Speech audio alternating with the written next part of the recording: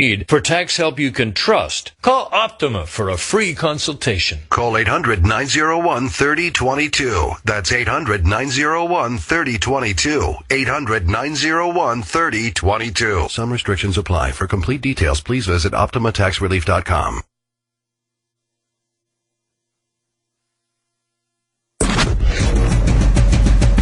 In 30 minutes, broadcasting's finest duo will hit the airwaves.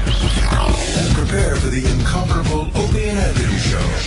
Only a show this big could have a pre-show this good. Welcome to the Opie and Anthony pre-show with Sam Roberts.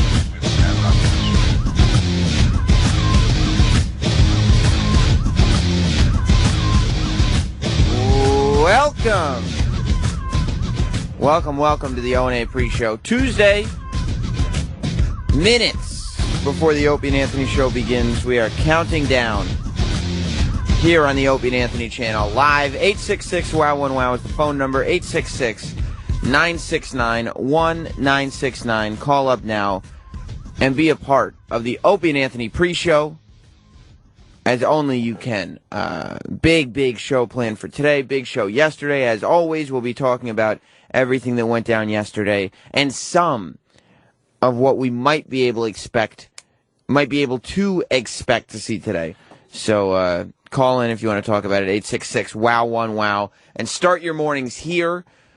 Mars is in the studio right now getting everything ready. It should be a fun show. Yesterday was a fun show coming off a big live tweeting day. It was an Oscar day. Apparently now, and I'm sure we'll talk about it, but it was one of the most viewed Oscars in a long time, which is weird. It seems like as TV is getting watched less because there's more, YouTube and everything else entertainment-wise, these live events like the Super Bowl and the Oscars and shows like that are getting watched more and more because this was one of the most watched Oscar ceremonies in years. And it was boring and predictable. I think it's the live tweeting. Everybody's so into live tweeting now that everybody has to be watching it. We talked about live tweeting. We got into it a little bit yesterday. Let's start today's pre-show, E-Rock, with track 2. She had a couple good laughs off the pizza thing, though. Asking Harvey Weinstein for money. Right. Telling the girl her stock just went up. Can I get out some money? Yeah, she has some decent laughs trying to get money from people. Yeah. She did okay. I mean, She said the beginning was good. This is why it's so stupid to live tweet these things. And then you come in to do... This is way more important than live tweeting. You know what I mean? There's like 10% of your followers actually see your tweets. If that. No, it's kind of fun, though. It is kind of fun. I like reading them. It's kind of fun to be a dick. But then you realize everyone out there is just trying to be a dick. Just trying to be a dick. Everyone is just trying to be a dick now. That's the whole thing with live tweeting events. Is to be a complete fucking asshole. But you try for the laugh. Oh, yeah. But I mean, okay, here comes Travolta. All right. Boy. Get a wig joke, something's on his head. Yeah. What is that? He likes men. What is that? It was so funny that they were bringing all that up yesterday because it's true. They would never, and I don't think any of us would ever sit there and prep for the radio show by taking notes while the Oscars was on, and that's what I guess you should be doing, right? If you have a radio show, is you're sitting there taking notes on what your observations are, so you have a little refresher the next morning, and you can really get into it. You can really wait until the next morning to sink your teeth into whatever the live community event was that was on TV. But they get all their shit out live tweeting. So they're tweeting the whole thing, and then they get to work the next day, and it goes, it was okay. Yeah, it was fine. Ignoring all the jokes they had while the whole thing was going. But they were right in their assessment that the whole tweeting thing, the nice tweets never stick. Like, there are those people, we read some tweets from Jenny Hutt. I think Nicole from the Morning Mashup was doing it. There are those people that when they're live tweeting something, they're tweeting about how much they appreciate something. Or they're tweeting about how much they like something. Or they're sucking up. That's exactly right. E-Rock just yelled, they're sucking up. That's what I think Jenny Hutt was doing. Oh, yeah. Yeah. Because she wants a spot in the industry, and she thinks that, well, at least she hasn't insulted us. That never works. Nice guys finish last, Jenny Hutt. That's something Donald Trump knows very well. I feel like as much of an idiot as Donald Trump is, he was making my Oscar watching experience all the better. We talked about him a little bit on O&A yesterday. We were reading his tweets because basically he was just running down the show and saying how much everything sucked.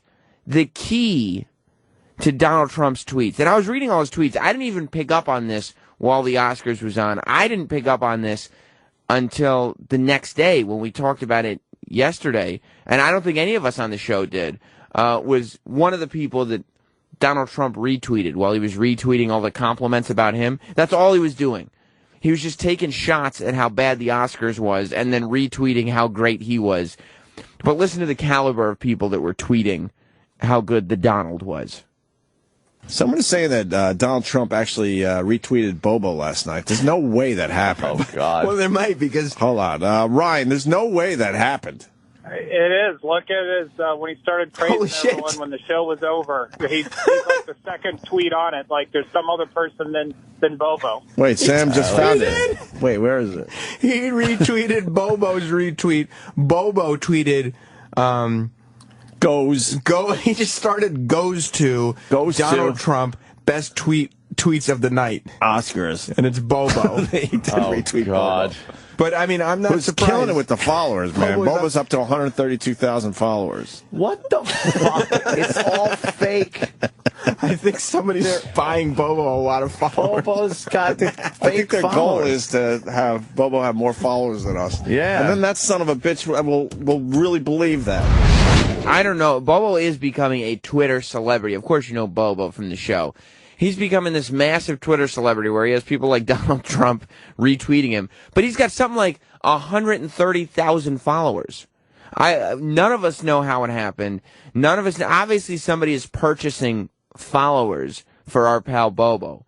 But none of us know who it is. None of us know why it is. None of us know how much they're paying because nobody's bought followers before around this show that I know of. At least nobody will admit it. I'd love to do an investigation to find out if anybody has. But looking at our numbers, I think it's pretty obvious. Our numbers are all pretty, where they should be. Nobody's bought followers before, so we don't know what the process is, but somebody is creating an internet celebrity out of Bobo, and I couldn't appreciate it more.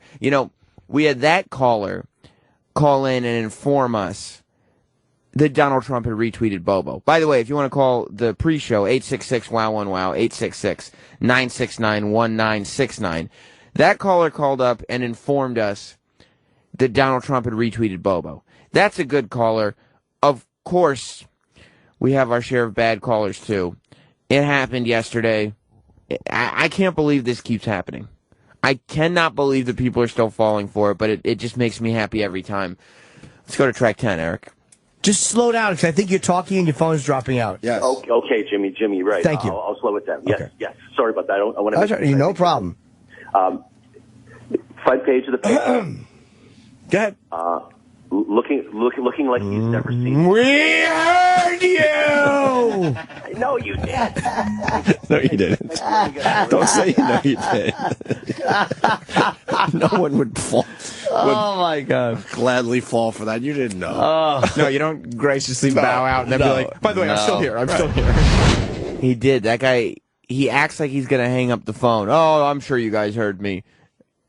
Oh, wait, I'm still here. And he picks back up, and he falls for it again. Yes, if you call in the Opie and Anthony show, and your joke may not be that great, there is a huge chance that if we're asking you to repeat it, or if they are asking you to repeat it, it's been heard.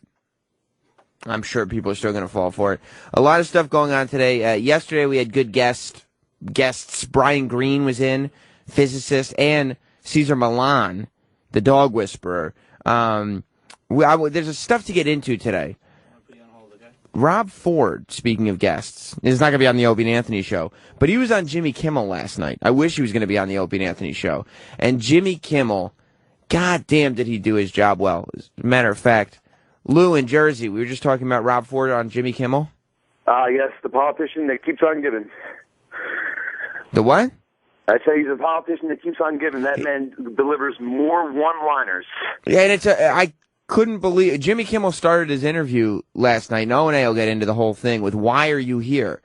he is such a camera whore that he just lines up and will do anything. I mean, Jimmy Kimmel, my favorite part about Rob Ford on Jimmy Kimmel last night was Jimmy Kimmel stood Rob Ford in front of a video screen and just watched all of Rob Ford's videos with him and asked for commentary on exactly why and what was going on.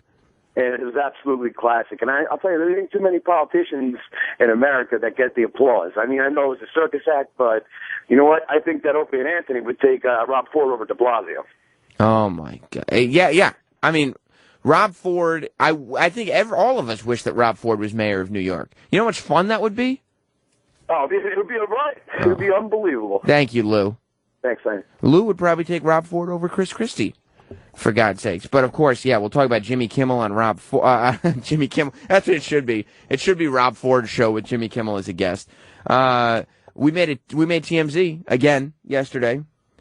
Jim Ross, we were talking about JR yesterday's pre-show.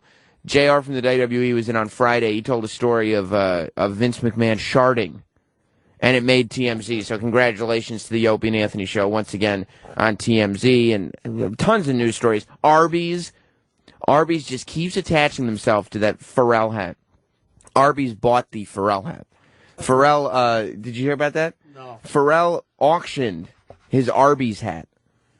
And Arby's is the one that bought it. I don't know where they're going to put it. I don't know if there's some kind of center store for them to display it, but it belongs in a Hall of Fame somewhere. Hard Rock Johnny was probably pissed that he didn't get his hands on it, but Arby's has it now. We heard Jim yell his patented "We heard you" at a caller yesterday. Jim had some awesome stories yesterday. First of all, I love the Jim embarrasses himself. We started yesterday's show, and we mentioned it at the end of the pre-show. I wished that we had been on the air for it, but Jim spilled an entire cup of coffee all over himself and his papers and his desk, everything. It was filled to the tippy top, and clumsy Jim just knocked it over. Apparently, he's been on a roll as far as knocking things over. A caller called in and informed us. This is like the revenge of the callers. He's like, no, there's going to be no "we heard you" from me. I'm going to tell everybody that you did a silly thing while you were performing over the weekend. Let's go to track 6. Hey, Jimmy, I saw you on Friday. It was fantastic. Thank you. And I'm glad to see that you're going the way of Michael J. Fox because you're a great performer, but yet you can't control your extremities, apparently. What do you mean? Well, let's see. You just spilled coffee this morning in the studio, Oh, yeah. and on Friday you dropped the mic in the middle of a child molestation joke. Yeah, I did. It was a mic with a cord, and I was standing on it, and I didn't realize it. I went to move my arm, and the mic fell out of my hand. Like a clod. Oh, shit, that's funny. Yeah, I couldn't have done a more rank amateur move. Did the audience notice? Boy, it was a dull thud in front of 1,000 people. The best part of seeing comedy. You never know when somebody's going to completely humiliate themselves. Now, Jim is a professional, so I'm sure he picked things up and went right along, but still, that moment is priceless. Priceless. Always go see Jim live, because you never know when he's going to drop something. The other Jim story, that was just funny.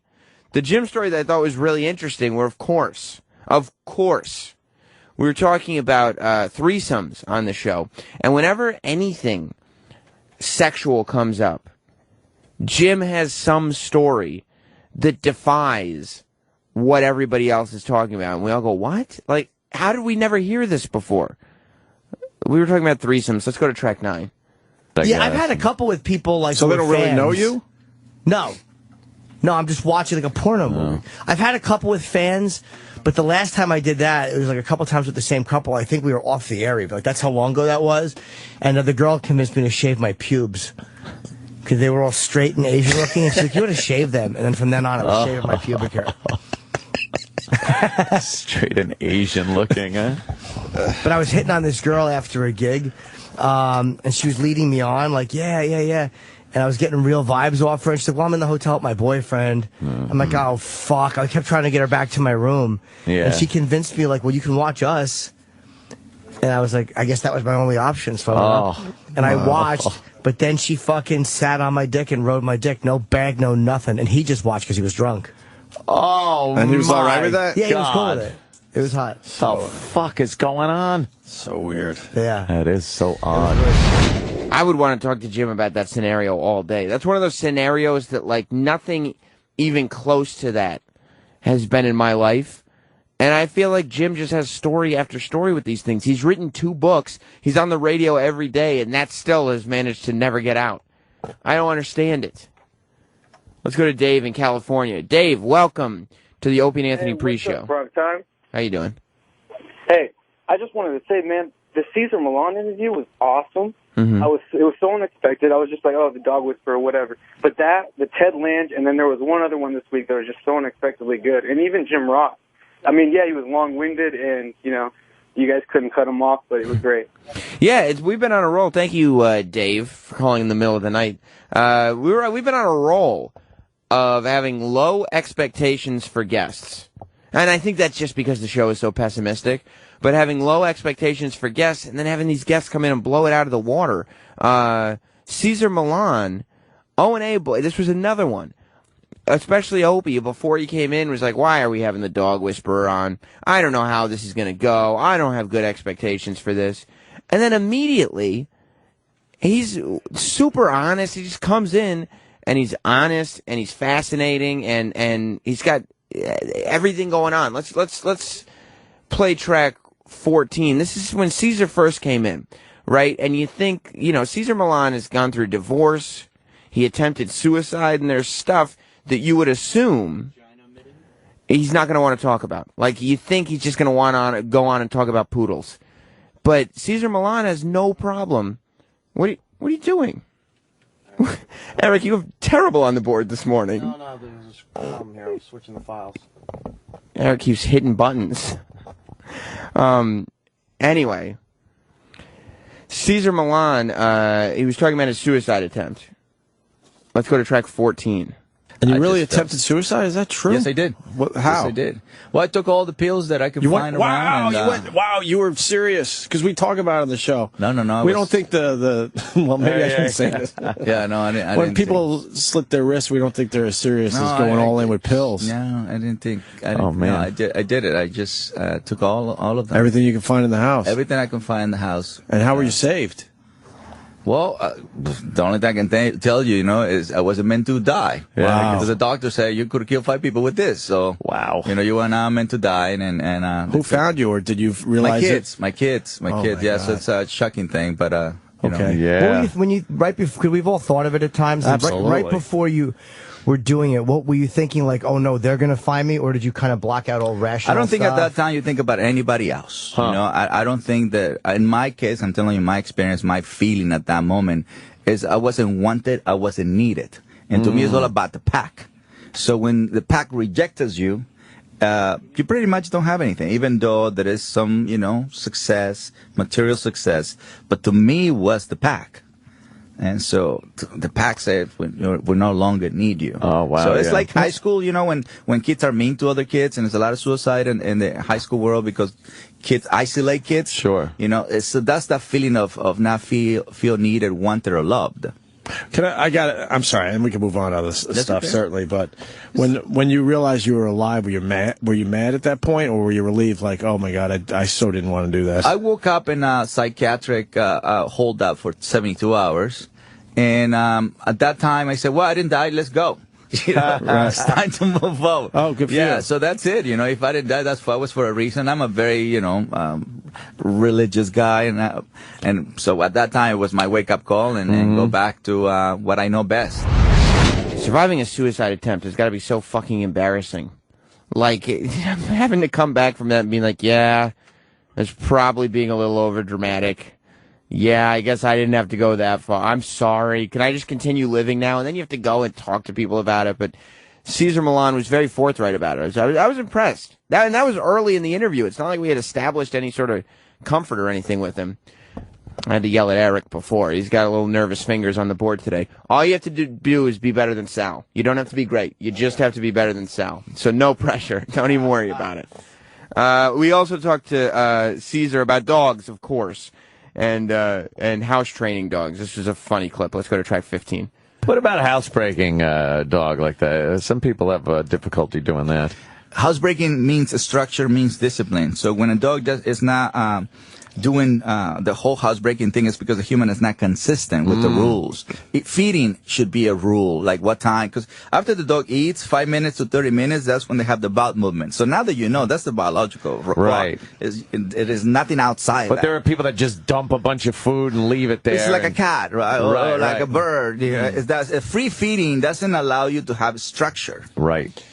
You know, so most of the time people don't know or they're lazy, you know, and so they don't want to create a structure. So in order for you to have a perfect housebreaking behavior from a dog, you need 2 weeks of investment. After that, the dog knows the routine because you're creating a pattern. You So know what I he'll mean? know, like, all right, they're going to take me out so I can go. Or they're going to tell me where to use the bathroom. Right. You know, some people use newspapers, some people use wiggly pads, whatever it is. It's just, you're just showing a pattern. Remember, when you get a dog, he doesn't know where he lives. So it's a moment of adjustment. He gets nervous, he gets fearful, he gets unsure, he's disoriented. So when the brain is in that state, they're going to use the bathroom more often. Right. Because the nerves create easy That's what Jimmy did the first time he came over my house. That's right. In the bathroom all the time. I just ran in a circle and I made like a rabbit floor. Cesar Millan makes having dogs seem like so much work and pressure. It's like kids. Doesn't seem that tough. Also, in the last clip we played, it was really weird when Cesar Millan started talking about, like, it's all about the pack and running with the pack, and I didn't think, dude, you're not a dog. Like, enough about the dogs already. But I will tell you, maybe it's because I have the mind of a child, but the only reason I wanted to play that clip was because all day yesterday I was laughing at Cesar Millan saying bowel movement in his accent. Bowel movement. Rock and Rip in Pencil. Rock and Rip. What are we doing, wrestling names? You're on the pre-show. Hey, what's up, Sam? Good morning. Good morning. I got 2 words for you, man. Vaginal knitting. Have we? I think we've watched vaginal knitting before, Oh, have right? you? I think so. Is it fake? I think it might be fake. I don't know, man, but it's one of the most WTF videos I've ever seen. Keep rocking, Rip. All right, thanks. I'll talk to you later. Nathan in Texas, welcome to the pre-show. Hey, good morning, guys. Morning. I just wanted to say I caught that clip with the physicist yesterday, and I thought the whole show, it's all laughing and jokes and bullshit. But I was highly surprised about how in-depth they went with that physicist and just how great that whole part was. It really was, and it's always good. Thanks, Nathan. It's always good when we get somebody like a physicist in here that can break it down the way Brian Green did. Brian Green kind of simplified things. I mean, a little bit. I still got lost throughout most of the interview. But, I mean, we were talking about tearing the fabric of space and time. And to be able to translate that on a, dick and fart joke radio show and have at least some of the audience figure out what you're talking about is quite a talent. And Brian Green, he did a great job of that. Let's play track 11. And when you talk about tearing the fabric of space-time, what does that mean? Yeah, so this is work that I was fortunate to be involved with a number of years ago, where you see in Einstein's theory of general relativity, it's called, which is a theory of the force of gravity. Einstein taught us that space can curve, it can warp. You can think of sort of space as almost like a rubber sheet, going back to that two-dimensional version that's not as satisfying, Right. but let's just use it because we can wrap our minds around it. So, you imagine you have a big bowling ball on a rubber sheet. It kind of curves the sheet. Similarly, the sun curves the space around it. But here's the thing. In Einstein's approach, space can bend, it can warp, but it can't rip. In Einstein's equations, if space were to rip, the equations break down, the universe grinds to a halt. That's not something that we expect could happen. We reanalyzed that issue of the tearing of space in this more refined set of equations that come from string theory. And we found that in this refined approach, space can tear. It can rip apart and reconnect in a way that doesn't cause the universe to grind to a halt. The math just smoothly sails through this tear in the fabric of space. No catastrophe at all. So it was a kind of surprising result. Nobody anticipated that this would be the new repertoire of potential behaviors when you go beyond Einstein's approach. See, I think everybody here was like, yeah, okay, the sun, okay, I get it. Shaping the, I lost you. Like, everybody just kind of glazed over within 30 seconds of that. But, it's like the most interesting stuff in the world. It's what everything is made of. I don't know what we'll get into today. 866-WOW-1-WOW if you want to call it pre-show. We got about 6 minutes left before the Opie and Anthony show begins. Scarlett Johansson is apparently, all these articles are saying she's pregnant, which is a shame. I'm sure we'll talk about it on today's show, but maybe for this week's podcast, we revisit the day of September 13th? 14th. Was it 14th? I think so. We'll look it up. That'll be on the podcast, of course, will be out tomorrow morning. Today, a lot to get into still. And, you know, Larry, who's called this show many times, has always preached the word of God. He's the homophobic Sam Roberts superfan. I thought of him when Brian Greene was on talking about God yesterday, because I'm glad O&A brought this up, because that's what I think is one of the most interesting things, to talk to these physicists who make it their life to figure out the world and how we're here and why we're here and what we're doing and how it became and blah, blah, blah, where they're at in terms of God. And we got into that with Brian Greene. Let's go to track 12. Where are you at with God and other life out there? Well, you know, for God, my view is that there may well be a God, right? I have no evidence to convince me that there is. All of my understanding of physics suggests that that's all that we need and to understand at least the nature of the physical universe. But that doesn't prove there isn't a God out there. So my view is, if what we are doing as physicists is, say, working out God's laws in some secret way, I'm thrilled to be part of that journey. That's a pretty deep thing to do. Yeah. And if there is no God, as I suspect there isn't, and all we're doing is working out the laws of physics that brought the universe into existence and govern its evolution, if that's what we're doing, I'm happy to be part of that journey. So from a day-to-day perspective, it doesn't really affect what I do. He got more into it with evidence of God later on in the interview. Let's play that track. I just kind of feel that, you know, that some hairy guy sitting up in space somewhere granting wishes doesn't make sense to me. But right. If you can kind of grasp it through physics, that kind of makes a whole lot of sense to me. Yeah, you know, I agree. It doesn't make a whole lot of sense to me either. But on the other hand, quantum mechanics didn't make a whole lot of sense to some of the greatest geniuses of the 20th century. And it turned out to be right. So the thing is, the only ideas that I'm willing to buy into are ideas that have a strong mathematical basis, which ultimately are confirmed by experiment or observation. That's the gold standard. And all these other things that we talk about with God, I don't even know what it means in any deep, rigorous sense. I have an intuitive feel for what people mean, but you know, it's hard to test that kind of an idea. Right, there's no way to figure it out. Yeah. Now, on the other hand, if the sky was to open, and the big man up there said, "I'm here, I am God," I wonder, would I be convinced then? Part of me says, well, I guess I would. Part of me feels like maybe I'd check myself into Bellevue at that point. Yeah. So I don't know what exactly I'm looking for when I say, where's the evidence? Right. And that's the debate. I mean, and that's what the Bill Nye creationism debate that we were talking about a couple weeks ago boiled down to. The whole thing ends up being, you know, the guys who study physics, they go, okay, well, how do we get there? Those guys go, well, how do we get here? Those guys say it's a mystery. The guys who are religious, how do we get here? Well, God put us here by magic, and it's in a book, the Bible.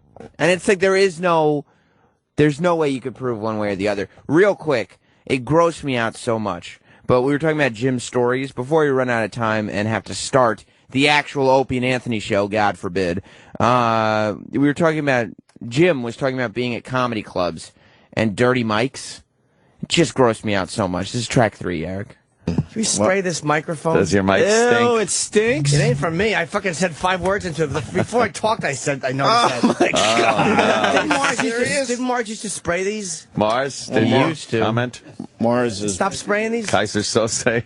That's hilarious. There you go. Fucking oh, my God. Who was using that microphone? Now I got the heebie-jeebies. Why don't you use that one? That's probably just as bad. Oh, man. Thanks. All right, calm down. Try that. Stop, you're spilling it. Now you got us all paranoid. By the way, I want to get one of my own of these. Oh, yeah? My own fucking... Just bring it in every day? Yes! Your little mic windscreen? Yeah, disgusting. Oh, Somebody that's else's better. mouth right on it. It is right on it all the time. Well, how germ-infested. It's a perfect little home for germs. Comedy club mics, I try never to smell. You get one whiff of them, and it's just all dried. It could ruin your day, right? Takes the funny right out of the night. I should say. There's pieces of food in the mesh. He's ready to vomit. It's fucking terrible. It's so bad. You ever see like a little piece of carrot or meat in the fucking mesh? You would think they would have came up with a better design for that. Hey, yeah. It catches all little food particles. You got to talk into it. It is so disgusting. Anyway, huge Opie and Anthony show coming up today. Of course, we made it to TMZ. Jimmy Kimmel had Rob Ford on his show. There's a fake chef that was going on local news shows even though he didn't know how to cook. Too funny. A news reporter getting smashed by snow. I'm sure you've all seen the viral video. Everything going on in the Ukraine. Scarlett Johansson is pregnant, according to these articles. Arby's bought that stupid hat, and there's Kiss news. So Jim's going to be happy. Find out about all that and more when the Opie and Anthony show begins, which happens right now.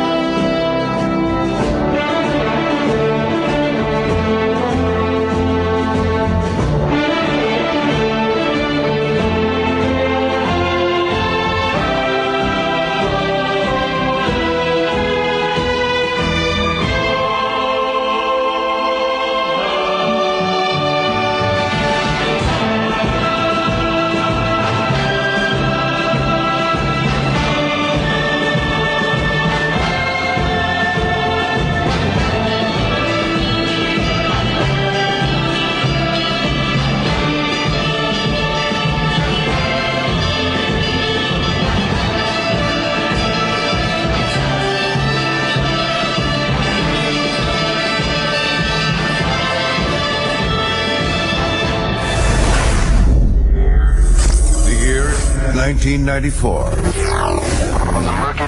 From the murky banks of terrestrial radio, a new hope begins to rise. Opie and Anthony are radio shock jocks known for setting up outrageous stunts. People sure are listening. Two Long Island natives who together would one day change the world as broadcasting's greatest duo. Oh my God! It was beautiful! After 20 years, these children of the 80s have arrived. Their hugely popular radio show is not just in New York anymore. Opie and Anthony show. The hottest show there is.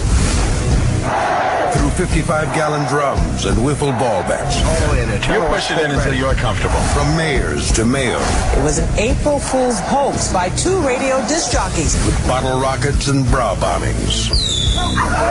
And wieners and pigs. Opie and Anthony got their hands on the photo and tweeted it. Two men that have taken a box of cocks further than any. Well, these people will definitely stop. Guaranteed. Lift up the... They've met friends along the way. Jim Norton. I have a raging hard-on right now. Can I please put my dick in your donuts? And through fines, scandals, suspensions, cancellations, and terminations, it's the one show that remains unscathed. Striking fear into the hearts of management everywhere comes a radio show that after 20 years remains above all else real. This is the Opie and Anthony Show. But enough of this palaver. Let's get the show on the road. Well, low volume, right? What's wrong? I feel okay. What's wrong? I'm cranked all the way up and it sounds like shit. Oh, really? Let's get on this, Mars. Let's go. I need a Chop, chop. 8 to quarter. Got bad volume in your headphones. What if I do this? It's odd. Don't do that. Well, that should be way over there. Why? I don't know. Oh, now I got to crank it all the way. What happens? I don't know. I don't know what happens. Very odd, though. What are you going to do? Go. That's better. It's not our problem. We'll just continue to rot. We'll just sit here and rot. Good morning, everyone. Hi, people. How are the people? Oh, Jesus. People? You gotta call some people? I would love to talk about the weather, but everyone else is talking about the weather. Is that what's going on? How much it sucks. Fucking ridiculous. At least it's a little lighter out when I come in. Yeah, that's kind of cool. But got that sun coming up over the horizon a little bit. That's just lighten up that sky a bit, saying hello. The sun's coming. It's supposed to be what, 45, I guess. Today? The average is what it's supposed to be now. Oh, really? This time of year. Oh. It was 11 degrees when I left my house. Oh my gosh, 11? 11. Was it really? Oh, it's just, I hate it. Yeah, but you're only, don't you open up your pool at April 1st? That's like my goal every year is to open it April 1st. It's not 11. It was 11 It's degrees. 12. Oh, 12? Jesus. Climbing. Well, that's different. Yeah, it's just fucking brutal. Yeah, what are you going to do? What are you going to do? I went to bed last night like a big boy. I got done, did a Comedy Cellar set, was home by 9:40 and in bed. Nice. And looked at the clock. It was 11:18. As I lay there wide awake, tossing. I was exhausted. But I just lay there like a nervous animal. Are you drinking coffee late? Not at all, dude. I fucking don't drink coffee after I leave here. I'm done with coffee by 9:30 in the morning. Because that was my thing. No. Rest with your thoughts? Is it trying to rest with your mind racing all the time? It's that, or I put the apnea mask on, I'm finally getting relaxed, and I feel like a little nose hair going, That can't be good. Torture. That can't be relaxing. It's torture. I even put my phone in the other room. I left my phone in the living room. I plugged it in. I'm like, no phone stuff. Like, I'm not going to look at my computer when I get back. Yeah. Did everything right. Aw. And it didn't work. Why would it? Jeez, man, what's up with that? I don't know. That's got to be a nightmare. It stinks. My bad sleep was all about coffee and eating too late, and I figured all that out. Maybe eating too late. You know what? That could be it. I ate right before I came back. I ate like a little... Eating will just fire up that system, man, because now your whole body has to do something with that food. Working. Yeah, maybe. Okay. It's breaking it down and pushing this over here. Let me push some of this over here. Here, let's push the waist downwards. We're working. Muscles are working. Muscles are working, and you're pumping acids, and you're firing up that metabolism. That can't be good. No. Little Beavis drops his cat toys on my face at night. Yeah. He wants to Is that play. what you call his balls? Yes, his little cat toys. Those are long gone. Yeah, he wants to play fetch in the middle of the night. How about you lock him out of your bedroom, then? No, he's a good guy. He just hangs out. He might get a little rambunctious, but... he wakes you up by putting stuff on your face. Yeah, he picks up his little cat toys and then drops them directly on my face. Nice. It's adorable. He's trying to wake you up. It's noon. Yeah, he's basically saying enough already. Enough. Get up. Get the fuck up and feed me. He's got a headache again. Boy, Dad gets tired a lot, doesn't he? Dad. Jesus. LeBron scored 61 last night. I know we're not big NBA guys here, but LeBron. That's a record, I guess, for him? It's, season record. Well, I guess his all-time record. He's not wearing bad. his little fucking mask there. His scary mask. Yeah, he broke his nose. What happened? They told him to not wear the black one? Did they really? Yeah, I guess the NBA kind of requested. It wasn't like an order, but they're like, hey, because it was like intimidating or something? What the fuck? It's like a costume almost if you wear it black. It's like a Lone Ranger thing. Was it scaring the gay one? I don't know. It was scaring the gay guy. Cares if that guy's gay. Oh, so he had to go with the clear mask. Yeah. That's even creepier, because that looks like you're wearing someone's skin. Yeah, it's like some carbon fiber shit. I didn't know they told him to take the black one off. The black one was badass. I know. I guess that's why. Just looked like, hey, who complained? Face. I don't know if anyone even complained, because it was kind of just a request. Well, what's the article say? What, NBA players can't handle black masks now? I guess. Sounds racist to me, but... That's kind of stupid. Yeah. I guess the Nets signed Jason Collins to another 10-day contract or something. 10 days, huh? Well, they got to keep signing How much him. does the Down syndrome kid? How long is he? Is he still on a team? I think so, yeah. I think. Yeah. They can't, like... They're matching his deal. Yeah, they got to re-sign him every time, too, or you look like an asshole. No, he got signed to another team, remember? Yeah. Oh, that's right. He moved on to another team. He's on the Globetrotters now. Oh, right. I'm not joking. Globetrotters, really? Globetrotters signed him. Oh, boy. Well, why couldn't the Globetrotters, sign another one of those? Oh. Another one of those. Well, he's good, though, this kid. Is he good? He actually can make shots. Good for him. So I guess you can't just, go to some special school and grab a kid and sign him up. I was great from the three-point line. I didn't get a contract with the Harlem Globetrotters. No. Man. I should have been a little funny, I guess. Maybe you should have, yeah. If I was a little funny. Or a little darker. Yeah, that too. Have they ever had a white guy? Helped. No, I think the Harlem Globetrotters, as a goof, put a white guy on there for a little while. Yeah? I think so. They're all about diversity, right? Everyone is. Diversity is not good when it's forced on everyone. Did you see on the Oscars that small group of young people that were like the Oscars thing that brought them out of the stage? You couldn't have gotten a more stereotypical, diverse group. It's like, we need something that looks diverse. Yeah. They had like some Arab girl, an Asian guy, the black guy, the geeky white kid. They collected them all. Guy with a hair lip. They had a hair lip Crazy. guy. Oh, yeah.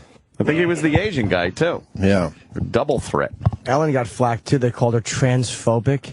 Ellen did? Because of her, this is where we are, because of her joke about Liza Minnelli. What? Oh, Why would that be transphobic? Well, because you're looking at a woman and you're saying it's wrong in a way that she looks masculine. I guess I didn't hear the explanation. And probably, holy mackerel. But it's just... If you can't just even talk about it, like if you just talk about the transgendered, there's these groups that'll get upset, no matter what your content. It was a great line. Amazing line. Funny as fuck. It's called comedy. Probably one of the edgiest lines I've heard on the Oscars.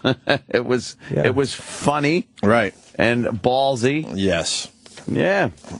Well, so where's that article? Now I got to see I don't know. Remember where I saw that, to be honest with you. Second most watched Oscars, by the way, 43 million. That's pretty good. I think Billy Crystal has the record at 44 back in 2004. I wonder what he did on that one. And opened the show up. Scooty la ba doobie da. And if anyone cares, that pizza delivery guy made $1,000. Yeah, who $1,000 tip. What's that guy's name? Edgar. Have some peace. I'm going to deliver pies. None for you. $1,000. Yeah, man, they all tipped in. They said they got like Nice. 600. Ellen threw in like 400 for him. Righteous bucks. Yeah, I'm trying to find the Ellen DeGeneres. I don't know if we have it in here or if I just saw it. Watch the Oscars, eating some food. While I was perusing, and Chelsea Handler's getting some. Yeah, of course, She's in I a know. little She's bit of a getting- jam up, too, over nothing. I wonder how she'll handle it. Because What's her jam up? She was just making 12 years of slave jokes and trying to push her book, which is called Yeah. Uganda Be Kidding Me. Uganda Be It's like an Kidding African Me. themed book. Right. That's she was, pretty funny. Yeah, she was tying it in with. Yeah. Where was she doing all this? She was tweeting it, like she was live tweeting for. Who was she doing it for? Huffington Post. For the Huffington Post. She was one of the people that they got. And it said, no, it was nothing. It's like, 12 years a slave, 1. Go to Africa or buy Uganda Be Kidding Me. What the fuck is that? And then she tweeted some Angelina Jolie adoption. Yeah. Who didn't tweet one of those? Yeah. It was. That was the go-to one. That was easy, right? Yeah. I'm trying to see that they were okay.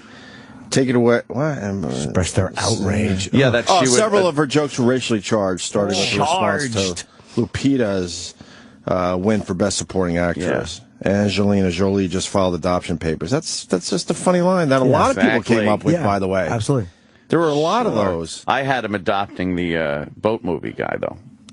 Oh, yes. I want to see the boat movie. I want to see the boat movie. She also jumped on the opportunity to promote her upcoming book, You Gotta Be Kidding Me. Uganda Be Kidding Me, which is out Tuesday, and did so again when 12 Years a Slave won for Best Picture. Congratulations, 12 Years a Slave. Go to Africa or buy Uganda Be Kidding Me. How bad is that? It's not. Like, what is that? How is that bad? This is just lazy. It's fucking ridiculous. Whoever wrote this, It's just whoever looking for started this, something. it's just lazy.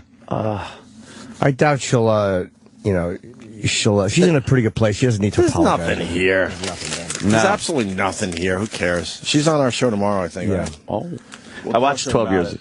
I watched 12 Years a Slave yesterday. Finally, like for the first time, like all the way through. A little late. I know, a little late to the party, but it was good. Yeah. It was a good fucking movie. Yeah, fucking wow. It's pretty brutal. Yeah, fucking heavy, man. Oh, but it's like there's one good white guy, Brad Pitt. That was it. Down south, you know. Yeah. It's like one. All the rest, I don't think.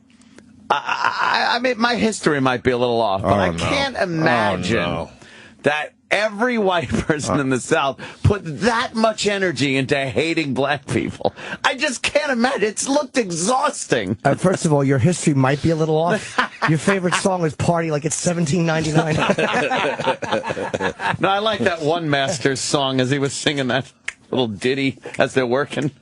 Oh, I remember the song, but I remember. Jeez, it was bad. Oh, yeah, that guy who... It was run. Oh, right. Boy. Yeah, it was brutal. I like that movie because usually they focus on the good white guy in Hollywood, like in Amistad, and they always focus on the good white people, but this one didn't. And that one guy that just fucked him over, took his money and then went back to the guy who was supposed to mail the letter for him. Oh, my God, and he goes back to the guy and tells him he's got to lie to the master. Oh, man. I was shocked. That was pretty good. I was shocked at that part. Yeah. You think black people saw that movie? Holy fuck. I was thinking what it would be like to sit in a movie theater full of black people when that movie was on, and then the lights come up and you're just like, hi! Hi, everyone! Here, I'm just going to give out money. Yeah. Reparations right here. Here you Come go. Here. Don't kill me. I got plenty for everyone. Oh, my God. You'd have to make the I'm disgusted two-face? Yeah. I can't believe it. Never. We're talking a foreign accent. If I wasn't more like that Brad Pitt character, I'd be upset. Please don't You got to hurt sneak me. out with 5 minutes left of the film. Do you ever? Just assume you know how it ends. No, they saw that movie. Oh boy. Oh boy. Yeah, that's some brutal man. When that Lapita girl is getting whipped. How fucking awesome was she though? That fucking effect they had where the blood is just like splashing off her back. She was good, yeah. They were all good. His cunt wife. Didn't you want to strangle his fucking cunt wife? Oh, yeah. Oh, was she a bad one? Paul Giamatti was murderable. He was. His performance was great. He was very murderable. Short, like he didn't have a big part, but it was really like he was so bad. How does he walk around after doing that? I know. Because people got to look at him like, wait a minute. You're not craft services. Yeah, Just hey, how you doing? You're not that good of an actor. Where's that coming from, sir? I always think that. You know. Yeah.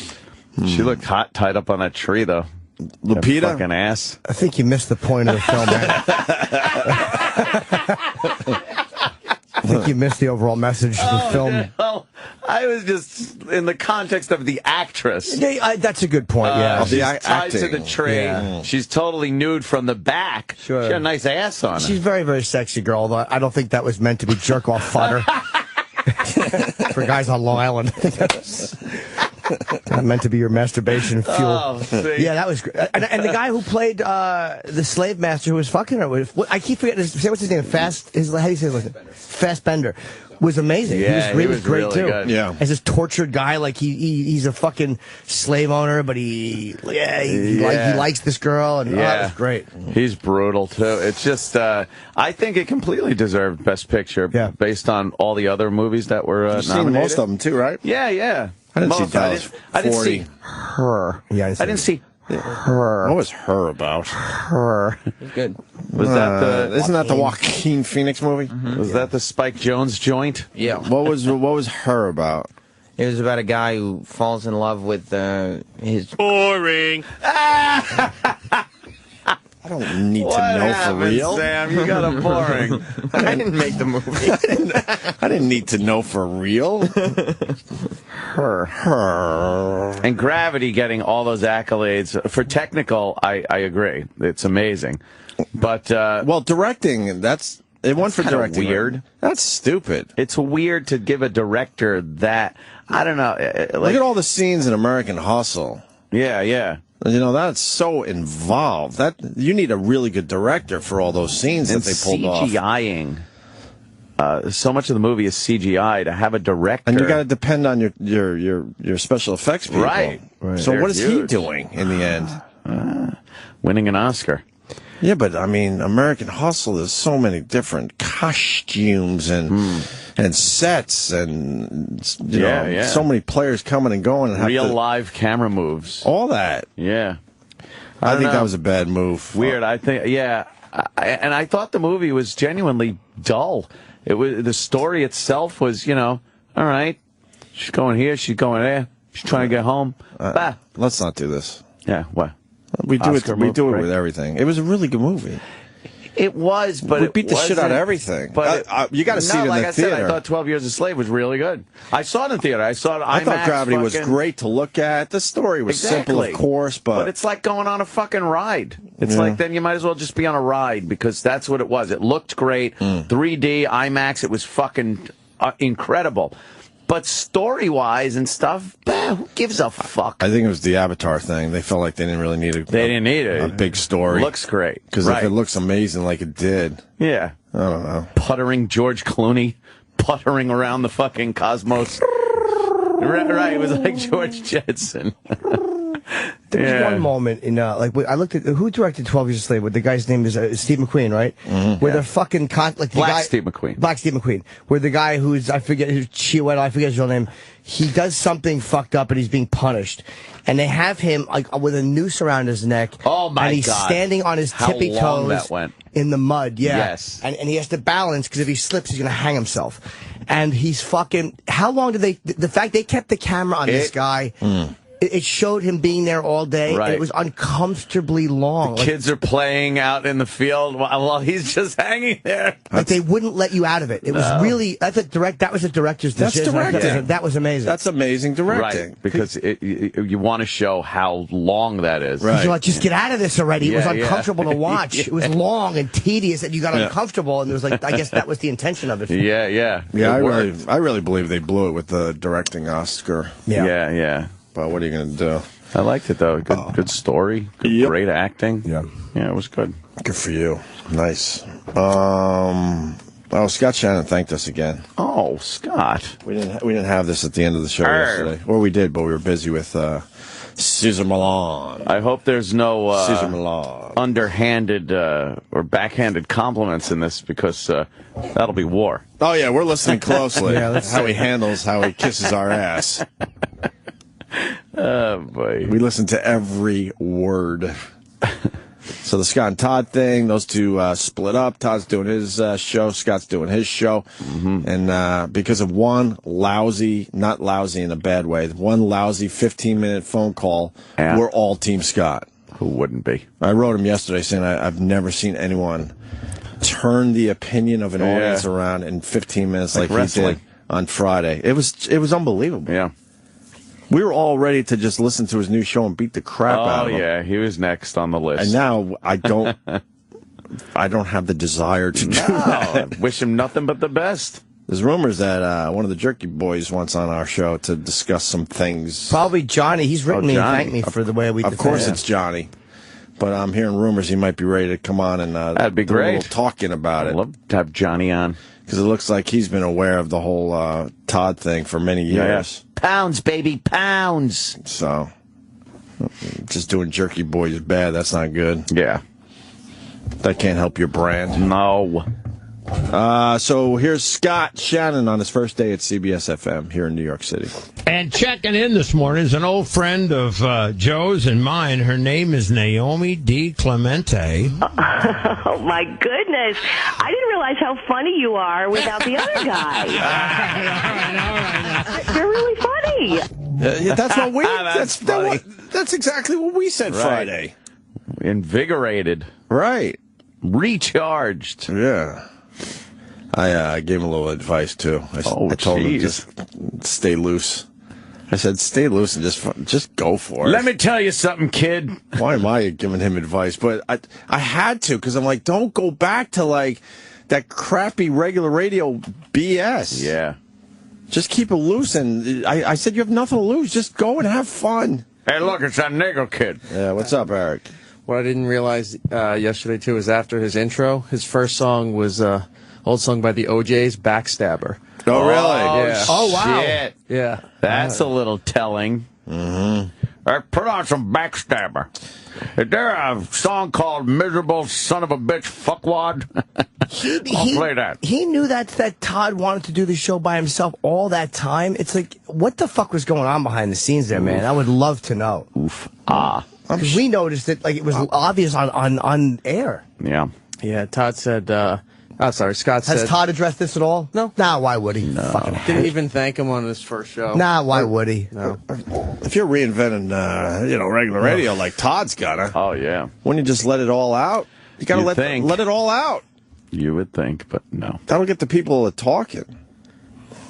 No, You get some headlines if you start talking about what happened. Right. Well, I'm sorry, it's going to be a fun show. It's going to be a fun, like, for Soccer Mom's show. Why would you address something unpleasant? Yesterday on his show, he said he knew back in December that this was happening, and he didn't leave till February 7th, I think it was. So he knew for months. That's probably a contract thing. Yeah, they just didn't... He had no compete? I mean, he didn't have a no compete, I guess. He's still doing business with them, so I think that's why they let it out. He has his True Oldies network with Cumulus. Oh, really? Yeah, that he has partial ownership in it, so I think they came to an agreement and just let him go. Maybe he decided to go, too. Maybe he could have re-signed for the same thing, but he's like, fuck this, it's not fun anymore. You know, I don't know. Maybe. I think it was the old, hey, take a hike. Yeah. Maybe. No, man. No, he was in touch with CBS a while ago. Oh. Yeah, that doesn't just pop up quickly like it did. Yeah, that's true. He knows how to take care of You know himself. how long it takes to hammer out a contract and stuff? Come on. He's been in the business forever. He knows how to take care of himself. So right. You know, the signs were on the writing was on the wall. I will survive. Hey, hey. And he probably started making some phone calls, and then they figured, all right, we could do all this in February, late February. Yeah. The money this guy has made over the years.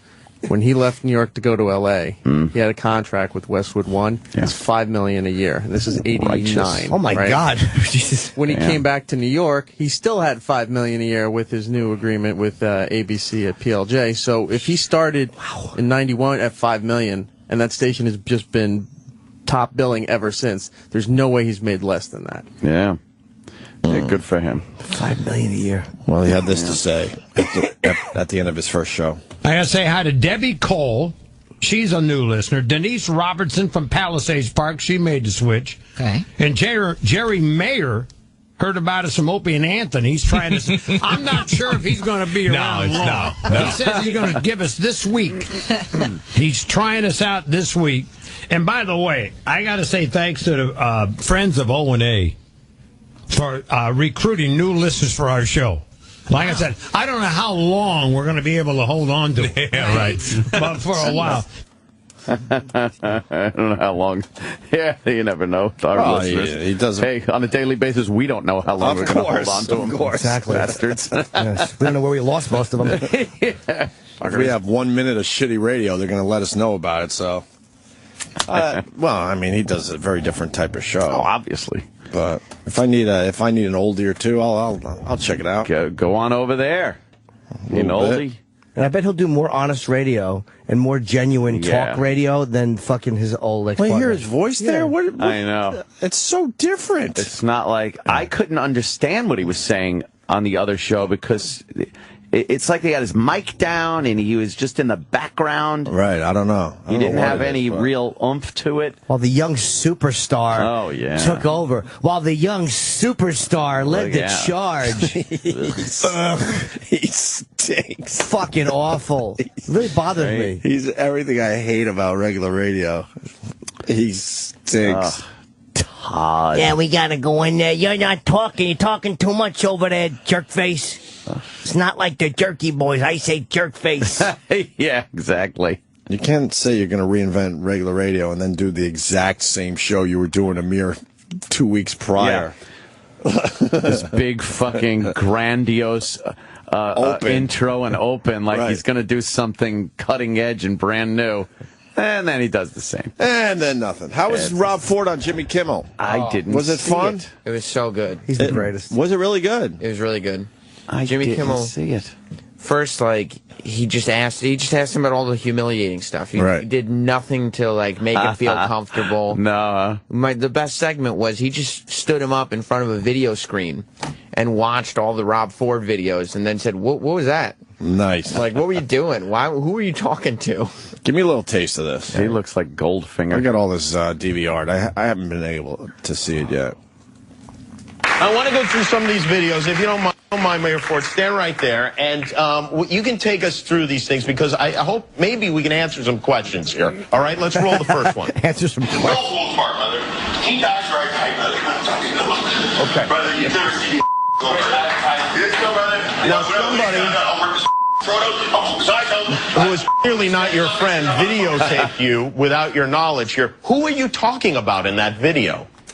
You don't know. Exactly. You have no idea. You have that many enemies that you don't know which one this was? All right, let's go to the next video.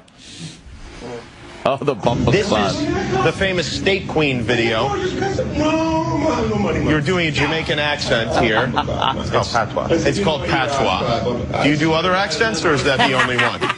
Now, you in this video, what was going on?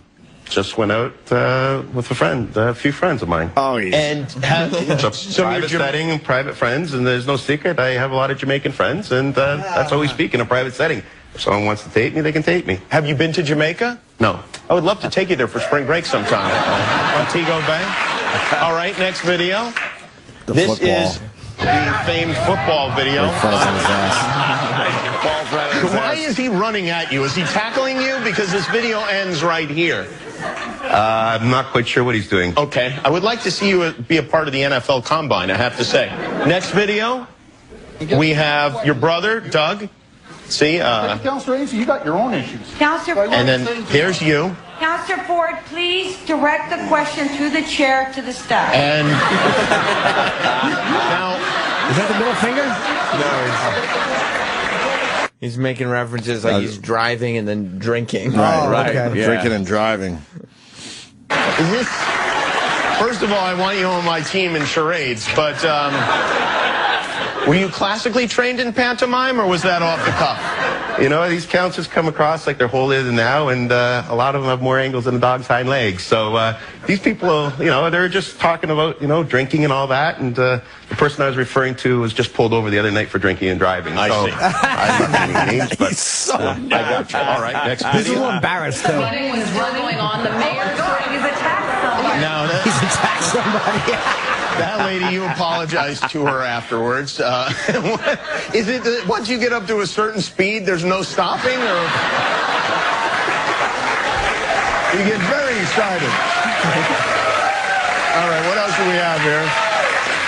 This is my favorite. I have to say, this is my favorite of all the videos. This is a Christmas parade, and this is you passing out candy canes and literally dumping them on the children as if you were feeding birds. What's wrong with that? That's what I do. Just give them a couple each next time, you know? And then one more, I believe we have. Now this is great because after all that's gone on in the city hall, you are still enjoying yourself enough to just dance reggae style. Again, another reason for our trip to Jamaica together. Oh, he's the best. And then there's the guy. And you really get into out it. of his mind. And everybody's happy. This seems so very Canadian to me. Like, Actually, no. That's our trip to Austin, Texas. And in Austin, Texas, they always have a break, and they have a band come in and play. You were in Austin there? No, that's where we got it from. Oh, So I they said, let's have a band come in and play. And they were playing Bob Marley. And like I said, I like Bob Marley, so council got up and danced, and we had a good time. Right? That was great. It broke the tension. Everyone enjoyed it. All right. Oh my God! He's wearing a black suit and just a beat like a red tie. Right. And you can tell he's a little embarrassed by the His face is red from embarrassment and probably maybe a little something else. During the interview part, Jimmy Kimmel acknowledged how much Rob Ford was sweating and then patted him down with a he wiped his forehead. He leaned over and blotted his sweat. Takes balls for Rob Ford to do that. Yeah. I wonder why he's doing it. Like, what is he? He has nothing to lose. He's nothing to lose. Make him more likable, I guess. Oh, maybe. Yeah. And he's just enjoying the fact that he's a celebrity now. Yeah, he loves celebrity. That's it. I'd love to interview him. Oh yeah, he loves being a celebrity. You think they flew him out? I bet you they flew him out. Oh yeah, certain. Yeah, they kind of got the money to do that. Yeah. We could from Toronto. We could get him here. Put him on a train. God, these feels like these late night shows have just gotten so much better. Not to take away from Leno or Letterman or anything, but I don't know. People are really watching these clips. Yeah, it's kind of a new era. It's also because they're embracing this new stuff, like the technology. We keep saying it, but they're embracing it, and they're not fighting it and sticking to the old school. They're kind of going with these new... Every day, though, one of these guys has a really good clip that's pretty much going viral. They have viral every single videos day. every day. Every day.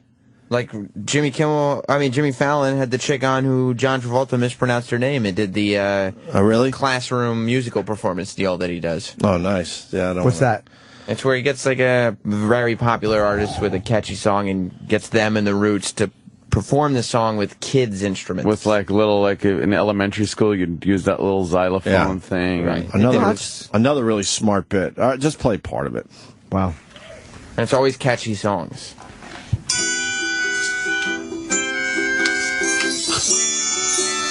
This is Let It Go, right?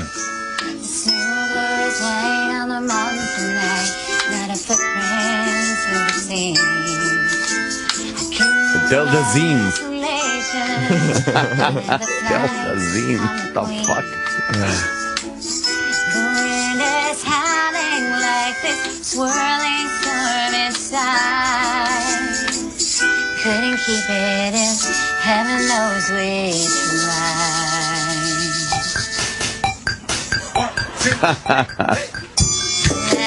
Bad Casio.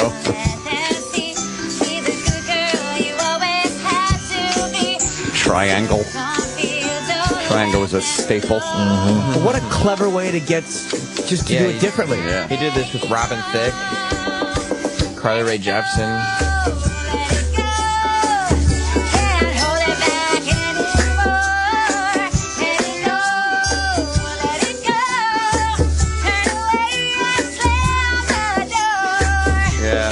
instead of just having her come out and sing it.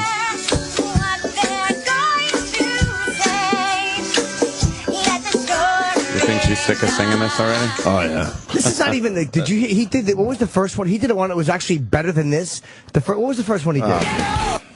Jimmy. That's pretty good. We'll get over it. We'll get over it. Pitching a fit. Do you like that? Do you like that line? Pitching a fit. I like pitching a fit. Grandma. Frozen became the 18th movie to make $1 billion worldwide. What are some of those other movies in there, you think? Avatar? Lion King. Gotta go Avatar, gotta go Lion King, gotta go maybe Titanic, gotta go, it's more the recent ones, right? Probably kids' movies, too, more. Oh, and the 3D movies. Gotta go maybe, really? Just let me see the list. Avatar's number one. Because the 3D movies are more expensive. So I think it's good point. What's number two? Is number two? Avatar made $2,782 worldwide. That's huge. $2,782. That's wrong. That's massive. It's huge money. Then you got Titanic, Marvel's The Avengers. Dude, really? James Cameron is number 1 and 2 on the list. Right. That's pretty amazing. Jesus. Then you got the Harry Potter. All right. Iron Man 3, the Transformers, Lord of the Rings, Skyfall. They're all 3D movies. Which one was Skyfall? The James most Bond recent movie. Bond with right. singing. You know what? I didn't see that one yet. Jesus. The Dark Knight. You got the Pirates in there, the Caribbean. The Dark Knight hit $1 billion? Yeah. Wow. Toy Story 3 is on that list. And you got another Pirates in there. You got Jurassic Park, Star Wars Episode 1, The Phantom Menace. Oof. Alice in Wonderland? I guess so. 2010? That was the 3D one. I didn't know that many people went to it. You got a Hobbit movie up there. You got The Dark Knight. Again, the other Dark Knight. Yeah, you got Dark Knight and then Dark Knight Rises. And then finally, Frozen has officially made that list. With The Lion King just knocking on the door. Oh, I see. Just knocking on the door to make that list. Knock, knock, knock. Gotcha. Nice. Not bad. But Frozen already in what? 18th place. And the DVDs aren't even out yet. Every once parent they do that, every parent has to pick that one up. Yep. So they're going to move up that list. This is just box office. Oh, okay. They don't do the DVDs and all that. No. Gotcha. But I don't even think it's out in Japan or China yet. Why? What are they waiting for? Well, they do things differently. What's wrong with those people? Yeah. They're still trying to translate it. Yeah. That's got to be a bitch. We got people disagreeing on our movie choices here. Let's say hi to Danny in D.C. Danny. Hey, guys. Thanks for taking my call. Hello. Sure. Welcome aboard. Thanks. Hey, I just wanted to let you know, I really think that Alfonso Cuarón did deserve the Oscar for Best Director, and here's why. For Gravity, for the people that don't know the players, because I didn't even know that was his name, to be honest with you. That's right. Yes, if you look at all the categories that they took home Oscars for, visual effects, sound design, sound editing, it was really Alfonso Cuarón's vision that brought all these guys together, and that made this movie possible. Yeah, well, I could say, I want to make a movie about, underwater, and we're going to do this, and it needs to be all CGI. Go. Yeah, that's a terrible argument. Well, not necessarily. You can't just win Best Director because you have a vision. Yeah. You got to look at how the scenes in the movie. Well, absolutely. But if you listen to all their speeches, they talk about how he put them in the right place. But it was him that he had to bring it all together, right? These all people are experts in their own fields, but they don't know how to make a movie, right? He did the best. I don't know. The reason that Steve Jobs is so highly regarded, he didn't invent the iPhone. But he put all the right things in the right place, and it was his vision that brought all the correct. Isn't that more of a producer though? Yeah, I just where you don't put all the parts together. As far as your good old school directing goes, I want to see actual directing. Yeah. After you get all the special effects and all that figured out, then what is he really doing? Yeah, he still has to direct, and he did a very good job. Yes, of course. But I mean, 12 Years a Slave, and you got American Hustle. The scenes in that movie. It's got computer guys fucking making camera moves. They didn't even use the real Earth. No, that wasn't Earth. That was some CGI Earth. But you wouldn't be able to tell if you didn't know what visual effects. But that goes to Ant's point. That was a computer guy, a geek, special effects guy, some poor unknown geek sitting there fucking working. Anyway, thanks, guys. All right, sir. All right. Yeah. And then finally we go to Snowy in Michigan. I think I know Snowy. He calls every once in a while. Or is it a girl? I forget. Snowy, what's up? Yeah, how you doing? I just recognized the name. Sorry. What's up, buddy? You got the snowman. Right. Snowman. I have to ask Dan. He said that one girl was hot tied to a tree. Was she hotter before or after they whipped her? Oh, that's... Oh, you better answer correctly that's here. That's terrible. I wasn't putting it in the context of the whipping at all. It was just, a naked chick tied to a tree from the back. I was just noticing her ass. Oh, okay. That's Sorry. all. Misunderstood. That's all. Bye-bye. All right. All right, man. Punch it out. Love the show. He needed to know that. Of course you do. Why don't we take a break? Yeah, right. Where's our food? Where is our grub? Here it comes down the hall right now. I see him. It's being walked down the hall. The Swiss cheese pervert's at it again. No way. Yep. I thought he was in jail. We got the story. And we have the exclusive story. And we might be late to this because, of the internet. So a lot of people have seen this by now, but the fake chef on local TV. Yeah, he's great. I heard about it, but I didn't see the clip. It's hilarious. He makes them. Anytime you make the fucking news look like the assholes they are.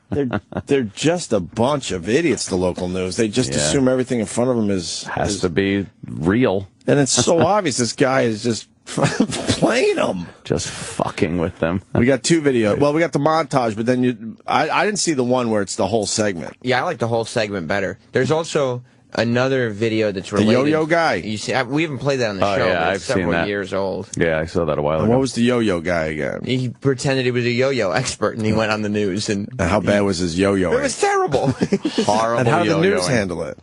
They handled it like there was not, like he was still an expert. Like he ended the segment as if he was still. Even though, where do you do this? Even though that's old, we should play a little of that after the break too. It's so good. All right. The Opie and Anthony Show will be right back on Sirius XM.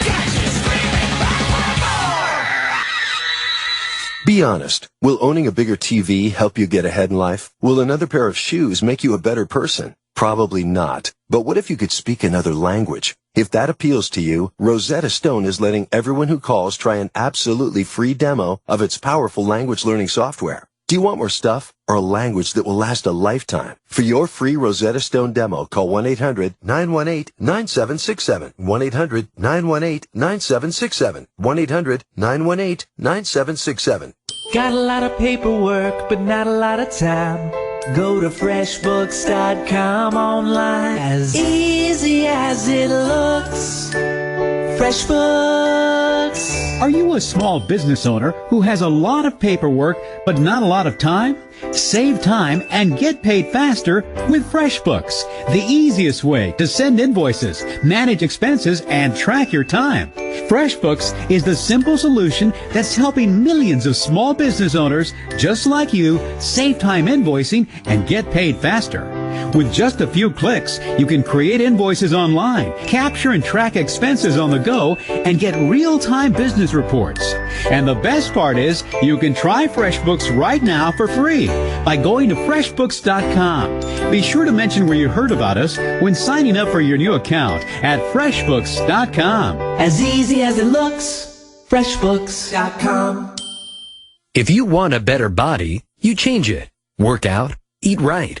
But what if you want a better brain?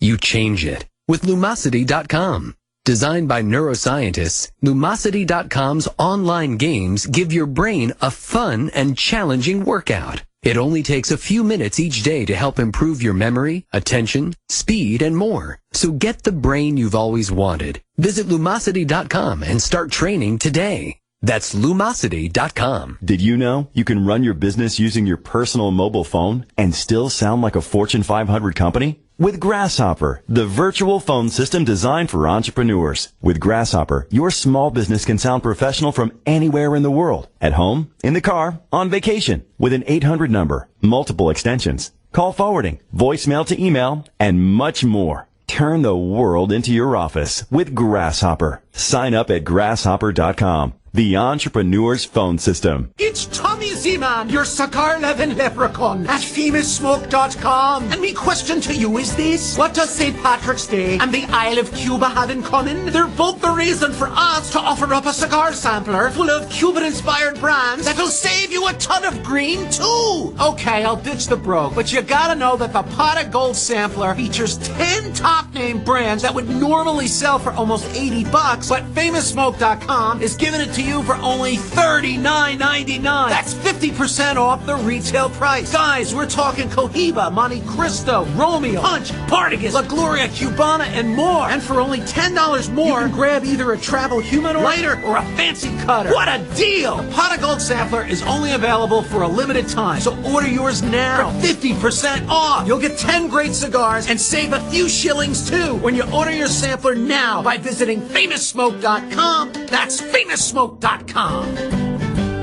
Did you know that a Nobel Prize was awarded for a medical discovery that improves your sexual performance? It's true. Nitric oxide was discovered to improve your sexual performance. It also miraculously improves your heart health, blood pressure, energy levels, your immune system, diabetes, arthritis pain, even your memory and mood. That's why millions of men and women have begun taking nitric oxide boosters as daily supplements. And right now, we're releasing free bottles of Peak Nitric Oxide so you can discover the benefits for yourself. Be one of the first 100 callers at 1-800-939-5768. After extensive research and clinical tests, nitric oxide has been described as the miracle molecule of the 21st century. Taken once a day, you'll not only begin feeling years younger, but we'll also send you free test strips to prove it works. Discover how to get your free bottle of Peak Nitric Oxide and free test strips at 1-800-939-5768. Be one of the first 100 callers. 1-800-939-5768. These statements have not been evaluated by the FDA. This product is not intended to diagnose, treat, cure, or prevent any disease. The single one-truck, one-driver business model is one of the best ways to grow your career. At Oakley Trucking, America's dry bulk hauler, we have some of the most successful and highly respected owner-operators in trucking. Find out if dry bulk is right for you. If it is, you'll most likely wind up retiring from Oakley. That's the kind of company we are, and that's the kind of loyalty we have. Call Oakley Trucking at 855-508-3396. Oakley Trucking. Solid.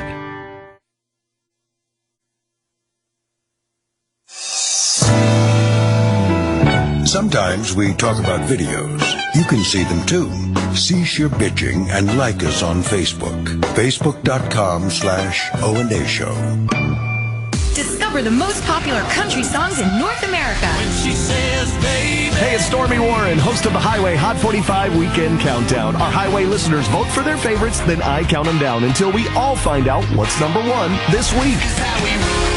It's the only commercial-free country countdown in North America. The Highway Hot 45 Countdown. Premieres every Saturday morning at 8 Eastern, 5 Pacific. On The Highway, Channel 59. And on the Sirius XM app.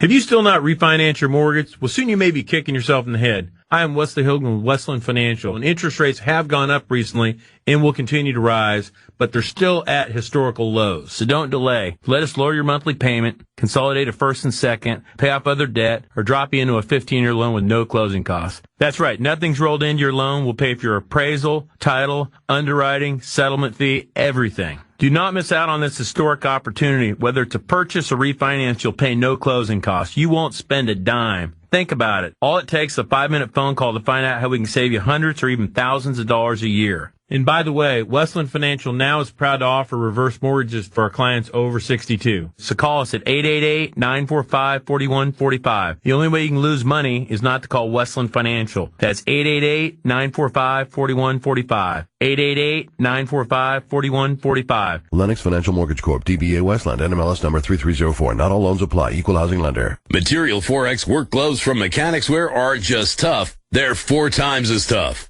Material 4X gloves last 4 times longer than other work gloves and outperform leather, hands down. Whether you're on the job site or in the garage, don't just protect your hands, enhance them with Material 4X work gloves. Work faster, safer, and cleaner with Mechanics Wear, the tool that fits like a glove. Available at Lowe's, AutoZone, Advance Auto, O'Reilly Auto Parts, and Napa Auto Parts stores nationwide, or online at mechanics.com.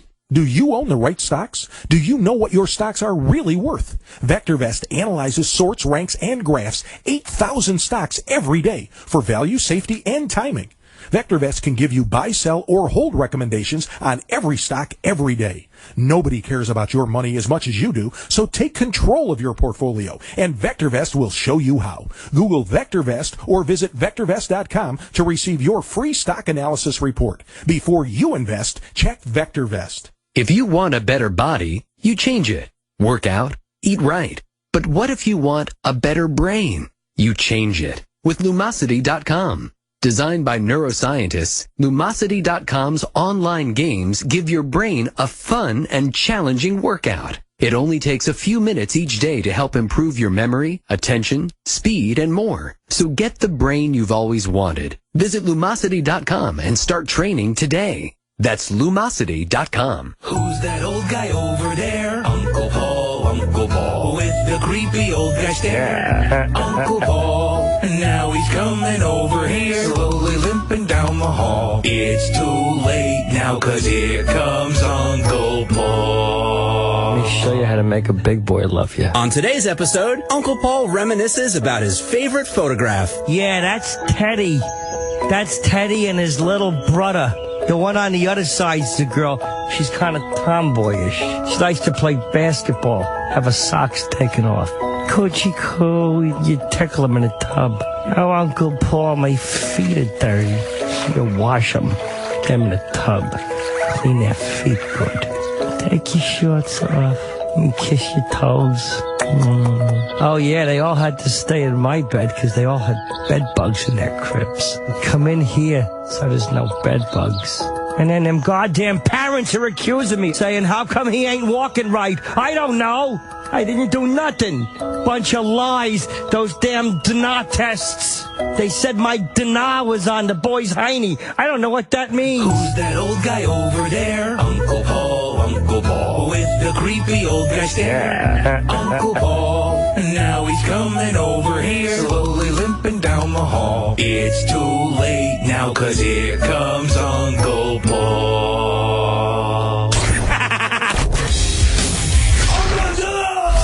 And now, another bedtime story with Jim Brewer. Lars gives a call.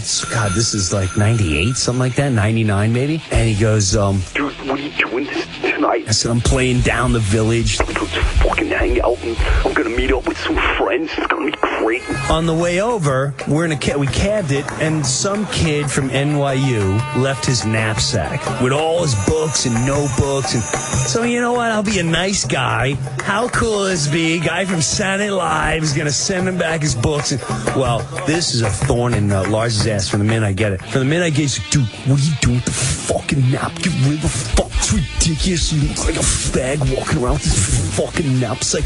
So I'm walking around with this thing. I said, I'm going to give it back. Why does the knapsack bother you? It's fucking stupid. Fuck that guy. He's irresponsible. Fuck him. It'll teach him a lesson. He tears the knapsack off my back. I said, what are you doing? He tosses it across the street, hits some chick in the leg, and it opens up and the bags go all over. And he's walking down the village going like this. There's your fucking knapsack, huh? Are we hanging? Fuck the knapsack, huh? Huh? I'm like, Lars, what are you doing? Chill out. And he keeps getting in my face. Are we hanging or what? I went, I don't know if I can live up to this. I talk a great game, but I don't know if I can live up to this status. Stay tuned for more bedtime stories with Jim Brewer. Opie and Anthony are back on Sirius XM.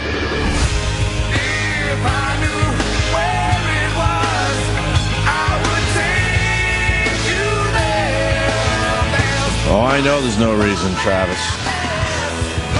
I like it. Good morning, everyone. Opie, Anthony, Jim Norton. Oh, yeah. On your radio dial. On your radio dial. Radio dial.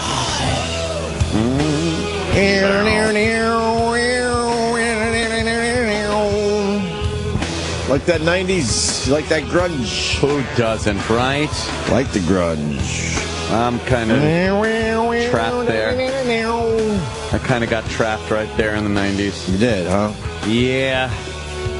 That shit is old now. Oh, fucking classic rock now. That shit is old. Jesus H. Christ. That's like listening to the 70s when we were in the 90s. Yeah. Or something like that. Yeah. I don't know. You know what I'm talking about. It is, right? Yeah, 70s, 90s.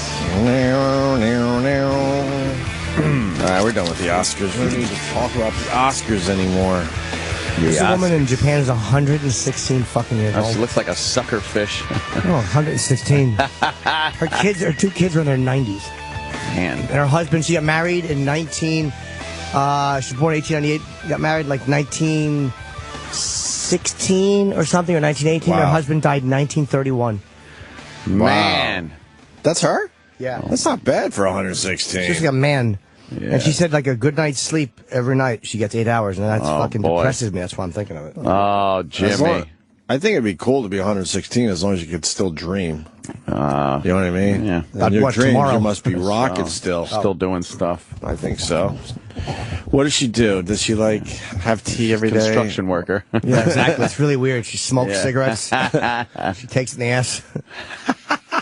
I guess she. What's her big thing? Because they always have to talk about their daily life and what they do on a daily basis. Well, she sleeps a lot. That's pretty much it. 8 hours a 8 night, hours she isn't said. a lot. 8 hours. Well, yeah. I guess for old people, 8 hours is a lot. What's her thing? They have to talk about her thing. Like And every day she's still. Yeah. She insists that her favorite meat is sushi. Oh, boy. Particularly mackerel. Oh, She looks like a, and now she looks like a mackerel. Right. Look at her face. She Right. looks like a fucking mackerel. On vinegar steamed rice. She only eats it once a month, though. Oh, she only has it once a month. God, but if you're 116, you eat that shit every day. Why are you waiting once a month to have one of your favorite meals? 116, man. She's seen a few things. Oh my God. Would you? I mean, you know. Oh my God. She remembers the First World War. Yeah. What do you think's worse? Her, for JJ. or. Oh, the back door? Or. Oh, which? I'm trying to think which one. Who?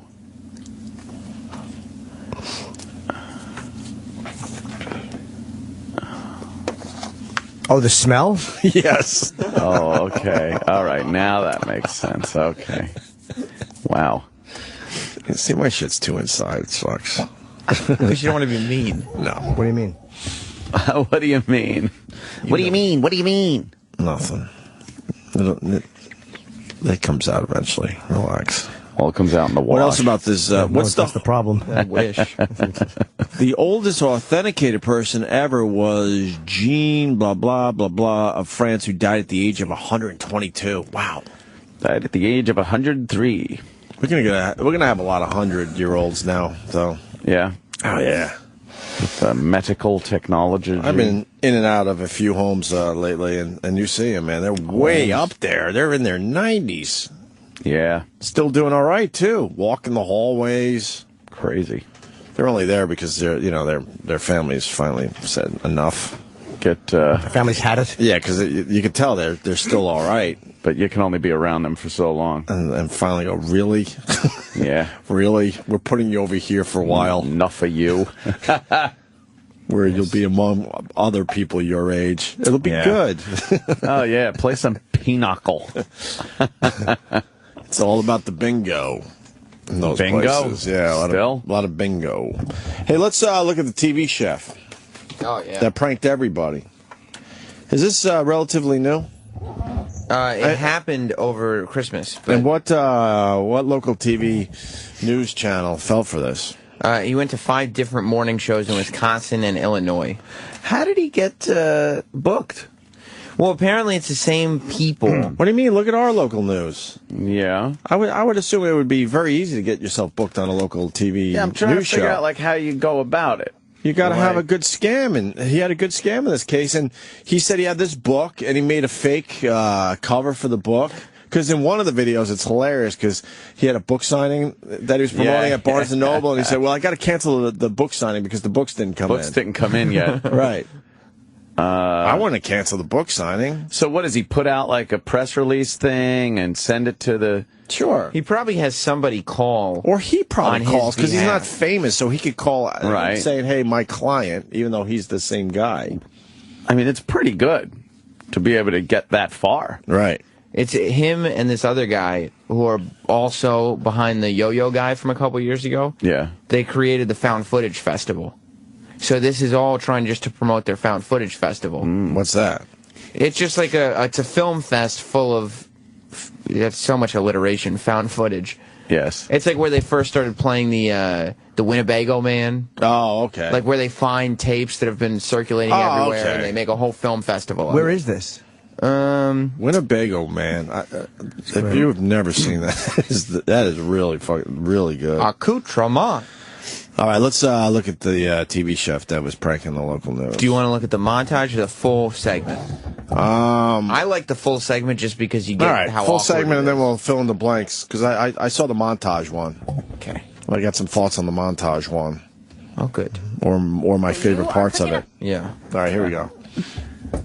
Something in the kitchen. Well, I'm not cooking. You're lucky because I'm actually not cooking. But 'tis the season for get-togethers, and more often than not, that it translates into leftovers. So this morning, you're in luck. Chef Keith Gerkey is here, author of Leftovers Right, Making a Winner of Last Night's Dinner. Pretty good title, That's right? That's a great book title. Thank you very much. Yes, thanks for being here. Thank you for having me. Yes, Pause. leftovers are my... I swear to you, I would be suspicious already. Right away. Why aren't they right? suspicious? He's got his He chef looks like hat an on. idiot. Yeah. Leftovers right. But I think he's purposely trying to look like an idiot. Oh, yeah. He's not he's not trying to blend in too much. No. He wants it perfectly obvious that he's goofing. He's goofing on him. Yeah, he wants it to be completely absurd. Right.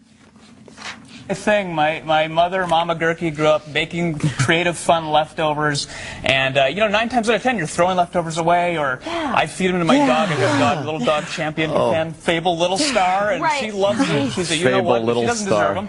Your family deserves the leftovers. So. But sometimes it can be like, oh, the same turkey over and over. Exactly. So you're getting creative here. Let's get started here. Yeah. First of all, mashed potatoes, boring, right? Right. How about a mashed potato ice cream cone? What do you think about that? That's fun. All right. So you just basically, this is real simple. You could have your daughter do this or whoever. You put a little scoop of gravy. It can be room temperature because your hand kind of warms it up. It's like a drumstick, like one of those frozen things. And you just put in some of this. But the fun part comes with the toppings. So I have to go ahead and put some. These are your sprinkles. I think of this as like a Sunday corn bar. sprinkles. Yeah. So put on some corn sprinkles. Come on. Your cranberry cherry on top. She's putting corn. But to get the kids involved too, we talk about getting them involved in the kitchen. This is an easy way to do it. So important. Hook, line, and sinker. She's just buying this. Why would you buy this? Because she's in it. She doesn't know. Like, she's been told this is the segment, and now she's in it. She's holding an ice cream cone with mashed potatoes and gravy in it. And warm. And your hand, he's at room temperature because your hand will warm it up. Handle warm it up. Room temperature gravy. And then she's trying to find the hook on it. Right. Oh, it is good because when you could get the kids involved. The kids involved. That she's putting her what on top? Her corn and cranberry for cherry. Her corn sprinkles. And her cranberry. Cranberry cherry. You don't think that looks good? Awful is that. How awful. And you put, he has like one of those little cones. Yeah. And you put the gravy in first. So it's just now you eat the mashed potatoes, then you just have an ice cream cone. You're not full getting of warm to the gravy. Yeah. No. Just a drink. Not even warm gravy, room temperature. Yeah, when you put when you put the gravy on top, right? Yeah. No, you have to start with the gravy. Soaking into the cone. Right. All right. Let's continue. This is great.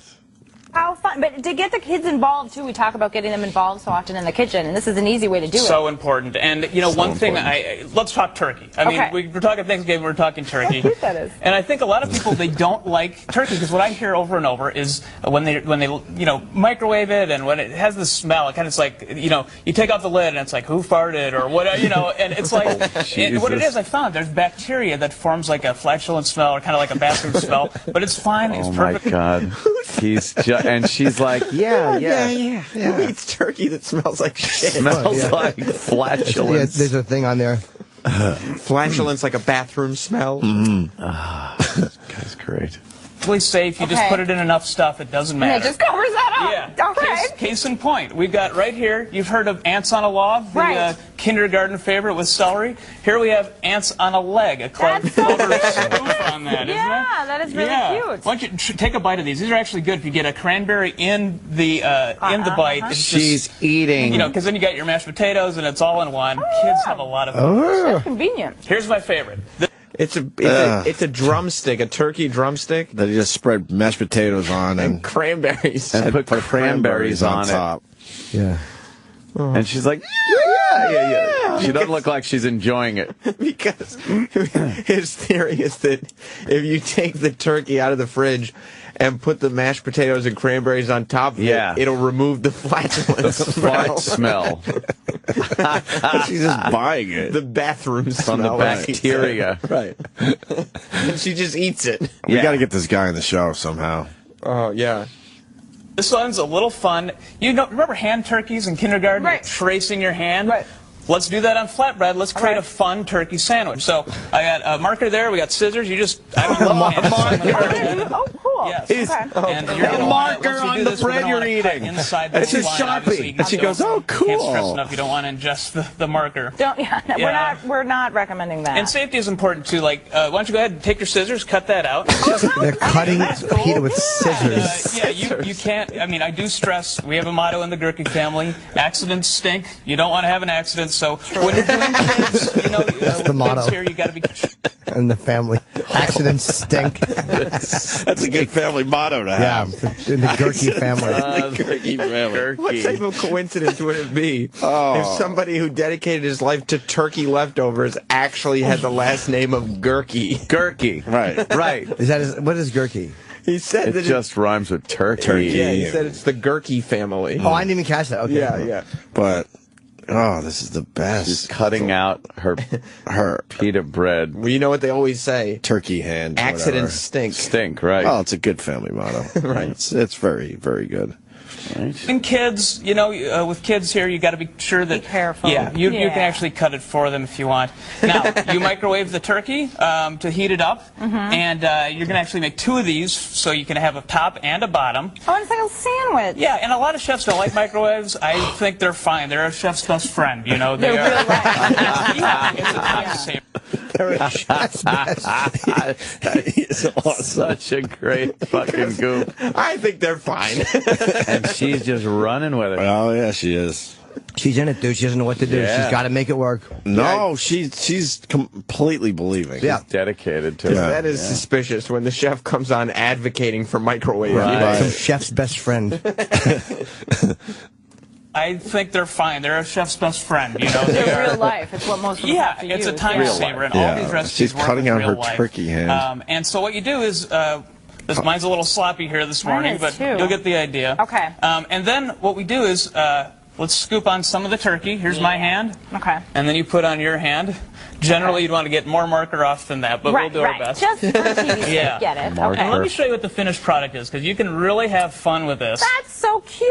I picked some of these frilly toothpicks, 2 eyes. I had to do this in the car, so it's not perfect. But you can be real creative with this and just have fun and pour some gravy on it. Go crazy. What a fun way. And again, instead of throwing the food away, stretching that food dollar and really making it That work. And food getting your dollar. kids excited about Right. it. Exactly, yes. All right, so how many horrible-looking chef peeps today? sandwich. You are I had to going do be it in the at car. Barnes & Noble at 1 o'clock. He's going to be signing copies of his new book. Actually, I should say I just checked my email before, and I might have to cancel the signing because the books have not arrived. Oh, well, okay, never mind then. Could I mention my charity real quick? Sure, It's called absolutely. the Leftovers Project. We're asking, it's like a canned food drive, but with leftovers. So you bring your leftovers a week old or less down, and we reheat them at participating Walmarts. And we ask if you bring a couple of containers, people losing it. Sometimes they get legs and walk away. Right. But that's a great idea.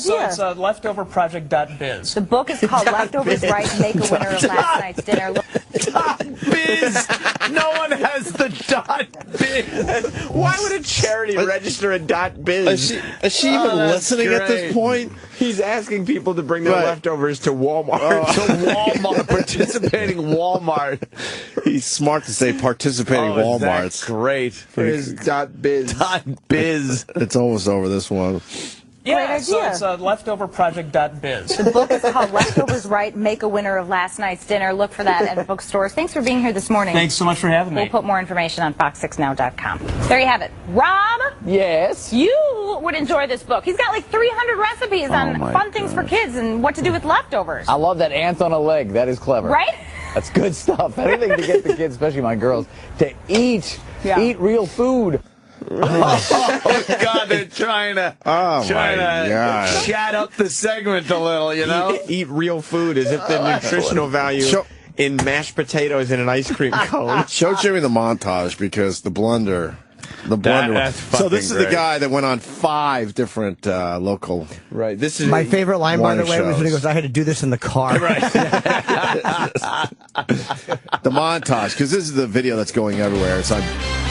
We're playing it off Deadspin today. Yeah, it's everywhere, and it's it is funny, man. I love this. It is a few days past Thanksgiving, but chances are good you probably still have a fridge full of all those leftovers. So this morning you're in luck. Chef Keith Gerkey is here, author of Leftovers Right, Making a Winner of Last Night's Dinner. I'm self-taught. I did not go to culinary school, and I'm kind of unorthodox. People compare. Are you familiar with G.G. Allen? Do you know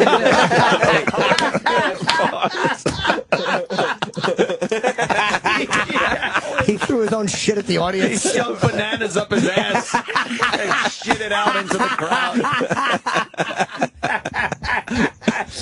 Oh, I can't get enough of the local news getting hammered. G.G. Allen. This guy's brilliant. The G.G. Allen of leftovers. Right. In this montage clip, you're gonna hear some of the stuff we just played, but it's okay because it moves around. Deal with it. Yeah, just deal with it, please. What do you think about that? That's fun. All right, you put a little scoop of gravy. It can be room temperature because your hand kind of warms it up. It's like a drumstick almost, like one of those frozen So things. disgusting how it would Put in some of soak this. into There's the a statistic that around the holidays, cone. around Christmas, especially between Thanksgiving and Christmas, one of the highest suicide rates, and I think part of that is because of the stress of what are you going to do with these leftovers. This is not vegetarian. I recently went vegetarian, so some of the recipes in here are vegetarian. It's fine. Okay. For me, it's like part health reasons, but then also you read things like the average person eats like 1.5 pounds of feces a year. No, thank you. There's a Judas Priest song called "A Turtle." I love it because they're little asides. Right. Yeah. Like he says them in a way that the anchor or the news person doesn't really have to acknowledge them and discuss it because it's just a quick aside. Right. And it's done under the guise of a legitimate conversation. Of course. And he's has so much else to tell you that he can't stop after saying that. Right. Point. He's getting out some great lines. Right. And he's not rushing to get it. Like, he's not filling it up with lines. No, he's just sprinkling them in. Sprinkle in and like back to the cooking. There's a Judas Priest song called "A Turbo Lover." Well, I call this Turbo Gravy. It's a spoof on that, and it's basically taking gravy to the next level. Why don't you give me a hand here? This is what you do. You're basically just going to put like some of your ham in here. Ham in the blender. I want you to scoop a little bit of the pumpkin pie. Try not to get the crust in too much. And I'm going to put in a little extra corn. Ham, green beans, and then, corn in a blender. Even if your mashed potatoes have butter, they're okay? Yeah, it's mashed fine. potatoes in the blender. And then add more gravy. Pause real quick. Oh my God! And hasn't he already said he's a vegetarian, so he probably can't drink this? Right. And she goes, is it okay if the mashed potatoes have butter on them? And he goes, oh, it's fine. It's all going to come out in the wash. Oh my God! And then he just dumps a bunch of gravy in the blender with ham and green beans and corn. This is fucking disgusting. What a bad suggestion for leftovers. Who would buy this? Gravy. Of course, we need more gravy to make the gravy. I'm using and then milk. He's putting milk in with healthy menu. Just put on some corn sprinkles, and of course, don't forget your cranberry. You could use cherry 2% for a heart I always healthy do menu. a wrap. That's kind of a. That's easy. That's like it's So like this guy's Thanksgiving the leftovers beatbox? in the blender. Like a a beatbox. He makes her do a holidays are here, beatbox. and it's time for cheer, but the leftovers have you feeling fear. Go to the fridge, take out the container. You can make your leftovers even greater. Wrap is great. Wrap is great. Boom. And this is like Jamba Juice, eat your heart out, right? Just take a funnel that you get at a hardware store. Jamba Juice, eat your heart out. Eat your heart out. He's blending fucking meat leftovers. He's making ham and pumpkin pie juice. Eat your heart out. That's Jamba Juice. Why didn't we think of that? Yeah. Oh, damn. Take a funnel that you get at a hardware store, put it in an old milk jug, and this will just put it in pouring here. You this can put disgusting 6 meals concoction. or more in this milk jug. That 6 takes a long time meals. to drain. And this is so fun. My daughter's Spirit and Curtis Ann love these foods. My daughter's Maybe not Spirit as we'd like. and Curtis Just try Ann. a little bit of that. But I can show you. You have. He made the news anchor drink. Her daughter's names are Spirit and Curtis Ann. Curtis Ann. It's fucking great. Try a little bit of that. But I can show you. You have a finished milk jug here. Oh, and my. The fat does go to the top, so you got to So you could give skim it a it good. off. Oh. Come meet Chef Keith today. You are going to be at Barnes & Noble at 1 o'clock. He's going to be signing copies of his new book. Actually, I should say, I just checked my email before. What a and great I book might have to cover he cancel made, the site too. because It the really books looks will not arrive. authentic. Oh, well, okay, never mind that. My daughter won't even try this stuff without the whipped cream. Like Oh. you're going to have whipped Look at cream. her face. Look at the anchor's face. He tips the whole table over. Oh, God. We're going to throw things out to Mark for a check of our weather. Sounds like some great she goes to weather.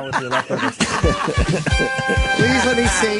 Please let me see the fucking the table tipping. It's so good. He's trying to get whipped cream on it, and he knocks the whole table over. Oh God, I'm sorry. She goes. Everything goes to the blender. The fucking everything falls over. Found footage fest. This guy's great. Yes. Look at the reporter's face too, because she just had a drink of it. Oh, she had some. She's disgusted. Oh, disgusting. And he wants to put whipped cream on it, and then he knocks it. Yeah. He's falling over. It's always funny. Yeah. Do you think he does that on purpose? I'm Oh not yeah, sure that of was this one. Oh, he definitely did that on purpose. Let's see. He might. I'm he- sorry. Absolutely. Let me say it. Without the whipped cream. Like Oh. you're going to have whipped cream left over, right? I am so sorry. He worked that leg, God. of course. We're going to throw things out to Mark for a check of our weather. Sounds like some great recipes there to try out with your leftovers. Oh, that's He's great. just trying to help her out. That's You really know. funny, man. That is hilarious. We'll tweet that out. Yeah, we're tweeting that out. And then, do you also want to see the Yo-Yo Master? So is this the same guy? It's the same group. I'm not. Same group of guys? It may be the same guy, but it's the same group. Yeah. Yeah, I haven't seen the Yo-Yo Master yet. Okay, O&A show on Twitter. We'll tweet those videos out to you right now. All these videos are going out. This is actually from 2010. We just never played it. Okay. Welcome back to Good Morning Force. And it's the same thing. It's a local news show. Yeah. And this guy is on the show. I think well, I don't know if it's the same guy or not. But he's claiming to be a yo-yo master. Right. And so he's going to show the news show his yo-yo tricks. His yo-yo skills. Yeah. States, it is finally Friday morning. Kay Strauss is back with us again from Zip Zap. We thank you for joining us this morning. You've got your hands full of yo-yos right now. You got, what, 4 yo-yos per hand, right? Right, and what I do is, it's called the Blue Flying Angel. Okay. And it's like... Do I need to get out of the way for this? Yeah, He has a yellow hat and you do. fucking What we do, suspenders. or I'll do is, the kids, I'll get into the room and the kids will be running around and they'll be all excited. And so I try to start things off on their level and try to hook them with something like a rap. Okay. So it's... and it's kind of clever because it includes me. Okay. And it goes, hey, they're up in the sky. It's the K Strauss, the yo-yo guy. And then I do the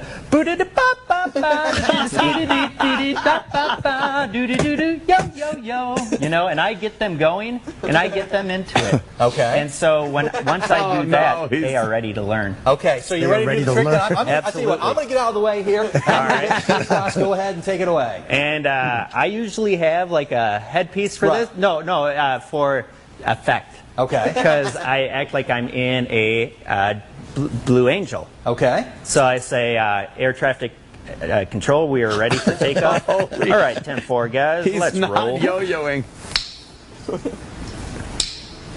So you get that one going? He's just spinning it in a circle, his right hand. With the string. Oops. Lost one.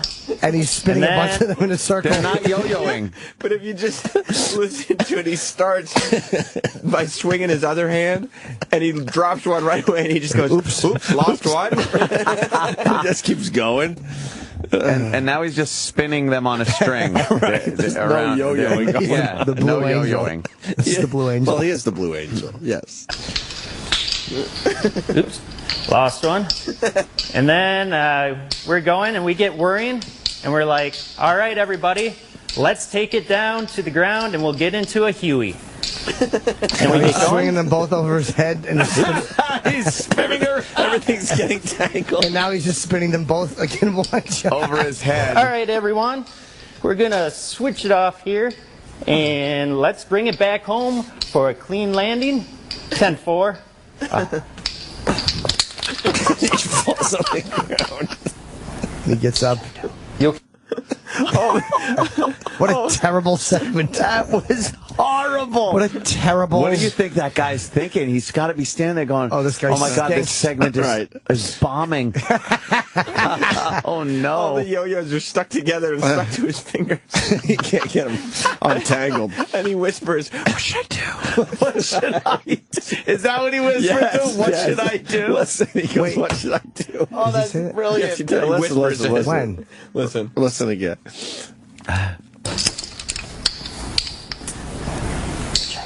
You okay? Yeah, I got very dizzy. Okay. You want to continue where you're at, or can you do that? Okay, because you've got all 8 yo-yos in there.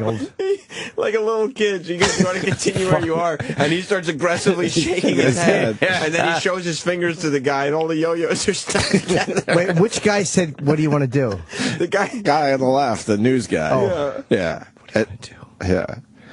But actually, we got 7 now. So, honestly, I think I'm going to give up some of the yo-yo stuff because I don't have the muscle memory. Okay. Well, anyway, but you do go out to schools and again, we'll talk a little bit more about the Zip Zap and what they do. Like you said, this is actually for it's a nonprofit. It's a nonprofit. They're based in Minneapolis. I met them at the Burlington Yo-Yo Championship in Wisconsin. Okay. And they've just been sending me around, and I've been in schools. Tomorrow I'm all the way down in Arkansas. Okay. Well, again, thank you for taking the time. You were in Omaha yesterday, so you've been on the road quite a bit. And, of course, we'll put the information about Zip Zap on our website. And, of course, it's zipzapllc.com, correct? Zip Zap, yes, LLC.com. So, again, we'll put all that information on our website. We're going to draw to find out who is going to be winning barbecue from Richard's Hog Wild. That's coming your way next. It just sounds awful. That's on Deadspin as well. But we'll tweet that out. We're tweeting it out, too. All right, good. Is this guy with the chef, or they just independently did this stuff? No, they're all together. Oh, they are. I mean, this happened a couple years ago. Okay. But it's all part of, they organized this fucking good film festival together. What a set of balls to kidding do that, to carry through with just it. crash and burn on live TV like that. Oh, my God. You're just bombing. And Let's get the word out. I want to talk to these guys. We'll see if we can find him. Yeah. The yo-yo guy looks so sad. Yeah, he definitely looks sad. He's like, he wants to be good. I think I'm going to give up some of the yo-yo stuff. The Huey. He lost Huey. He lost his muscle memory. Muscle memory. For yo-yoing. That's fantastic.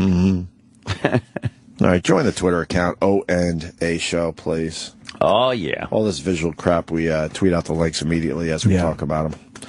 All right? Gotta love it. Yeah. And we'll be back. Wait, I got a crazy travel story when we get back. Uh-oh. Fucking crazy what happened. We'll be back with more Opie and Anthony on Sirius XM. MLB Network Radio is getting you ready for opening day with a tour of spring training. You'll hear the latest views from every camp and expert analysis of your favorite team. Hear interviews with the players, managers, and executives. Today, Jim Duquette and Mike Farron visit the world champion Red Sox at 4 p.m. Eastern. And joined now by starting pitcher John Lester. And Jim Bowden and Casey Stern visit the Royals at 6 p.m. Eastern. James Shields of the Kansas City Royals. MLB Network Radio tours spring training on Sirius 209, XM 89, and the Sirius XM app. Be honest. Will owning a bigger TV help you get ahead in life? Will another pair of shoes make you a better person?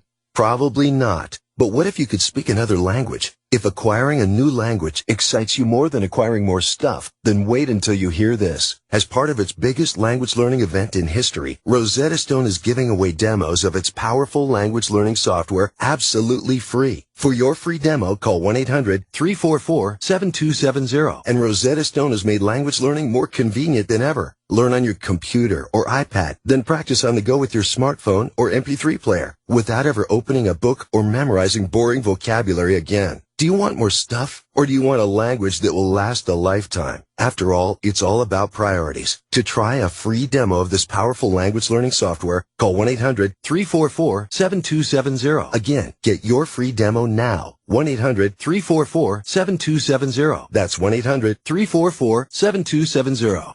You know trading, or do you? Because if you did, you'd be trading binary options with Nadex. Ask yourself, have you ever been stopped out by market spikes? Are you tired of margin calls? Do you have a hard time trading slow markets? If so, the answer is Nadex binary options. So, you know trading on Nadex is fast and exciting. What you don't want to know is what it feels like to get left behind. Join the Nadex movement to trade binary options at nadex.com. That's Nadex.com. Futures, options, and swaps trading involves risk and may not be appropriate for all investors. Hi, I'm Briggs Sorber, CEO of Two Men in the Truck. Some might say I'm an expert in helping someone get from here to there. Admit it, you've been thinking it's time to make your move. From cubicle to corner office, from a backseat rider to a business driver, from number taker to taking control. Get there by starting a franchise with Two Men in the Truck, a success-driven organization built by people just like you. Two Men in a Truck franchise opportunities can get you from here to there. Visit thebusinessofmoving.com for more details. Would you locate your business in the middle of an empty field with no customers for miles? Of course not. But that's exactly what you're doing with your website if the search engines can't find it. To make sure they do, you need a high website score. Do you know yours? Right now, you can find out for free by visiting freewebsitescore.com. You'll learn what search engines look for, along with simple ways to increase your score. Wondering how your site stacks up against your competitors? freewebsitescore.com will show you that too. It's packed with valuable tools to improve your ranking. And unlike some analytics sites, you don't need a PhD in math, economics, and gobbledygook to understand it. Remember, if the search engines can't find you, neither can your customers. So visit freewebsitescore.com to learn your all-important website score and how to improve it. It only takes a few minutes, and it's free. Visit freewebsitescore.com. That's freewebsitescore.com. Ambulance 14, respond. From USA Network and executive producer Dennis Leary comes a new original comedy about three EMTs who are great at their job. No, you got a dead man here. Not yet. I mean, that's why we're here. But not so great at everything else. You still live with your parents? No, they live upstairs, I live downstairs, whole separate floor. Sirens, a new original series. Premieres this Thursday at 10/9 Central on USA Network. Comedy's welcome. Hey, you ever been conned by a contractor? Yeah. Every year, thousands of homeowners get ripped off by contractors doing shoddy work, which often leaves their homes in dangerous, unsafe states of disrepair. Now, Adam Carolla and Spike TV have teamed up to hammer home some justice with a new show on Spike called Catch a Contractor. In the show, Adam searches out and brings these irresponsible contractors back to the families they've shafted to finish the job they started. This time, doing it right. He nails these guys where it hurts, using a private investigator on his team to hunt them down and confront them, hidden cameras and all. The hacks have to work with Adam and his team to finish their project, or they end up in court. This is crazy. You may be asking yourself, why is Adam Carolla involved in this kind of show?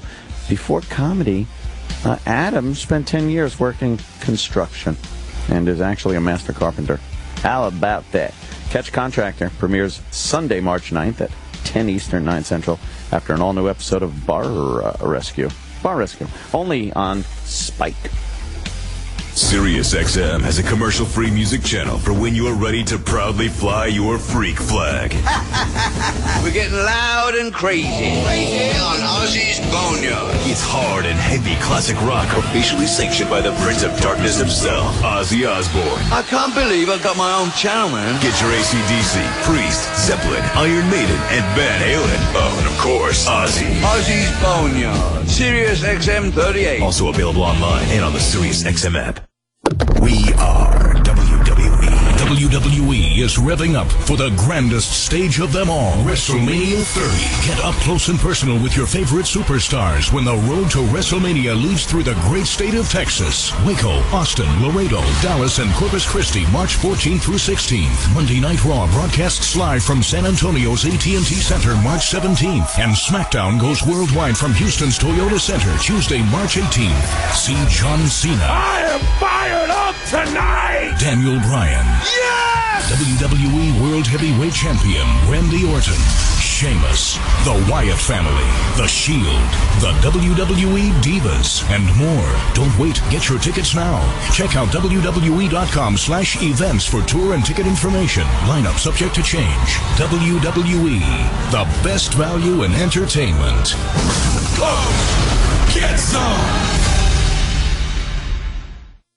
Your Ford service technician checks a lot of things to keep your car healthy. Synthetic blend oil change. Check.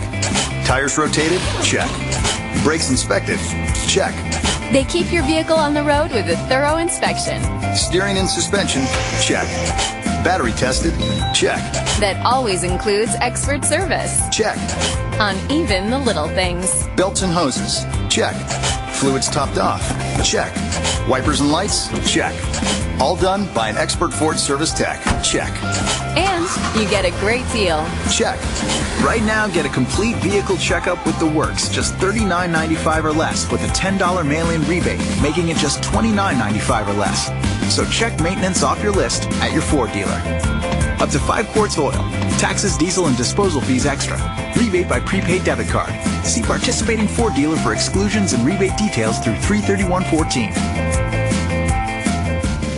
Do you own a printer? Do you like getting raked over the coals when you have to buy ink or toner? I didn't think so. Your printer company's been ripping you off since day one. Why? Because they can. Think about it this way. You don't go back to the car dealership every time you want to buy gas. LD Products, the largest online retailer of ink and toner, has the solution. You'll never have a reason to go back to buying those overpriced cartridges again. LD Products carries remanufactured and compatible ink and toner that will save you up to 50%. And LD Products delivers right to your door. It's a no-brainer. LD Products ink and toner is of the highest quality, and their fast shipping and 1-year 100% guarantee remove all the risk. Go to ldproducts.com right now and save even more by using the coupon code TALK to get an extra 10% off plus free shipping. Stop doing things the hard way. Start saving now. Go to ldproducts.com. That's ldproducts.com. Coupon code TALK.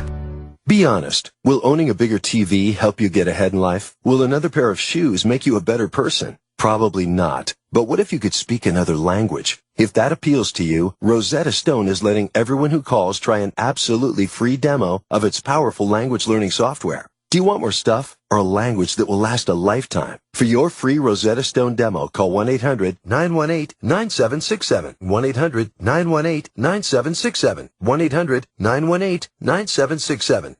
Welcome to Attainable Dating Solutions. Video dating for the unwashed and socially inept. Profile FAT3039. Lady Di. Hey, my name is Lady Di from the Retarded Laverne and Shirley. The only thing I love more than the bottle is the dick. I'm looking for a man to go on a cruise with.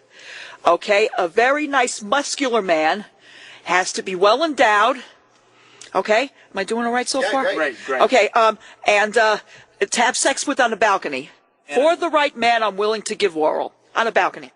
Even though it might be against your instincts. I prefer somebody did not throw me off the balcony and bend me over and give me the old hee-ho. I'm into the following things. Water sports, ass play. I'd be willing to experiment with toys. Under the right circumstances, I would go both ways. So feel free to bring a friend. Call into the Opie and Anthony Show, 866-WOW-1-WOW. That's 866-969-1969. And give me the ride of my life. You think anybody's going to call back on that one? 100%. Call the Opie and Anthony Show today. Lady Di does. Say what? The Opie and Anthony Show is back on Sirius XM.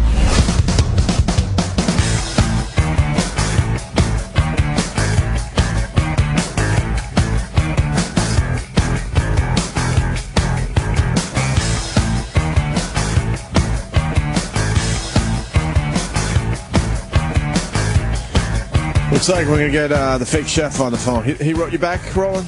Very cool. So stick around for that. The videos we just played of the fake chef going on local news programs and bullshitting his way through some fine cooking segments. Anytime the media could be made to look as stupid as they are. Right. I'm in. By the way, TMZ picked up our Jim Ross, Vince McMahon sharding story video. Very important. I want to thank TMZ for that. That's pretty cool. That's some team coverage. Yeah. And, oh, yes, there, Sam. JR was happy that it made TMZ, too. I got an email back from him. Really? He said, that's some funny shit. How was his gig? It was good. I mean, it was definitely for wrestling fans, but yeah. I mean, people really liked it. Yeah, but everybody had a blast. It got a little rowdy. Oh, yeah? Did CM Punk show up in Chicago last night? No. Oh, wow. So that's real. Yeah. Hometown. Where was it? Raw last night, I guess? Monday Night Raw? Yeah. A lot of people were thinking maybe he would show up. No, but they couldn't have any dead spots in the whole show because every time there was any dead spots, the fans just started screaming CM Punk's name. Oh, really? With a curse word, hopefully? I mean, they tried. Yeah. But, you know. I do like a good curse word chant when it's regular TV. You fucked up type of deal? Oh, you fucked up is always good. You fucked up good. is a great one. She's got herpes? That's a good one. Yeah. So you want to do this next? Wait, Jimmy has... Oh, not Jimmy. No, don't. What? Oh, to travel? You're not going to believe it if I tell you. It's crazy. What? What happened? Fucking Kenny's got to back me up because you won't believe this is true. But I was traveling with... Oh, fuck, you're getting an idiot. I'm going to tell what happened. We were traveling. How fucking... I'm going through security, right? And I got my bags, and he got his, and we're standing there, right? And I get up to the fucking lady. Yeah. And I hand over my fucking boarding pass and driver's license, and she's looking at it, and she's looking at me, and she goes, just nothing for a second, right? Yeah. I got my bags and stuff ready for the plane. All right. He's got his bags. We're both ready for try to get to the aircraft. Oh my. There's going to be storms. This is the last chance we have.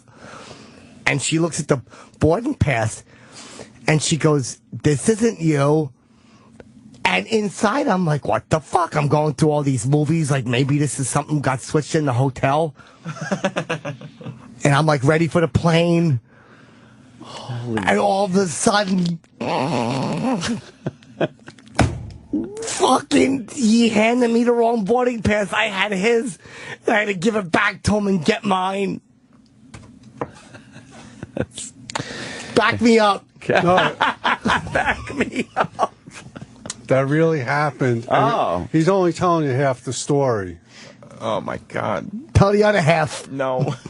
Well, you remember you woke up in the morning, you got dressed, then we got in the car. Fuck yeah, and it was a long ride. Drive to the airport. Fuck yeah, I forgot about that. Then you got out of the car. That's right. Got your luggage out of the trunk. You remember I put the bags in the wrong order for a second? Yeah, that was crazy. Can't believe we made it back. It was cold. Fuck yeah. You know, we walked into the terminal. I made a mistake. I gave you my boarding pass and had yours. I knew you guys wouldn't believe it. But then what about the other story with the luggage? I don't know that one. No, like it didn't fit? Yes, it did. I know. Stop making stuff up. Oh. They said it wouldn't. But it did. Oh, fuck, he ain't lying. I said to the guy, will my luggage fit? And he goes, no, it won't. But I go, but then it fit on the way in. I told him, and that cocksucker, it fit good. It did. Perfect. Perfect. Well, fuck him then, right? They didn't want us to carry on. Why? I don't know. They wanted us to gate check. Yeah. This is great. So Fez had a meltdown last night. Holy shit. You don't think that was a good story? Oh, God, the worst story ever. God, it's like, just went on and on. No payoff. So Fez had a meltdown on the last Ron and Fez show, which was yesterday. We got a few clips that have been brought to our attention. That's right. Ron and Fez, of course, noon on Raw Dog. Right. Yes, They're no longer with us on this here channel, but we still are very close to Ron Bennington. Yes. And the gang. It's the Ron and Fez show. We're close with the Ron and Fez show. Oh. And Fezzie had a meltdown yesterday. Yeah. Oh, boy. What was it about? Well, Sam the troublemaker. I have nothing to do with it. Who brought it to our attention? Why is this listeners? Why is she suing her mom and dad? Is that the She's a high school student. That's the Facebook story? Wow. No, that's that's a another different one. She got thrown out of the house by her parents, I guess, like 2 days before her birthday. They're saying she left. Yeah. She's 18 now. And they had paid her Catholic school tuition through the 31st of December, and she's suing, saying they owe her for a new tuition. She seems like a spoiled brat. And I hear the school is not going to penalize her if she doesn't have the tuition, like they're going to let her go, like to the school. But she's 18 now, so she's fucking, you're old enough to go to the military, you're old enough to get booted. Although I don't know if your parents are responsible for tuition until you're 21 if they don't want to be. No, of course not. She needs a place to stay. But under Obama, aren't they? No problem. For tuition? Hell no. Maybe not. Okay. Rooms available. I paid my house. I paid every cent of my college. They weren't responsible for anything. No, but I mean, there's a new thing now God, I wish with they Obama. were. I think what no, you're that's thinking about the Obamacare. Yeah, they can still be covered under your parents' health Right, insurance as long but as not they're in college. tuition. Oh my God, I wish that was the case. A lot of people would be happy out there. A lot of us had to pay for our own schooling. Yeah, there was no tuition in the School of Hard Knocks. Hell yeah, no. you're not kidding. You know what I paid? Blood, sweat, and tears. Did you? You bet I Regular did. Joe? Yeah, you see these calluses? That's my tuition. That's your tuition. Hey, carry right those there. bricks. You got it. That's my tuition. Yeah, Miss Fancy wants everything paid for. Yeah. Get yourself a ham sandwich, get to work. Ham sandwich. Of course. So Ron and Fez. Pain of milk. Fezzie had some kind of meltdown about what? Well, I guess he wasn't. What was this one about? Oh, shit. I guess he was told to stay away from a guest we had here yesterday for a town hall. Who was here yesterday? I think Seth MacFarlane. Oh, Seth MacFarlane. What time did he come? It was in the afternoon. Okay. No, he's boring. I was saying yesterday, I tweeted. We had him on the phone. He was boring. I tweeted that whoever taught him about repetition comedy should literally be shot in the face. Taught who? Seth MacFarlane. Why? You're not a fan of that? When they just fucking... I haven't heard this one yet. Oh, God. What? Right? What? Go ahead. Oh, that's like the time... One time. That reminds me of the time. Oh, God, that Family Guy is unfucking watchable. No, but they're quick with it, though. Right. That's just they're it. quick with it, aren't they? There was yesterday, one was on. It comes on right after Seinfeld. I actually now watch Family Guy again. I used to love Family Guy. I can't make believe I didn't. But like you, it got old for me. Yeah. But now that you've done this bit on our show, I now watch again just waiting for that moment. It's that moment and then the one where they just repeat the same word over and over. Right. Because, like, there's a bit going on. But then the cartoon eyes, like, they move around a lot. That makes it fun. Doesn't that make it fun? No. I'm trying to remember what it was yesterday. Seinfeld comes on and then Please Family remember Guy so we comes can on. find the clip. By the time I'm doing something and then I look up just ready to throw something at the television because it's the same word being repeated 50 fucking times. Cool whip. Oh. Yeah, that was one of the famous ones. So Fezzie lost his mind yesterday. All right. Yeah. So I guess it was a Monday yesterday, right? What's wrong with him? What's so hard? Apparently, he doesn't feel like management respects him. Uh-oh. They don't respect any of us. Oh, well, that's a good point right there. They do not respect anyone that works here. Well, respect! You want respect? I disagree. I think they're particularly big fans of our show. We've heard that they love the show. Like that. All right. Well, Why would they maybe lie? it's time to show it a little bit. Why would they lie? Mm-hmm. Oh. So Fezzie thinks management doesn't respect him or something like that. Something to that effect. He walked around as Hitler. Yeah. Exactly. At least Anthony respects him. Does he understand he might have brought a little of this on to himself? What were some of the other things he's done in recent memory? Well, which is great for a radio show, but when you got, suits walking around, it's gonna your stock in respectability is gonna drop. Goes down a little. It could, yeah. He did walk around as Hitler. Yeah. He dyed his mustache like a rainbow. Right. He wore a wig for no particular reason for about 6 to 8 months. Right. Even though he had a full head of hair. It's great. Come on.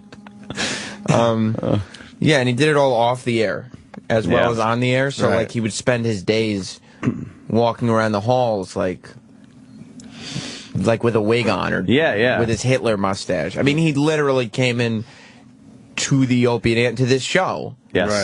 Right. Dressed as Hitler and talking like Hitler. It's terrible. Hitler did so many negative things. And this business is run by the jazz, so not the best thing to do. Maybe not. Well, a lot of jazz in this business.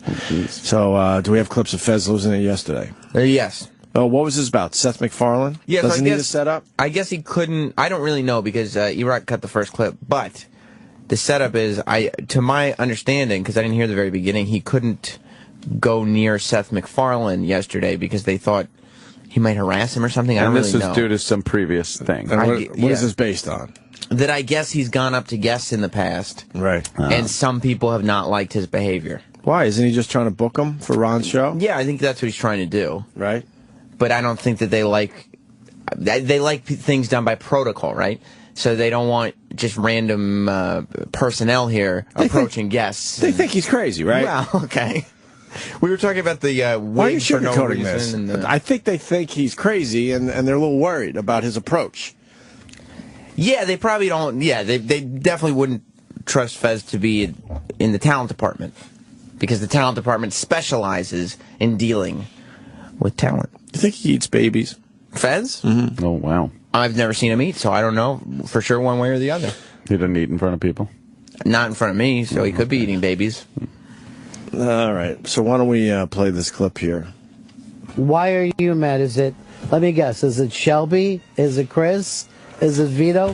Who's made you mad today, Fez? Oh, it's people down the hallway again. I was asked not to mention any names, but got an email from Don Wicklin. Well, then you just mentioned the name. Oh, no, this is who passed it along to me. Got an email from Wiki, got a phone call from Wiki, and I'm more than a little upset that I have been told to stay away from the fishbowl later on today.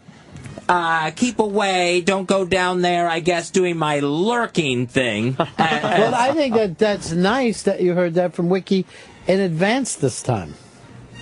No, it just means someone else is talking about me down the hallway again. Chris? Do you think it's Chris? No, I know it's not Chris. I Shelby, Vito? Who is it? No, it's not any of them. I'm not going to mention this person's name, but... Is it me? Apparently, I'm such a plague in this building that the certain areas need to be Fez quarantined. You see this as anti-gay? I totally see it as anti-gay. What? Yeah. Don't let the gay guy go near the fishbowl later on today. He might put it on his head. Oh, my God. Why does everything have to be gay? I've asked myself the same question in the mirror many times. Why is it a gay thing? I think it has anything to do with God, it. enough. No, I don't think so. No, I would say that the odds of it being an anti-gay thing are 0. Right. They just don't want him near big A-list guests. Yeah, I guess he lingers. I don't know. I've never seen him do it. Maybe some would say he makes guests uncomfortable. Has he made a guest uncomfortable? I don't know. I don't work in a department, but Don doesn't just send out emails willy-nilly. Why else would he say that? Unless that person is making someone uncomfortable. Why else to tell him to stay away? Well, it could just be the talent department, though. It might not be a guest per se. That's true. I don't think. I think the talent department doesn't want radio personalities approaching the guests, which makes sense because there are a lot of them in this building, right. And it would be a little overwhelming. That's what I'm thinking. Imagine if every host just went up to the guest and said, "Why don't you my show?" There has to be a protocol. Like, imagine if every show just opened the door when they saw a guest and said, "Yo," and said their name with some kind of familiarity. It would be crazy. Look who we've gotten in over the years because of that little tactic. That's true. All right, does this continue? Because this is boring so far. You don't like it? It's boring. This clip is going to turn you around. Oh, good. Okay. Email and a phone call because the email wasn't enough? That somebody's down the hallway going to Wiki, running their cake horn, tooting that right at Wiki, so that I'm told to stay away from the fishbowl. All right, I just want to get one. Drives me fucking nuts. Well, rather than fucking talk over me, can we stop for a second? Oh. Yes, I'm upset. I'm sorry. Yeah. How does someone run their cake horn? Is that fucking impossible? That's not real. Is it cake? But by that you mean their mouth? Yes, I mean their. Of course, I mean their mouth. That's a fucking cake hole, not a cake horn. You either say to someone, "Fucking shut your horn" or "shut your cake hole," but there's no such thing as a cake horn. In this case, I think it applies. The cake goes in one side, and the noise comes out the other. You fucked up. Cake horn. People are talking about me. But look. Out of their cake horns. It's not about the cake horn. It is about the fucking cake horn. It's crazy. It's not about the cake horn. It's about somebody talking shit about me again. Here's the, you know why it's not about Don't focus on that. But you know why it's not about the cake horn? Because there's no fucking such thing as a cake horn. This thing's been derailed by the cake horn. It doesn't exist. Try to forget the fact, Chris. Excuse me, is this the bakery? I'd like to order a cake horn. What do you mean it's not a real thing? Isn't it a horn made out of cake? Or is it, would you think it's a horn filled with cake? I think it's a horn filled with cake. There is no such thing as a cake horn. Know that. It's cake hole. Holy shit. Wow. That's fucking funny. And then those guys got cake horn trending all over the place yesterday on Twitter, right? Cake horn became the #1 trending topic in the United States yesterday. Nice. It just completely stopped the argument, the discussion they were having. Did you just say cake horns? That's all it takes. All of a sudden, discussion over cake horn. Was that the sound of a cake horn you just made? Yes, cake horn. Not according to Fez. No? No. Oh. Anyway, you were saying something before everyone laughed at you for saying cake horn. And I really do want to get to the part that there was some gay bashing that took place by Wiki. No, Wiki was just passing it along. Okay, I thought he was gay bashing. So he passed along the, I guess, gay warning of no gays allowed near the fishbowl at 4 o'clock today. That's a bit, right? Is that a bit? Well, then stay out of there. This is a fucking perfect chance for you to go, oh, I'm going to stop being a fucking pain in the ass and be cool. Oh, you won't see me near that place. Okay. Then what's the problem? That's a good thing. Yeah. You finally fucking learned your lesson. No, what I'll do is, since the bathroom's right across from the fishbowl, I guess I'll just piss in a bucket in the studio if I need to. Is this a bit? I don't know. You never the know. Gay thing. Is that a bit? No, he's gay. He's no, I know gay he's as they gay. come. He finally admitted that. But, I mean, the whole gay bashing thing, he really thinks that's happening? He seems very upset. It doesn't sound like a bit to me. He thinks that they're banning gay people from the fishbowl. Also, that he thinks people should shut their cake horns. Their cake horn. He doesn't. And we finally have one more clip. Cake horn. One more clip from the big Fez meltdown from yesterday. Hey, Hard Rock Johnny, how you doing, buddy? Hey, happy Mardi Gras, everybody. If you get a baby in your cake horn, you got to buy the next cake horn next year. You want a baby in your mouth, you fucking sicko. Oh, Johnny! You were so fucking mad at him. We've never gotten mad at Johnny. That's our buddy. Yeah, I'm fucking... Johnny should fucking know better. Johnny, I expect to be a friend and back me up. Chris, he's not a friend. Shelby's not a fucking friend. No. So why would I even fucking expect them to back me up on one fucking thing around here? Is this about the cake horn thing? No, it's about what happened to me over the weekend. What happened? What are you smiling about, Vito? I didn't do Get anything. the fuck out of the room. Well, wait, Vito. Were you smiling about cake horn? I didn't know. I don't even know what's happening. Sitting there with a big shit-eating grin on his face. Get the fuck out of here. I didn't even do anything. I just laughed at Cake Horn. Everybody was laughing at Cake Horn. Get the fuck out of here. Wait, one more thing. Were you laughing about the Cake Horn thing? Yeah, I thought Cake Horn was funny. Everybody was laughing at Cake Horn. I don't know why I'm getting singled out now. You're a fucking intern. You want to get singled right out the fucking door? It's like bullying. I don't think it's bullying. I think it's addressing an intern who's fucking back-talking me. Whoa. I just laughed at Cake. He asked me a question and I answered it. Who's hey, Chris? No one was saying anything to you. Ron literally said to me, I mean, you're getting pissed and you're sitting there with a big giant fucking grin on your face. I mean, like you fucking dumb-witted asshole. All right, this is really embarrassing because we didn't even promote this, but Cake Horn is trending on Twitter. Oh, yes. Cake Horn. All right, right now, Cake Horn is number 4 in the whole country, and we didn't even promote it on the show. That rules. I love it. Oh, Vito is that is- fucking great. Vito is their intern. Yeah. It sounds like he's crying. I love that. Everybody was laughing at Cake Horn. Sound like an extra from The Sopranos. Oh, hey, come on. And a little text update from Wiki, Yeah. who we were mentioning in Yes. this clip.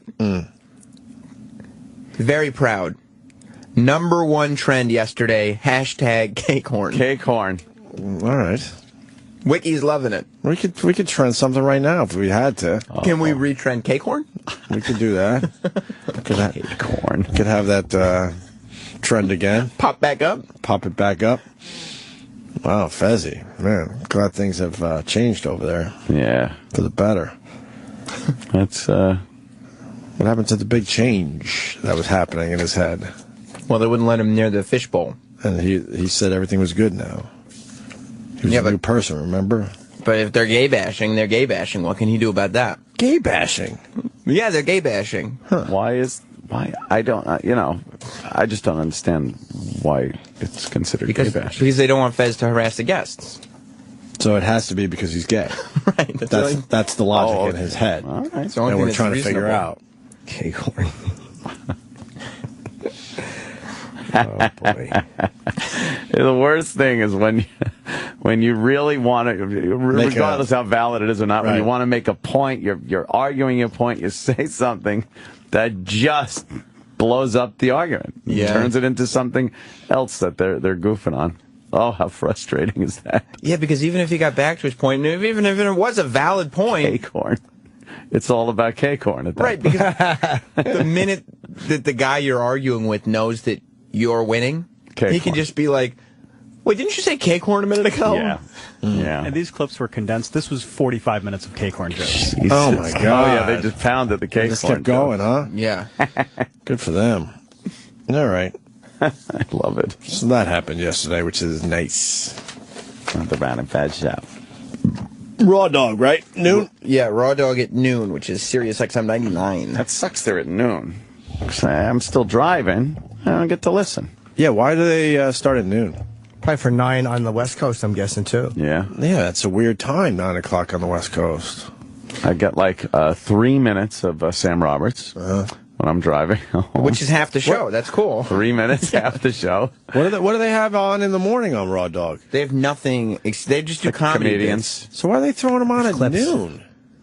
I don't know. I mean, all they have is noon to 3, and the rest of the channel is comedy bits. That's bad programming. I wonder if they're trying to get the Raw Dog audience they're worried won't be responsive to a regular show instead of clips. Maybe they're trying to ease into it. I don't know. The Raw Dog audience, I mean, maybe they were worried about that in the beginning, but they've been super responsive to Ron and Fez. Oh, good. Then move them down. Ron and Fez could easily be doing any spot on that channel. Keep moving them down. Clips you could use. Yeah, they get a bigger audience the more you move them down. Only so many times you could listen to, the old bits. Yeah. The old comic shtick. Plus, Ron and Fez, they have comedians on every day now. Yeah. Who do they got today? I don't know who's coming in today. Dan Soder on Way recently. to do your everybody. research. I'm not booking for the Ron and Fez show. Way to do your research. You on should that probably one. have a little sheet in front of it that has Oh, you want Denny in here? Good. No. To show Sam how it's done? Not really. You sure? Positive. We haven't had him on in a while. Yes, though. we have. Denny came to me with a suggestion. He said St. Patty's Day is right around the corner. It's true. If the guys want a little St. Patrick's Day music on St. Patrick's Day, it's Monday. Oh, boy. He'd be happy to come in and DJ the party. What are we going to get?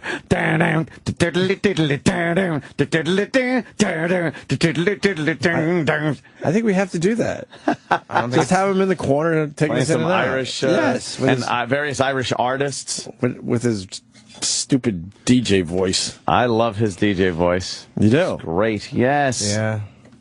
We better have him in, I'm thinking, to make sure this is set up proper. Seeing parties right now? Yeah, I think so. All right, yeah, you're right. I remember the last time we did an appearance for St. Patty's Day. That was fun. At the bar. Yeah. What bar was that? And fucking. It was close to here. That was the time where Marissa got all drunk, and I drove her home, and she threw up all over the side of my Escalade. Right, yep. She threw out the window, and it just was this racing stripe of vomit down the side of the whole Escalade. side of the Escalade. Yeah. And then I had to listen to her drunken rambling as she sat on the sidewalk in front of my house while I hosed down my vehicle. Oh, my God. It was great. That was a good time. Good times. Good times. Well, Jimmy's boys are infighting. Kiss. What happened? Yeah, Paul has a new book coming out, too. Hey, Paul. Well, they read the other books, and I'm sure they weren't happy about it, so now Paul Stanley's going to set the record straight on a few things, I'm sure.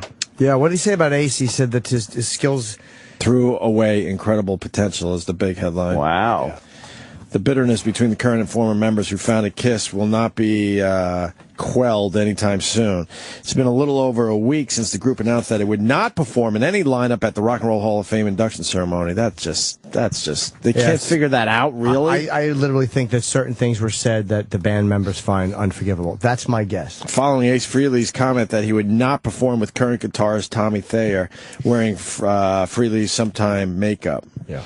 Now in a new interview with Guitar World, vocalist guitarist Paul Stanley has derided Frehley's talent. What we had at the beginning was magical. Ace and I played great together, Stanley said, but in my mind it's a crime what Ace did. He threw away incredible potential and talent. The Ace I played with when the band first started out was a Comet and not Frehley's Comet, because that was his late 80s band. He wasn't referencing okay, right. But he was burning bright and really had the ability, and this would rub him the wrong way to be a real contender. But he stopped practicing. He got involved with a whole lot of things that really diluted and diminished his craft. I saw that Comet grow dim. Yeah, but he had a great run. Yeah. Good. As far as a rock star, he had a great run. Yeah, I think he's just saying that he probably thought Ace could have played a lot better for a lot longer. Right. But he was there for a long time, right? No, he left KISS in, it was 79 or 80. And Peter Criss got booted in 80. And then when did those guys come back? Me and Jeff Ross went to see them in Philly, and I think that was 96. That was the first reunion, I think. And then they did it in like 2000. They were gone that long? Oh, yeah, at least 15 years. God, you forget now. And Paul says it was a mistake to take the makeup off, too. He thinks that was a mistake. I don't know if it was a mistake, though. I don't know. I don't know, because it had kind of run its course at one point. And in hindsight, it's easy to go it was a mistake, but the band put out some decent stuff in that era. I don't think it was a mistake. They had to change it up a little bit. Yeah, to compete in the 80s or whatever. Yeah. Remember when Metallica cut their hair? Right. The outrage, like what the hell are they doing? Haters. And I don't blame Ace for not wanting to play with Tommy. Like, not to, because it's like they're inducting Gene, Paul, Ace, and Peter. Like, that's who the Rock and Roll Hall of Fame is inducting. Is acknowledging as far as the band goes, right? Yeah. When they inducted Sabbath, it was Ozzy, Tony, Geezer, and Bill. It was not Ronnie Dio or What about Vinny the other Appice. guys? Do they get something for that as well? John St. John or Vinny. Do they get official? Vinny Vincent. Do they get something official for? I don't know. Being inducted into the Hall of Fame? I think that's up to the band. Eric Carr, who died. I think that's up to the band. Stanley also said that after KISS ousted drummer Peter Criss in 1980, he decided the band needed to reinvent itself, and that's why they removed their makeup in 83. It's a decision he now feels hurt the band. Okay, 83 that was? Yeah. Rather than saying we built these iconic figures together, we're going to continue on with what we built, we bought into the idea of we have to have a new character, he said. That watered it down. Some people may argue with me, but I feel that Batman is Batman, whether he's played by George Clooney, Christian Bale, Val Kilmer, and on on and on. The problem is their music wasn't that great. If their music was great, no one would have gave a shit that they didn't have makeup on during that time period. You know, I think the thing he's looking at, but it's easy with hindsight, is he's saying the characters like Paul with the star and Gene with his and Ace and Peter. You're looking back at that and going, well, these characters that we created, and we should have just put other guys into that place. But that's 20 years after the fact. In that moment, you don't know that like your original stuff is going to be the fucking the stuff that people remembered the most 15 years down the road. You don't have the ability to see that. Of course. So it's an easy decision to look at in hindsight. But maybe if they had left the makeup on, people would have went like, oh, this is lame, it's different people, and then totally lost interest by 87. What was their best song when they didn't have makeup on? It's a big one. Lick It Up, Heaven's on Fire. Lick It Up. That was during that period? Yes. Wow. Yeah, they had a couple of big... Well, there goes my theory, because that was a huge song for Kiss. They had some really big ones, yeah. Yeah, okay. I prefer the I think also, though, like, you know, people say, like, the show changed. Like, that's the way it is with music. Like, I remember my memories from Kiss were all, like, my first idols. And, the first 10 years I really listened to music was all Kiss. Aw. Yes. Jimmy listening to Kiss. Yes, I was. And I cried when me and my Uncle Mike argued about it. What? Because he didn't like Kiss, so I cried. Did you really? Yes. Aw, I'm laughing at you. I was in tears my entire childhood. Why didn't he like Kiss? I don't know. He probably liked other ones. Like my Aunt Carrie and Uncle Mike like Pink Floyd. Like they were a couple years older than me only. Yeah. So they were into like stoners, Frampton, like that type of stuff. This is crazy kid music. Yeah. But most of these bands end up hating each other. But they get it together just to get into the Rock and Roll Hall of Fame, and then they move on to hating each other, I guess. Yeah. Right? Yeah, why fucking ruin that moment? Yeah. It's going to be this quick thing. Do it the right way, and then, deal with each other for the day, whatever, and then you move on. I'm thinking that they feel like they got Eric Singer and Tommy Thayer in place for a while now, and that's the band they're touring with, and it looks like the original band as much as it can. And now maybe they're afraid if they put the real, the original Ace and Peter out there, then people are going to once again go right back to square one with the comparisons and go, what the fuck? Why is this band not touring? What do you got? Like, they deal with that enough, so they might just be like, why would we want to start that shitstorm all over again? I got to tell you, we've interviewed all of them, and Ace and Peter were way cooler than Gene and Paul. Paul was kind of cool, too. And Gene gave us really good radio. Gene gave us good radio, but he's a fucking dick. But Ace and Peter were just really just cool guys. Knew how to hang, you know what I mean? They were just here and just hanging. No real agenda. The tendency, and I feel this happened with Sabbath, too, is whenever there's an ousted member of the band, like, a lot of the fans side immediately with that member. Like, how the fuck could you? And at times that's right. But the more you read into it, it's like, there are two ways to look at it. And there were some things said in the Aces and Peters books that might have made Gene and Paul go, like, fucking no way. I mean, again. Right. And then Ace and Peter would go, hey, we were just telling the truth. So right. I would assume they were just telling the truth. Yeah. But, and Paul and Gene may know they were telling the truth, but just go, like, fuck this. The fact that you said that was unnecessary. I don't know. Danny, I forgot why we wanted you in here. You can leave. Hello. Oh, no. You want to do a... St. Patty's Day thing for him? I thought about it, kicked it around. We could maybe get, some Irish music throughout the day, Irish artists, green bagels, green beer. I'm sure Roland could, get some Irish food in here. We could have correspondents at the parade, giving updates about what's going on. How's the crowd building? Prepping the entire show. What do you mean? Building? Like because people start coming in because it's on a Monday. Right. So that becomes a 3-day weekend. And I think they have the Irish pub crawl on Saturday. Oh, look at that. Yeah. And so then we could have correspondence all throughout the weekend. Is that how you do it on regular radio? Well, I just think it's fun. Regular radio or satellite fun. radio. We'll put the fun into it. No. We'll put the fun into it. People will have fun on St. Patty's Day, but the radio part is not fun. I think we'll have fun. We'll make sure we have fun. What are some of the St. Patty's Day songs you're going to play on Monday for us? Well, I have a whole collection on the hard drive of hits. We have McNamara's band. We could come in and out of the stop sets with Irish music. And, I like it. All right. I call myself Dennis O'Falcone that day. Yeah.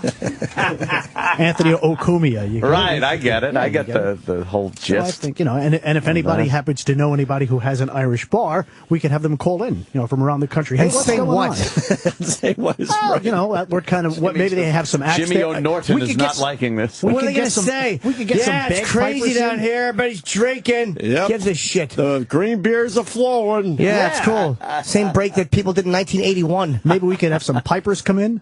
Oh, nothing better than bagpipes. I think that's great. Exactly. Like a civil servant funeral. That's what we need to hear. I love it when I DJ a wedding of a police officer and they have the pipers come in. Oh, yeah. That is just, those guys you actually love it. Yeah, it's fun. Yeah. It's just great. Yeah, Fun. everybody Not gets fun. into it. Everybody gets into it. How do you get into it? It's fun. It's not fun. Well, everybody's Irish that day. That day. Everyone's that's Irish. great. Irish that Everyone's day. Irish Yeah. that day. Yeah, we could play some Irish artists that day. Van Morrison and You too, and that's about U2. it. Okay. And there you go. No, we'll come up with some more. Sinead. Maybe there's some Pogues. Oh, Pogues. Pogues. Yeah, we could do there some you of go. Yeah. That sounds like a party in the making right there. Let's kick it around. Maybe after the after-show meeting. I'm not sure what time you guys are cutting out. Yeah, we're could, going to have to blow off the after-show meeting. we could go over that. Go over that. Right. Kick that around. I think Tim would like that. Oh, yeah. What do you think? You think Todd's going to reinvent regular radio like he's saying to everybody? I think he's in not Todd. I don't think Todd's going to do anything different, but I think Scott is in a place where he belongs. He sounds good there. He does. Yeah, that's where he should be. He's in his element. Professional assessment right there. Sure. I think so. It's fun, and you guys gave him a heck of a lot of publicity. Well, we try. Yeah. And he was very appreciative, Gotta help too. him out. He sounded great on the show. Oh, he did. It was really some fun radio. You must have been jerking off in the back. I ran a couple of... I was going to say Jimmy, but Jimmy wasn't here that day. Me and Ann talking to Scott Shannon. That had to be a wet dream for you. That was fantastic, yeah. Yeah. I ran some air checks on cassette back at the office. Did you? You're going to trade those? Actually, I was listening with yesterday all the when radio geeks from I around was, the country. I was on the train coming in, and nobody was air checking him on the train as I was riding in yesterday morning. I mean, I had a little portable cassette machine, on my lap, my little Walkman, plugged into the radio, just getting that because you want that for radio history. Well, you sure do. You sure do. You're going to need stuff like that. Why would you record someone doing just a basic show On cassette. on cassette? It just has that warmth. The analog just has that warmth of the radio. The warmth. No, it doesn't. Yeah, it does. No. It's no different. Guys are married to analog. It's the most fucking overrated thing ever. I like the way it sounds on the record. It's no different. I still have all my Kiss on vinyl on the albums. Nothing wrong with collecting it if you like it, but I mean, this, because people think they're being more real about the music when they feel about it that way. Right. Like whenever they it sucks walking around with it on your iPod. Terrible. Yeah, I'd rather listen to it when I get home on a record and just sit there on the couch and look at the speaker. And don't forget, you can't move, or the Right. No, the not at record all. will skip. Don't get up too fast. Drop a marshmallow. It's like, what? I remember being in a shitty apartment and the floors would bounce a little bit, and that would fuck up our music playing there. Dennis, this is old school shit, right? Years ago, back when you would DJ, and nightclubs used to have the 1200 turntables made by Techniques. Because they had a little bounce to them. No, you used to put them on big rubber bands or bungee cords, so they would bounce. They would have a little bounce on there. I would put some heaviness on top of that needle too. To prevent that skippage. That wears away the record. I understand, but you have no choice. Some radio stations would have to put like a nickel or a quarter on the arm of the turntable so it wouldn't skip. I want to just take one phone call here. John in Florida wants in. John? How is this piece of shit not fired from Sirius Radio? Oh, my God. Come on. Oh, John. Every time I hear his voice, I just want to just bash his face in with a baseball bat. Which one of us do you mean? Not you, Jimmy. We love you, Jimmy. Thank but you. old Denny O retard. Oh, now. Yeah, they don't like you, Dennis. What do you have to say to your haters? Hey, it's a free world. They can think whatever they want. If you're going to be in this business, you got to be able to take it both ways. You just can't take thick skin, right? Yeah, that's all. Hey, sure. Someone's saying Jimmy doesn't know what he's talking about. Mark in Chicago. I know. It's probably a guy who likes the way it sounds on record. Go ahead, Mark. Well, yeah, I got nice equipment. You probably have shit gear. For as big of a music fan as you say you are, you should go out and There's plenty of hi-fi shops. I have zero desire for who you fucking who you buying it from? Don Cheadle at the end of Boogie Nights? Did you go to Buck's fucking music store? I have no desire. I would imagine most people that are buying that over-the-top hi-fi stuff, they don't even know the difference. Listen to that bass. But they just make believe. Yeah. Because it sounds hip and smart. Right, of course. But I would assume a very small percentage of people really, truly appreciate an iPod sounds great. We all have the same ears. Dude, that's what I'm saying. I have the same ability to judge music you do because of my ears. Some of the but you've never heard anything high quality. Sure, I have. I'm 45 years old. You think I've never heard a record on a good fucking system? How can you say there's no difference? Dude, no difference. A $2,000 prostitute and a $50 prostitute? I know the system. See, that's bullshit what you're saying, because the system, if you have a good system, that doesn't matter if you're playing digital music on it, still sounds great. A record, I'm sure would sound great. Sounds great too. What's that? Digital can sound great. Analog can sound great. But enough with analog. It's fucking, you're sitting there in your house listening to it. Shut up. Put the record on, wash it. Most of these hipster kids have shitty equipment and have no idea. All right, what are you actually hearing? I mean, turn us on to this, because obviously we don't get it. Well, it's kind of like being in a recording studio. I used to do a lot of internships there, and records, when they sound recorded, they sound completely different than, what it sounds like over the radio. It's crazy. It's like having an artist perform for you in front of you when you close your eyes. Dude, a good system is a good system. Like, if I'm listening to my iPod and I have a really good system, it's going to sound great. If you have a record on a really good system, it's going to sound great.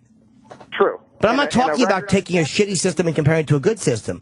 I'm saying I'm sick of records and this fucking people who think that they're really in touch with the music more because they like the record. Like, wow, you really go deep, dude. You're old school. I like an occasional pop and hiss. Yeah, all right, yeah. That's what I'm talking about. I agree with you there. Thank you. Love you, boys. All right, buddy. Bye, mister. We have one more, Jimmy, that you have to deal with here. Okay. Jay in Tampa. Jay. What's going on, my boy? Hey. Hi, Jay. I agree with you, Jimmy, when it comes to the actual final product. Between it, MP3, you can obviously hear the difference, but between the CD and a record, most people will never notice the difference. Now, what I do disagree with you is when you're recording. If you record in a studio direct digital, which most studios do nowadays, you can hear a huge difference if you go to analog first before going into like Pro Tools. I don't. I've never been in a studio and heard that, so maybe you're right. I can't say you're wrong because I don't know the difference, like, from being in a studio. I mean, and most of the crap is so over-compressed nowadays anyway.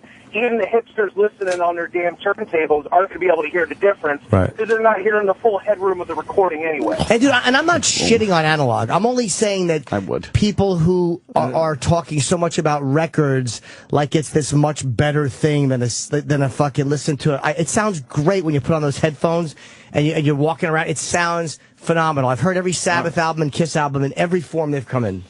I hear no difference. I like the ears I got. Yeah. They hear pretty good. Yeah. Jimmy likes anal log. Jimmy, when are you coming back to Tampa, Jimmy?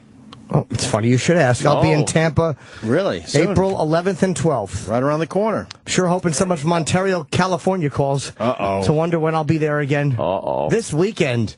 Tickets available. Come on. Just a few, right? Yeah. All right, punch it out, boys. Look at your eyes. Yeah. Little Connor in Kentucky. Little Connor. Remember Little Connor? Hey, how you guys doing over there, man? Yeah, right. We're doing pretty good. Hey, Jimmy, when you coming to Nashville again? Oh, my God. Virginia Beach, March 20th through 22nd. I'll be there. Thank you. I just, when that guy was right, that last guy, the issue with albums, and I 100% agree with Jimmy, but when they first started making them into digital recordings, they didn't remaster them, they just recorded them straight over, and you lose a lot of the fidelity when you record digital, because digital, especially the early days, was a sampling of like 72,000 pieces a second.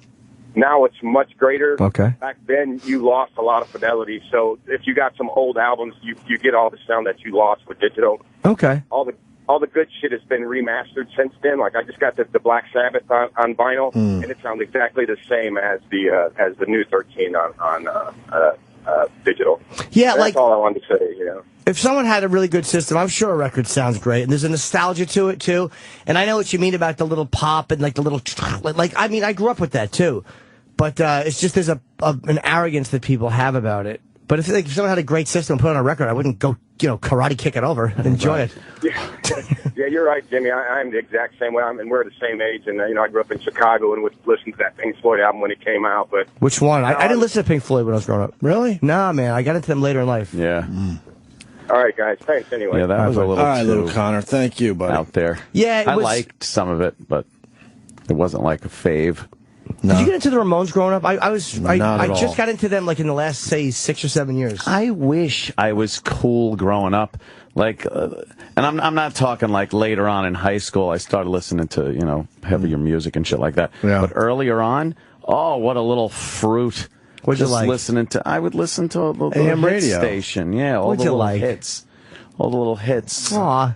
It's all you, brother. Fucking, 'Cause I was there too because yeah. I had an older sister and I didn't have my own music yet. So whatever she was cranking from her room, as she was crying, I would enjoy. I'd be in the car, with my mommy driving to grandma's house, listening to, Philadelphia freedom. Yeah. Shit like that. Love, love, love. Yeah. Yes, I do. What about Yeah. knock 3 times On the ceiling if you want. All that faggy stuff. Tony Orlando rules. You like Tony Orlando? He's the greatest. These 80s songs? Or?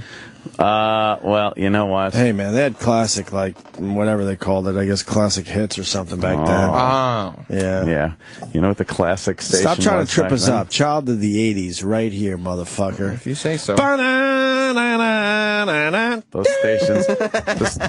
When I was growing up, the oldie stations were playing ba ba ba ba ba banger. Growing up when you were in high school.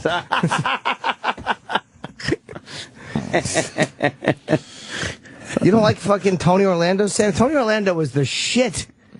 I mean, I get. Come on. I would say. What tie yellow ribbon round your oak tree? No, I'll comfortably say I'm not. I Tony hated Orlando how everyone on fan. the bus cheered for him. I tweeted that recently. I listened to the song, and I hate the whole bus. The whole damn bus was cheering. Why? Right.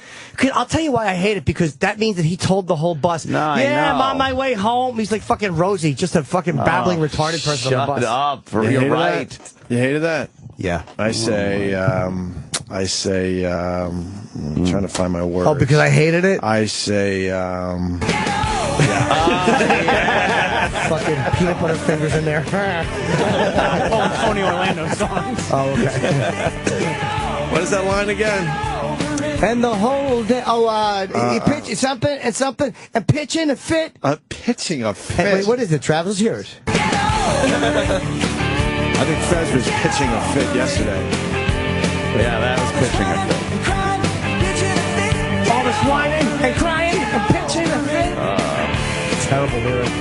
It's terrible. It's about what's going on TV, and I got it. But Don Henley kind of like writing about the tape, right, Dennis? Oh, yeah. Little Dirty Laundry. Good song. Bubble-headed bleach blonde comes on at 5, 9, 6. 6. You like Get Over It? You think that's a good song? Yeah, it's very catchy. It's not. Oh, it's catchy. It's got a good hook. doesn't have a good hook. Sucks. It does. People remember it. You're so always what? using People remembered Hitler. He got a good hook. He got you, Dennis. Yeah, you got me there. Touche. That's the same band that did Hotel California. You do understand why that sucks, right? Yeah. I mean, you're trying to compare things from decade to decade. The band evolved. I mean, it's there it's are tough bands to do that should just say they know all what to right, say when. We can't come up with any more cool songs, so let's just ride our hits. Our past songs. Well, they just don't want to be known as is a rare exception, but most of these bands can't do it anymore. They don't want to be known as an oldies new music band, goes. and they want to do new stuff. It's just sad. I mean, you go see any group, from the '60s, '70s, or '80s. Hey, here's a brand new album, and most people leave to go get a refreshment or something because they don't want to hear. I understand sad. that too. As an sad. artist, it sucks. People don't want to hear your new stuff. I'm sure it's sad. It's a refreshment. Yeah, what kind of refreshment? That is a great do you get catch. at a rock Who show. gets a refreshment? Maybe they're going for a Diet Coke or something. Which song should we go get our refreshment in? Oof, you're a fan of a good refreshment, aren't you? Getting you refreshments while you were at the show? Everything about you is just awful. It's just It's just different. It's just different from your world, that's all. Right. A refreshment? Something to drink. I don't even like saying the word. A refreshment. Go to the snack bar. Honey, can I get you a refreshment? Yeah. And she says, yeah, and pulls out a gun, shoots her. Exactly. That's what Oscar Pistorius was saying. Oh, boy. Boy, is he in Dutch. Oh, boy, he fucked up. I think he's done. Oh, he's guilty of I don't shit. know about their legal system. Are they tough over there, or are they going to, like... It's a judge. There's no jury, so... that and he is in fucking deep trouble. How do you... Why no jury, I guess, is what I'm trying to say. I don't know if that's their system or if he had a that's what I was choice. trying to figure out. But he is fucking... Because she was beautiful. The eyewitness that heard the gunshots and the screaming and he still shot after the screaming. Yeah. Which goes against his theory that it was an intruder and he was shooting through a door. Well, he did shoot through a door. No, I know, but that he was doing that because it was he was scared. Yeah. Well, that's they're saying like her screams were also because could have been the intruder. Yeah. I see what you're getting at. He's believe me, when a trial first starts and you start hearing this stuff, you're like, oh boy, he's sunk. But they're going to pull out some shit. And it's not in front of a jury, it's in front of a judge. This is, it's not a slam dunk. Let me just say that. I don't know. I think a judge is worse in these cases. You think? A jury, because a jury can be swayed. Like a judge knows the garbage that you're doing. I know. And the legality of it, and could just see through the emotion. Well, that's what it is. Yeah, you want it without the emotion in there. So if he's able to present a case that is compelling enough for the judge to believe that he might have thought this was an intruder instead of a jury going, oh, this poor girl. Oh, I know guys like that. Okay. Take all that shit out of it. You know, if he's able to present a good case, a solid case, then he's got a better chance with a judge, I think. She was texting with a guy, I think the day, it was Valentine's Day. I don't know if she was cheating on him or not. But it was just one of those he was watching porn. Maybe she busted him watching porn. Or maybe he looked at her phone and saw her texting. Stuff might not even be admissible. No, I'm just speculating. Right. Yeah. I'm just saying that it was one of those things where she was so beautiful. I'm saying he fucking killed her. Yeah. But I'm just saying this isn't the slam dunk everyone thinks it is. He could get off. I almost said walked in. He could walk. You were saying off mic that you understand his anger. Yeah, I'm not saying he should have shot this girl. Of course. But that's why I don't own a gun, because in those moments where you're in a power-driven, furious argument, I have absolutely been angry enough to kill the person I was arguing with. Wow. Holy shit. And I'm not saying that for any reason other than the fact of that's why I've never owned a firearm, because in that moment you can end their life and ruin their family's lives and end and ruin your own life. And like a split second later, you'd be like, The second you smell that gunpowder or whatever happens when you fire a weapon, you would go, oh my God, I've done it. I've done the unreversible. What goes through your head, though? I told you, I remember me and my ex were arguing one time, and she wouldn't stop, and it was late, and I was trying to sleep. And I was first of all, I was physically stopping my fist from coming over and just punching her in the face. But I've never hit a girl in my life. It doesn't take a tough guy to hit a girl, so I don't do it. But I could feel myself, I could feel the pull of my body wanting me to. Oh my God. And I thought to myself, I want to stab her to death. I really want to stab her. Oh my God. That's fantastic. Guess you wanted to hear the vinyl, huh? What's that? Guess you wanted to hear the record. Yeah. Oh, Dennis. Oh, Denny, that's right. Oh, you're adorable. He is adorable, but he's right. I think you're saying something that a lot of people feel, Jimmy. In those moments, but it's in the craziness of that box. I've never felt my fist, I've been in some arguments, obviously, but not to the point where I'd rather just walk away and say fuck it all. Yeah, now I might be able to do that, but that was more the frustration of she wouldn't leave the house. I would want her to leave, let's just stop fighting, because I'm feeling myself I don't want to argue. And she wouldn't go home. And why didn't you just leave? It's my house. I know it's your house, but and it was late and I had to work in the morning. When I had shitty stuff, I would just leave. But that's another reason I wouldn't leave my stuff there. Yeah. You never know. If you have shitty stuff, it's easy to leave your house and just find another place to sleep for the night. No matter how angry I am, and I've been angry at people, I've never thought of pulling the gun out and and not even not using it, like pointing it around, like that never crosses my mind, no matter how angry I am. Never? It's just never. I swear to you.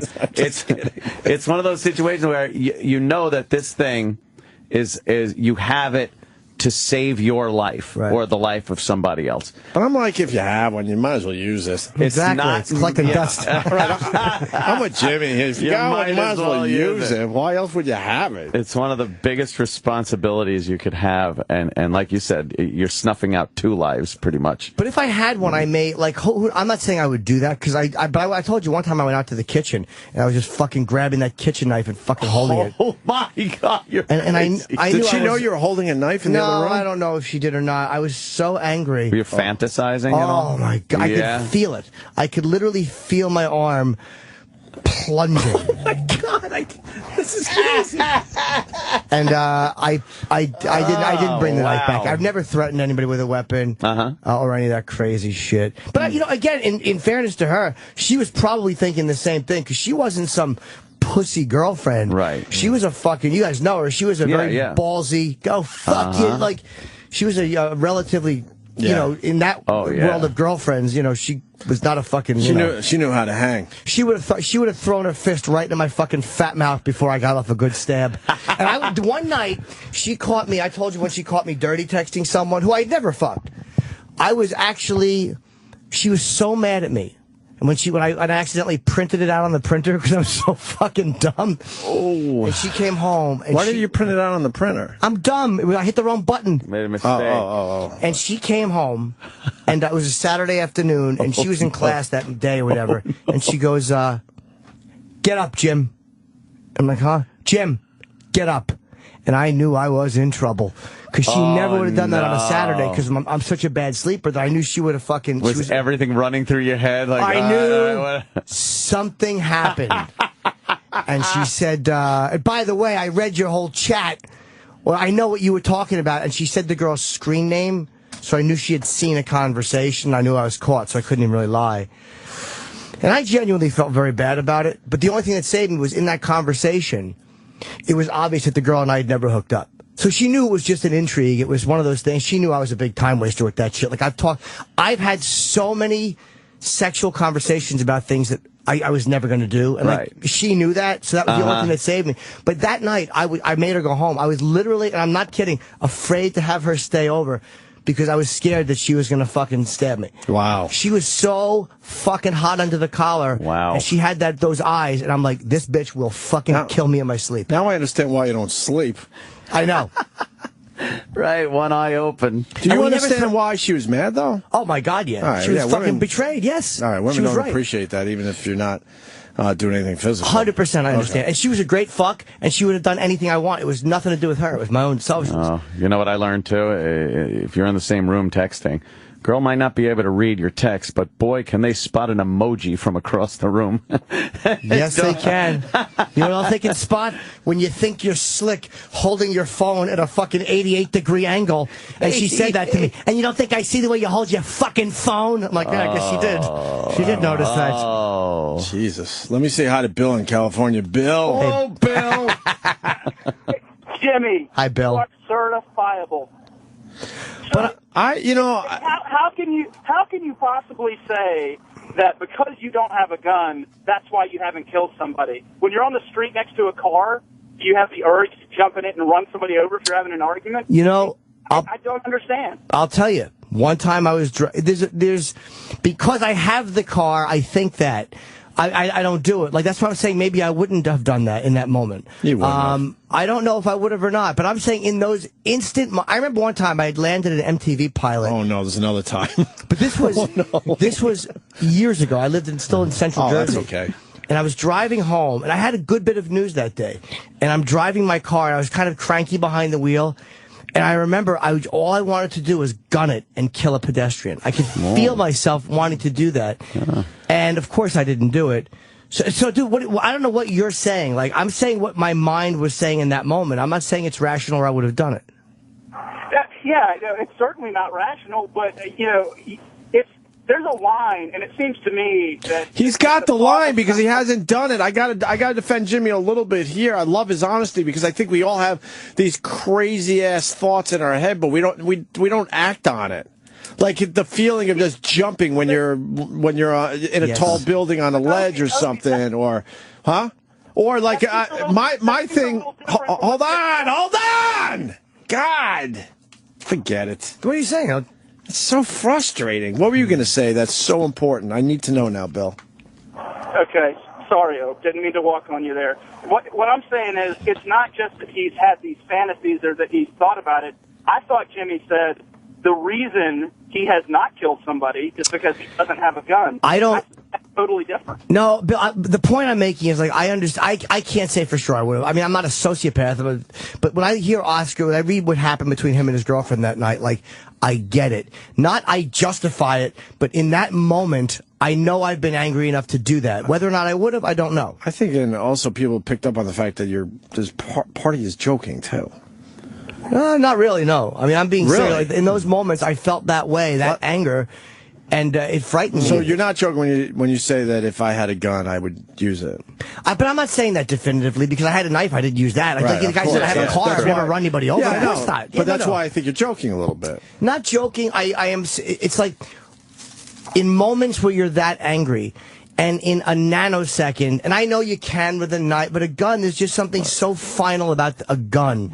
It frightens me, and I would never, ever own one. I've never tried to own one, and that's why. I never trusted myself with it. Well, I bet you'd be surprised, Jimmy. I bet you had a gun and you were in that situation. There's no way you'd kill somebody. You might be right, dude. You honestly might be right. And I think it goes back to my original point that's why I like you're saying this, because we all have those thoughts, and those moments. But we don't act out on them in the end.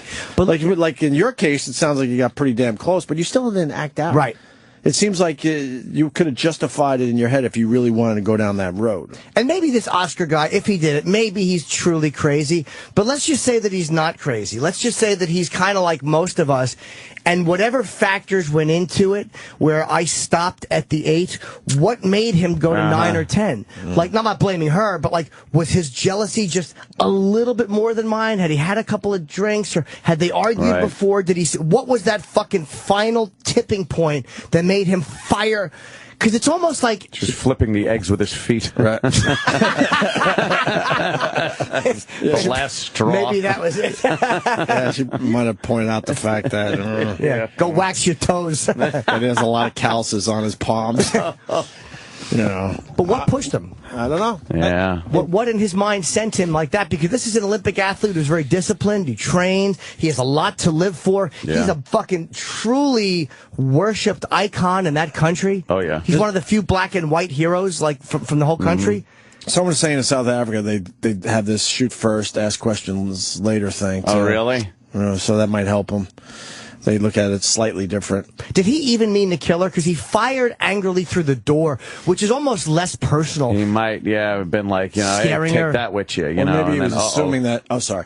Maybe he was assuming she was on the other. Right. Where he knows he could shoot through the door. Like, It's just going to scare the crap out bitch, of her. yeah, look what I did. knows? And then, she was, whoops. Hey, Bill. Yeah. Sorry, I yelled at you. I was wrong. Oh. All right. Jesus. Good thing you weren't here. Fuck would have killed you. I'm sorry. I thought I had something fun for the show, and you were stomping on me. Why don't you tell us, though? No, it's just thoughts we all have. And one of mine was when I used to go to live tapings of shows, I had the urge to run from the audience and tackle the host. Oh, yeah, That was one of my... just punch the host in the face. No, I didn't want to do Really? that. I remember when Bill Maher first started his. I've told the story on the air, and I think it was one of the times me and you had to go to L.A. Yeah, we went to a Bill Maher taping when it was on Comedy Central, right back then. And I had this urge that I just wanted to jump over that little barrier because I think we were in the front row, if I remember. Just run right up and there. I wanted to run and just tackle him.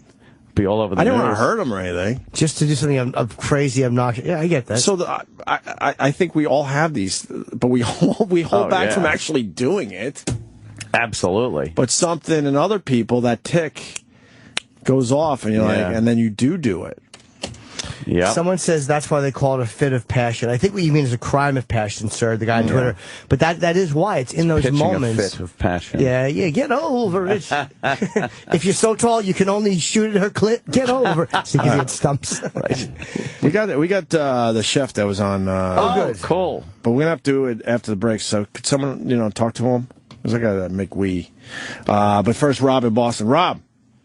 Hey, guys. Hey, Jimmy, I love the honesty, brother. I mean, I think you're just saying some things that go on in all of our heads. I remember a girl that I dated back in high school for a long time. I'd known she was fucking around on me behind my back.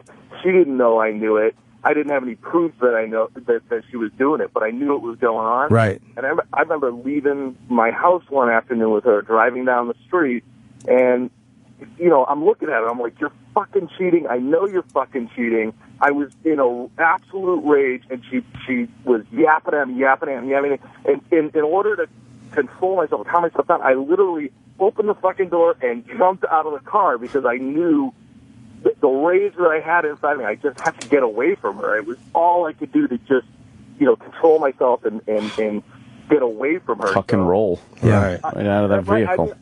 But I know. I mean, Jimmy, I totally feel you, buddy.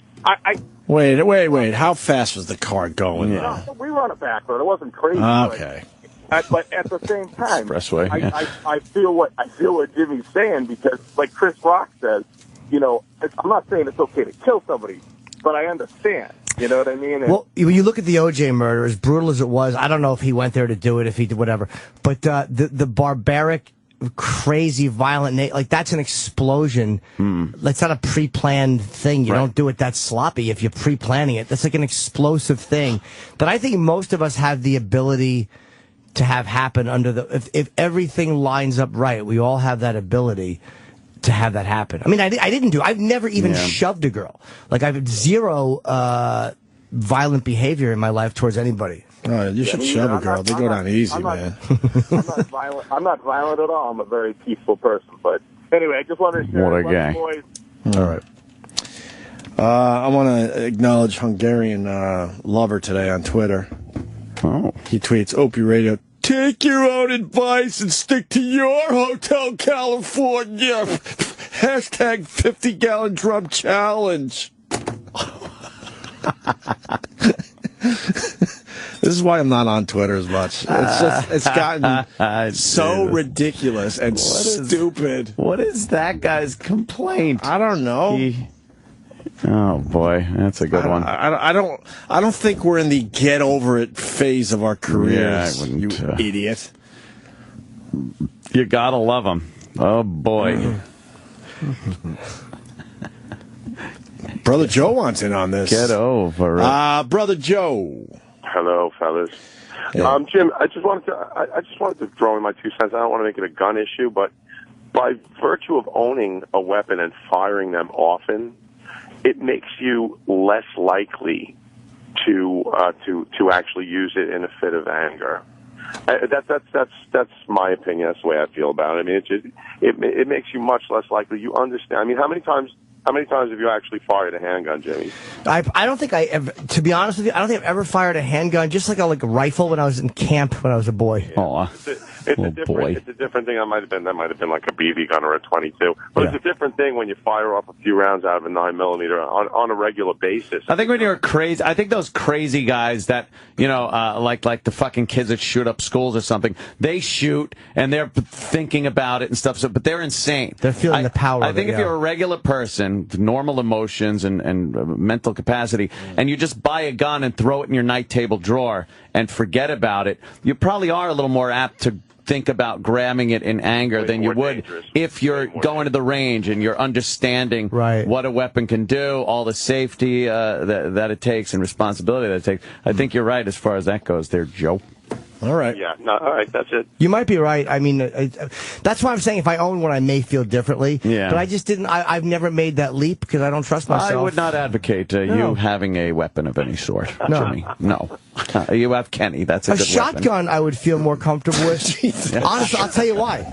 Because I would never. First of all, I would never shoot myself. But if I was going to, it would never be with a shotgun because too many people live through that because they do it wrong. Oh, you see that guy's picture? Yeah. He's been on the web recently. Your whole nose and my breathing would be terrible then if my nose got shut off. God. You know the custom mask you'd need for your apnea? Oh my God. You've thought about something that looks like a daisy. You've thought about shooting yourself? Oh yeah, of course. Gentlemen, can I do a really quick plug for Ulysses this Oh, of course. Yes.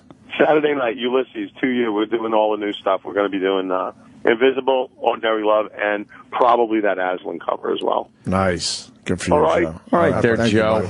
One more. Rob in Jersey. Rob.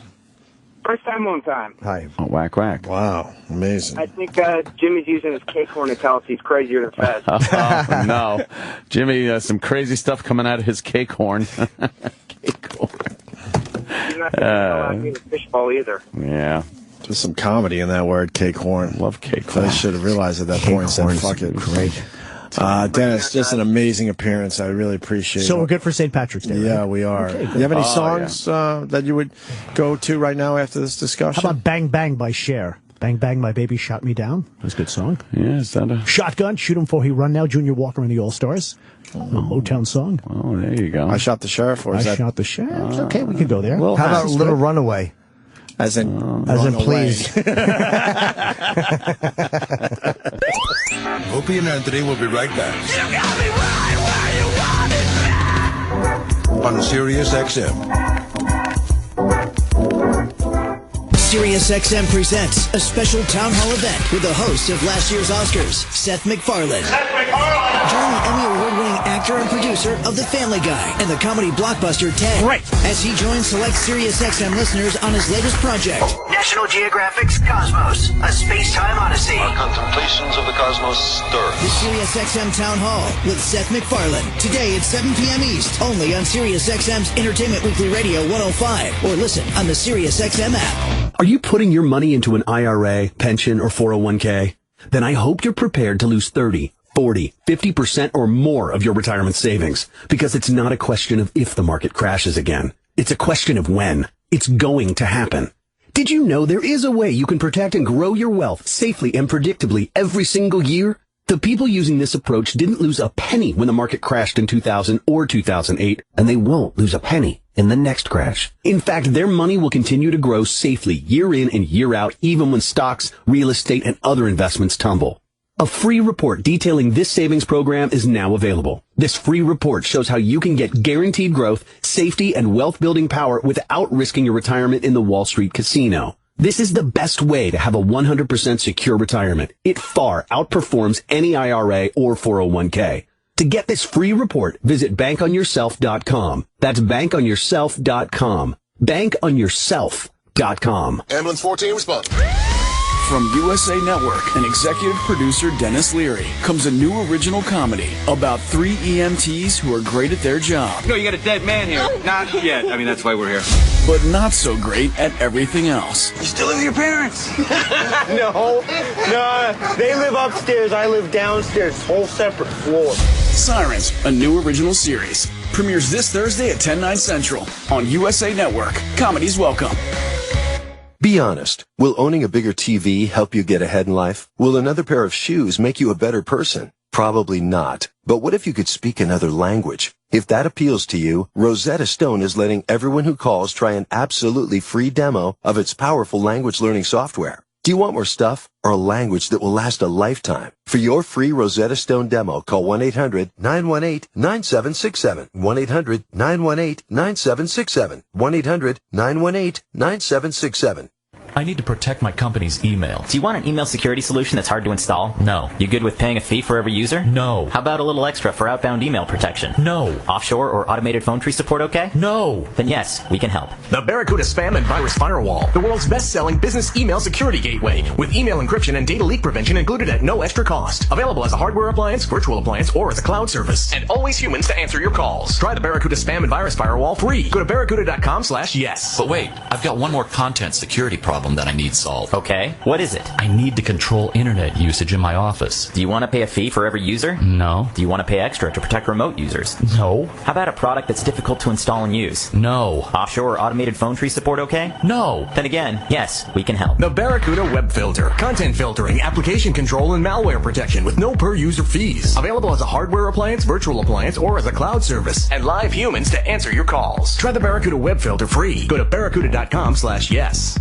Hi, everyone. I'm Chuck Woolery. After putting a few thousand couples together on Love Connection, you know that nothing kills romance faster than bad breath. Smart Mouth gets at the cause of bad breath without the burn, and you get clean breath for about 12 hours. Other mouthwashes only prevent bad breath for about an hour.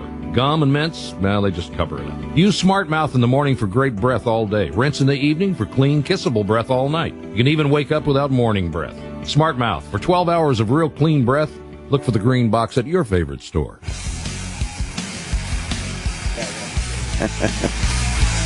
Hi, everyone. USA Networks presents Sirens. That's a new original comedy series premiering this Thursday, March 6th at 10 p.m. Eastern, 9 Central. Sirens is a life-or-death situation comedy from executive producers Dennis Leary, star of the hit TV series Rescue Me, and Bob Fisher, producer and writer of Wedding Crashers and We're the Millers. Sirens follows three of Chicago's best EMTs, whose silly, self-righteous, and sometimes self-destructive personalities make them unqualified for sustaining relationships, friendships, and most occupations. Johnny, he's played by Michael Mosley. He's the good-looking, sports-loving Chicago EMT, working with his best friend Hank. That would be Kevin Daniels.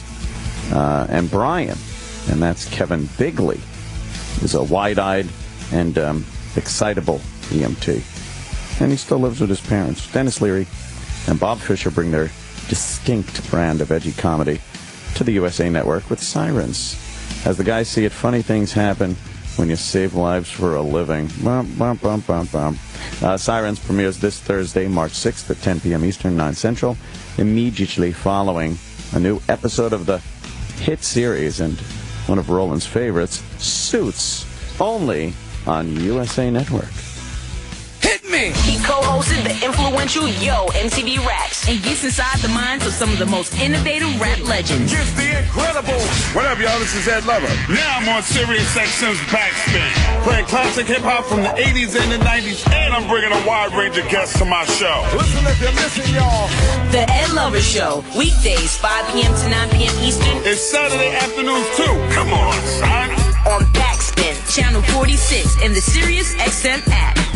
This is not an offering to sell a franchise. Franchise offerings are made through the franchise disclosure document. Ask for details. Did you know that garage and home organization products are one of the fastest selling sectors, with sales expected to top $8 billion by 2015? To help meet this incredible demand, Tailored Living, featuring Premier Garage, is looking for franchisees in your area. Tailored Living is the largest garage and home organization franchise in the nation. With the housing market heating up and more people than ever transforming their garages, there's never been a better time to franchise. Tailored Living offers custom cabinets, flooring, and more for garages, plus closets, home offices, and pantries tailored to the way people live today. Our home-based business means there's no storefront, no inventory, and low overhead. Plus, you may be able to use your 401k to purchase your franchise. Get started now by calling 1-800-736-0066. That's 1-800-736-0066. Become a Tailored Living featuring Premier Garage franchisee. Call now. 1-800-736-0066. 1-800-736-0066. If you want a better body, you change it. Work out. Eat right. But what if you want a better brain? You change it with Lumosity.com. Designed by neuroscientists, Lumosity.com's online games give your brain a fun and challenging workout. It only takes a few minutes each day to help improve your memory, attention, speed, and more. So get the brain you've always wanted. Visit Lumosity.com and start training today. That's Lumosity.com. Sailing, world-class golf, legendary fishing, open-air shopping, fresh-caught seafood at local restaurants. There's so much to do on Florida's Emerald Coast this spring. Plus one big reason to do nothing. Our 24 miles of sugar white sand beaches. Destin, Fort Walton Beach, Okaloosa Island, the heart of Florida's Emerald Coast. Get a little sand in your soul this spring. Start planning at emeraldcoastfl.com. We are WWF. WWE is revving up for the grandest stage of them all, WrestleMania 30. Get up close and personal with your favorite superstars when the road to WrestleMania leads through the great state of Texas. Waco, Austin, Laredo, Dallas, and Corpus Christi, March 14th through 16th. Monday Night Raw broadcasts live from San Antonio's AT&T Center, March 17th. And SmackDown goes worldwide from Houston's Toyota Center, Tuesday, March 18th. See John Cena. I am fired up tonight! Daniel Bryan. Yes! WWE World Heavyweight Champion Randy Orton.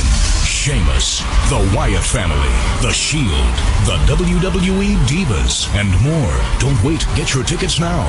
Check out WWE.com/events for tour and ticket information. Lineup subject to change. WWE. The best value in entertainment. Go! Get some!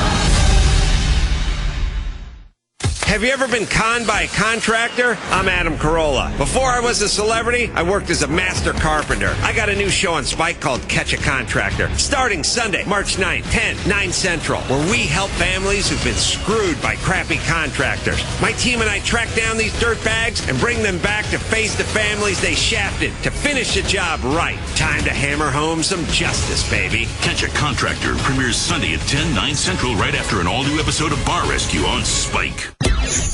Opie and Anthony have been excelling at this for 20 years. Need proof? Listen to this 20th anniversary Opie and Anthony radio gem.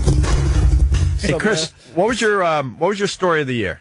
It's the end of the year here. What's the one story that made you go, this was a good year? Two Girls, One Cup. Two Girls, One Cup is a great one. What's Two Girls, One Cup? Oh, Jesus. We just don't have time, unfortunately. We had it here. Wow. I'm surprised you don't know. It's a video that's just gone completely viral on YouTube, and it's two girls, right? One cup, and one girl fills the cup with a lovely thick treat. Yeah, she could have got it from baggage claim in India. Yeah. Yeah. Two Girls, One Cup, and India. Just put those all together. They both share it. It's hard to find the actual video. You just have, if you type it up, it's just people watching it. Yeah. And you're not seeing it. Yeah, now it's people's reaction to watching it that people are watching. Two Girls, One Cup. I'll try to remember that. Yeah. It's easy. TwoGirlsOneCup.com. I've just never, Do you troll around looking at videos? I troll around the internet. I never press, SHIT. Yeah. It's never. I've never been that. I've never been that. For your viewing pleasure. Well, just here it go is. Off the air. If you want to take, starts off with a nice look. scene, girl on girl action, and then you get.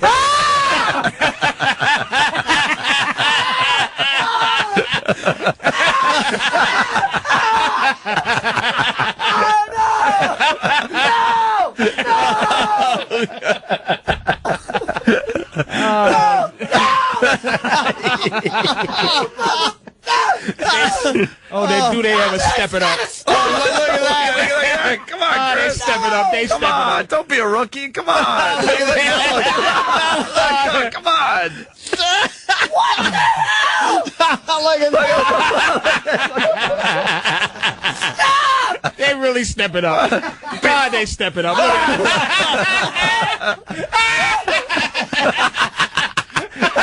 That's our favorite part. Come on, look. There you go. There it is. We just want to make sure you don't forget your time on the Opie and Anthony show. Two girls, one cup. Why indeed? Why? You're not gonna forget us, right, Chris? Why? That was wonderful. Where do you get those girls? That makes me breathe better when I see that video. I think I found a new opening act. The Opie and Anthony show is back on Sirius XM. I think that's pretty cool. We turned Chris Rock on to Two Girls, One Cup. I forgot about that clip. Oh, yeah. Chris Rock and Patrice O'Neal in studio at the same time. That was over K-Rock. Unbelievable. Get up!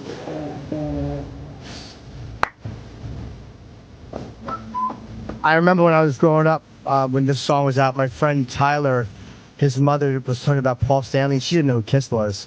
And she's like, he's pretty. She thought he was a pretty white guy. She's black. Pretty. Lick it up. Yeah. So we got Chef Keith on the line. Yes. A little earlier in the show.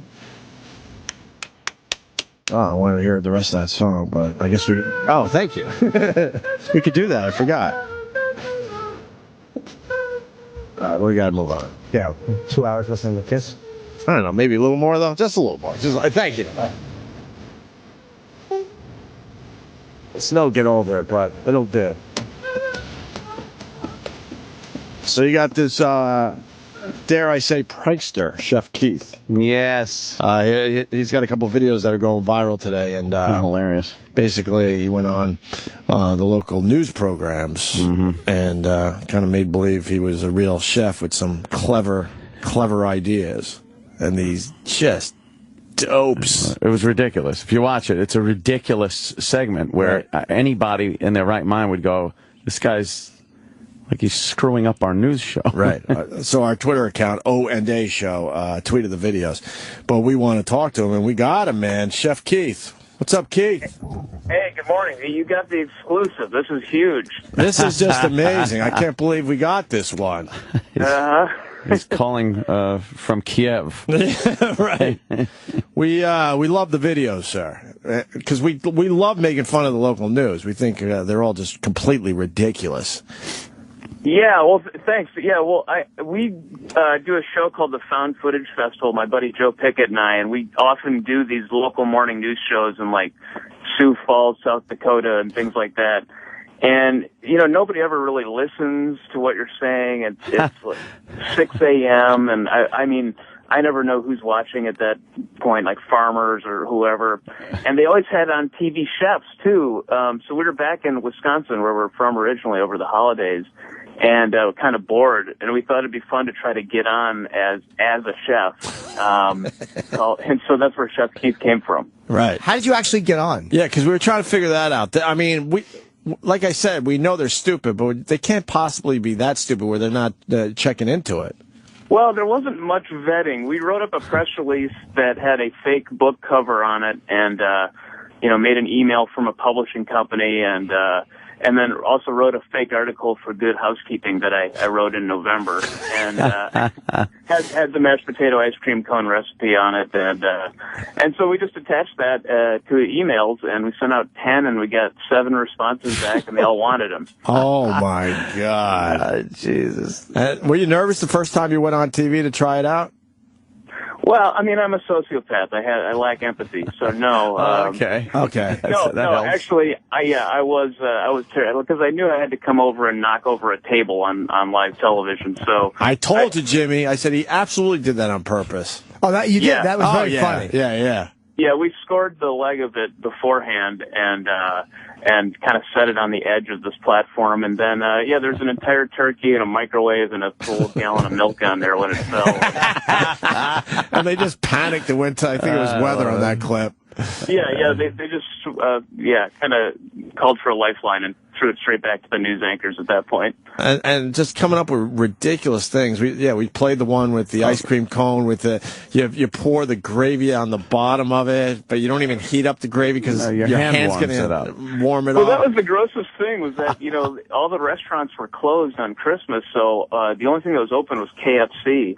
So we'd go into Kentucky Fried Chicken and get mashed potatoes and gravy, and then it'd sit in my rental car in freezing Wisconsin weather overnight, and just be this cold gelatinous mass in a milk jug. And then it'd be like 5:30 in the morning, and I'd be in the dark parking lot in the rental car with the light on, like lining up cranberries on a chicken leg, and just kind of questioning what I was doing with my life. And so, but they bought it. Yeah, they bought right in. No one questioned it. Everyone afterwards was polite, thanked me for coming, wished me the best of luck on my book signing, and then actually one woman apologized to me for the segment not going better. So now there's a montage clip out there where you make her taste the blended up. I think it was Thanksgiving leftovers. Yeah, but they don't show her reaction. What happened there? She took just the littlest sip. Right. Like she went right for it, which surprised me. But she just took the littlest sip, and this smoothie, it doesn't really show up on the video, but it was raw cranberries in milk there are pieces of turkey in it, and I didn't have time to blend it up very much, so it was just kind of like a chunky stew that just really smelled bad. And she put it up to her lips, tasted a little bit, and then put on a brave face. Right. She's professional. Yeah. Amazing. Yeah. But have you thought these recipes through? Because they don't sound like they're very tasty. The answer is no. These were just basically the stupidest concepts we could come up with. Well, when you're blending up the leftovers and then you're pouring it into the milk container to save. Yeah. There's 6 meals in here. Yeah. There's 6 meals. And then you pour those blended up leftovers on your leftovers. Right. Oh my gosh. You're cannibalizing your own leftovers. It's great. Well, and then on one of the segments, I had a pre-made turbo gravy milk jug with a bow on it for them as kind of a gift to the crew of the morning show. And heard back from one of the news shows that after this went viral, they looked in their break room refrigerator and it was still there with the bow on it. Oh, no kidding. Sent me a picture of it. So I guess there are no takers. When did you make all these videos? We were back for Thanksgiving and then again over Christmas. So we just did it like a couple days after Thanksgiving and after Christmas. Oh, okay, relatively new. I wasn't sure if they were a couple years old or whatever. Yeah, no, we just decided to post them Monday because we have this big Found Footage Festival national tour launching on Thursday. So we thought it'd get some hits. It must have been tough to hold back on those videos knowing you had gold. It was, and we play more of the videos in our live show and tell the story. But yeah, it was hard because we knew we had something there, but we had to wait till the right time to launch it. Did anyone catch on at all? Did you get the inkling that somebody might have been like, I really didn't. I was, when the table got knocked over and it's me and the news anchor with a mop trying to mop up all the spilled milk and everything.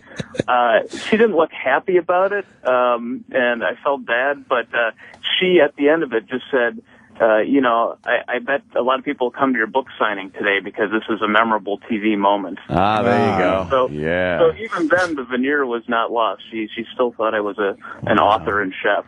They really are amazing. But cutting out the pita, with the marker, the Sharpie on the bread, making that turkey hand, Yeah, I mean, then you apologize because there was a ton more ideas of recipes that we weren't able to do. So yeah, but yeah, the hand turkey things, the ants on a leg, right? Raw cranberries on a turkey leg. I mean, we just kept pushing it further and further as we realized people would try anything. Well, telling that one woman that people eat 1.5 pounds of fecal matter every year. Matter. What a great fact! Right, that's a fun statistic at 6:30 a.m. Factoid. Well, we pointed out, besides being a really brilliant idea, your delivery on your lines were really, really funny. Thanks. Yeah, nice timing on the whole thing. You give them just enough, like you'll say some little aside that's really funny, and then go right back to the conversation, so they can't really address what you just said. They kind of nervously laugh and continue. It's really funny, man. And you brought up Gigi Allen. Yeah, Gigi Allen. Well, it's like as an influence. What's the most inappropriate name to bring up? Of course. Morning show. And what they just nodded like, yeah, we know Gigi. Oh, Gigi Allen. No, I haven't heard of him. But you do realize he shoved bananas up his ass and then threw it at the audience, right? Yeah. Well, let me tell you more about it. I think your audience is going to love this. Yeah. They're going to love this in the morning. And then Turbo Lover you brought up. That's for the turbo gravy. Turbo gravy. Yeah, but that's a bad boy song. Just the wrong audience for this kind of stuff. Of course. Yeah. There's a Priest song called Turbo Lover. It's like, what's that got to do with anything? Right. And now your last name is not Gerkey. It is not. My full name's Nick Pruer, but when I was growing up in Madison, Wisconsin, they had a thing called Madison's Most Wanted that would air on local TV, and it was all the most wanted criminals in the area. Yeah. And we would sit around and watch this show at 2 a.m. on public access TV and record it and pick out our favorite criminals. And my favorite guy was this guy named Keith Gerkey, Keith R. Gerkey. And He was just kind of this mulleted man with a thin a mustache. I think was in for Battery or something, but he had such a great look. So we thought, let's pay tribute to him with the as a chef here. Nice. You have any other videos that you're holding back, or is that it? I don't. We have some ideas. I kind of got to wait till this blows over and do the other one. You may have seen, though, a few years ago with our friend Mark Brooks, we did a prank news shows called Kenny Stresser, the Yo-Yo Expert. Of course, we play that today as well. Okay. Where he's getting all tangled up in the yo-yos.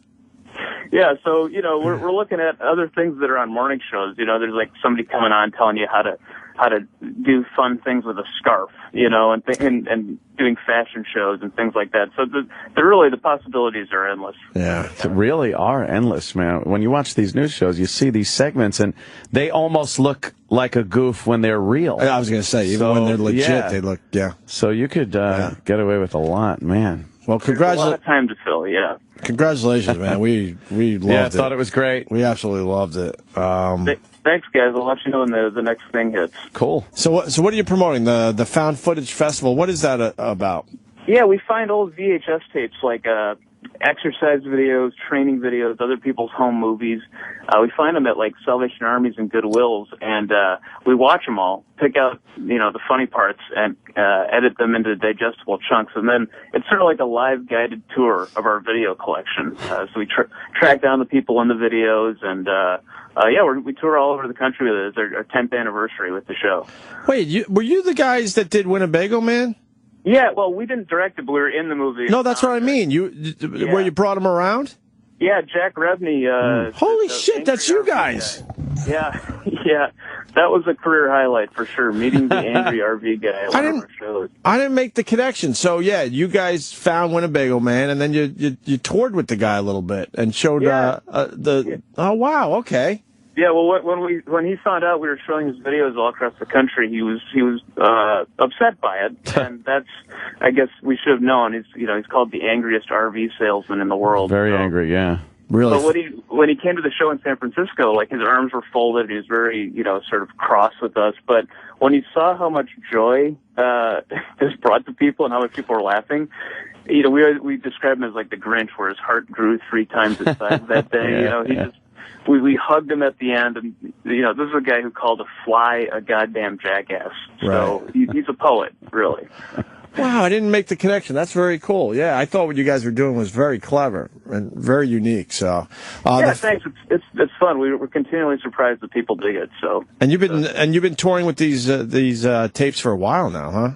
Yeah, this is our 10th anniversary. Wow. And it's crazy. So this is a brand new show we just launched. All new stuff we found over the last year on tour. All right, turn us on to one really good one you found.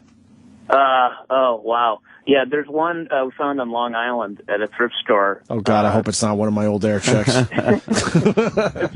It's called Special Delivery. Pretty innocuous title. Okay. But the subtitle is A Practical Guide to Welting. And you know what welting is? We didn't know what it was. No. Welting. Whelping with a P. Whelping? This is a puppy giving birth. It's okay. Whelping. So this is a video for dog breeders about whelping. And so there's a sort of a woman who looks like a dog breeder, basically, hosting the show. And she comes out and it's pretty normal, and then she says, well, by now you should know that your bitch is pregnant. And then, they don't realize it, but they continue saying it. Like, she interviews a veterinarian, and he's like, when you have an overweight bitch. Now, the problem with a fat bitch is that it can affect the birthing process. Yeah, they don't realize how entertaining it is to watch somebody saying that. They just think it's, normal. Hey, we're talking about a dog. Right. Yeah. Right, and it's like, I think they don't realize that the word has been reclaimed to mean something else. So they're continuing on it and, talking to dog breeders like, how do you handle your bitches, Jeremy? And so we cut together I think it's 68 bitches from the video in a row, and it's pretty incredible. And it's on the site? It's not on the site, but it opens up the live show. We'll post a clip from it soon on our website. Oh, you son of a bitch, because we're going to play it right now. And now if you give away the milk, you're not going to want to buy the cow. That's our. There you go. All right. But But no, yeah, foundfootagefest.com has a bunch of different videos, exercise videos, and the Jack Rebney video, of course. Okay, very good. Really, really good stuff, Keith. Thank you. Thanks. Yeah. Thanks, man. Take it easy. All right, see you guys. All right. There you go. I didn't know it was the same guy. You saw Winnebago Man, right? Oh, yeah. That guy's, he's a hoot. He really is. A pleasure. What a joy. Can we find the original video? The Winnebago Man video? No, Whelping. Whelping? No, we probably would have a tough time finding it. Puppy whelping. Oh. Poor little things. Yeah. Hey, sometimes you gotta break a puppet and yeah, you gotta teach you how to whelp. Yeah, see, the puppies give birth when they're young. That's when the older dog shows the young puppy how to make an older dog happy. Sometimes you gotta lick your paws. It's alarming. Get the back really wet. Just alarming. Lick your paws and get it wet. Yeah. That'll teach you how to whelp. Yeah. Yeah, don't you go crying. This is part of nature.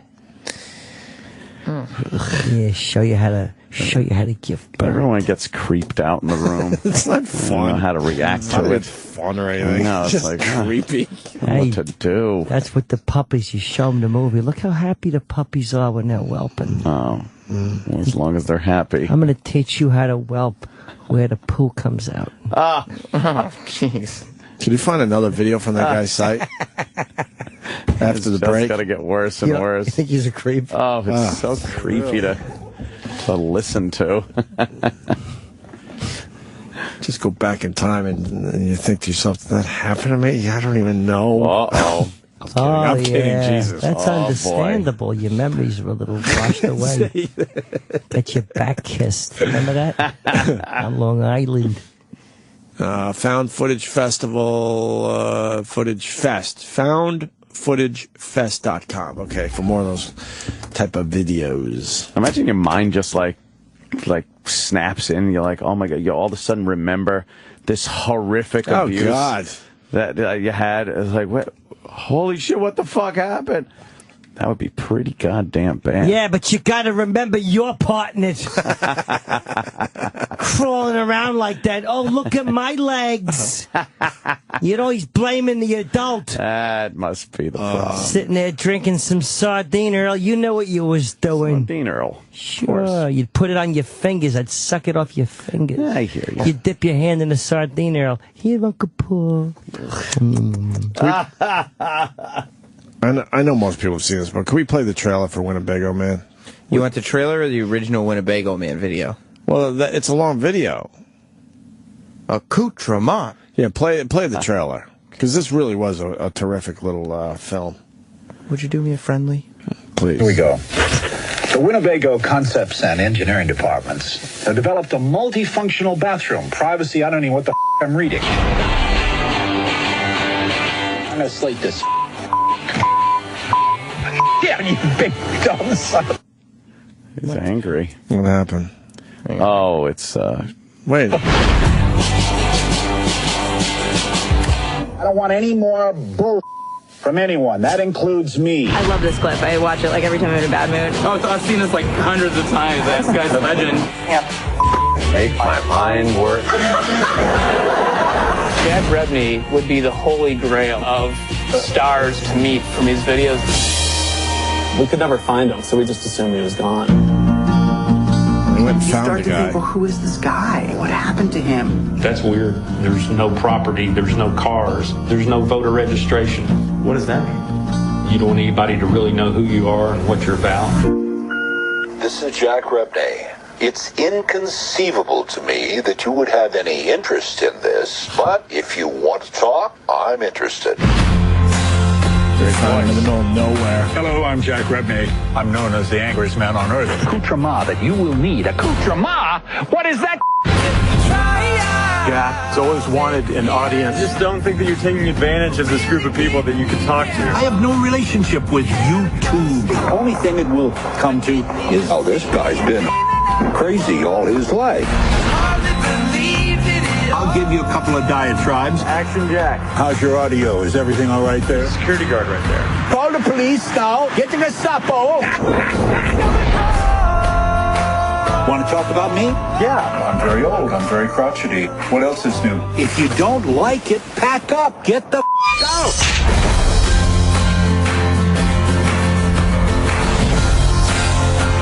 Here we go. Buckle up.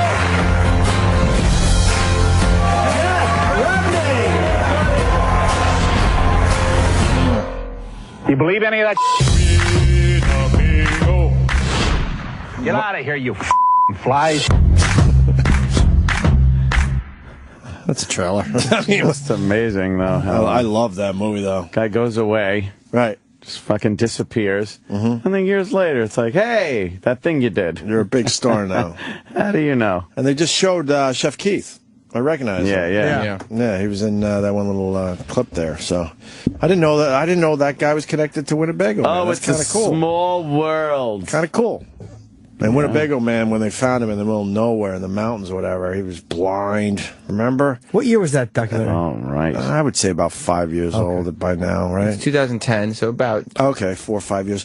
And he had all the string and rope so he could walk around his place still. Oh, is that what that was for? Oh. Yeah, he couldn't see anymore, really. Yeah.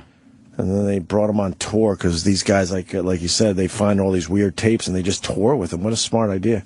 Yeah. And one of them was Winnebago Man, and then, the rest is history. They brought him out on tour and filmed the whole thing. All right. So that's that. And that's that. And now this is this. More Opie and Anthony in a minute. On Sirius XM.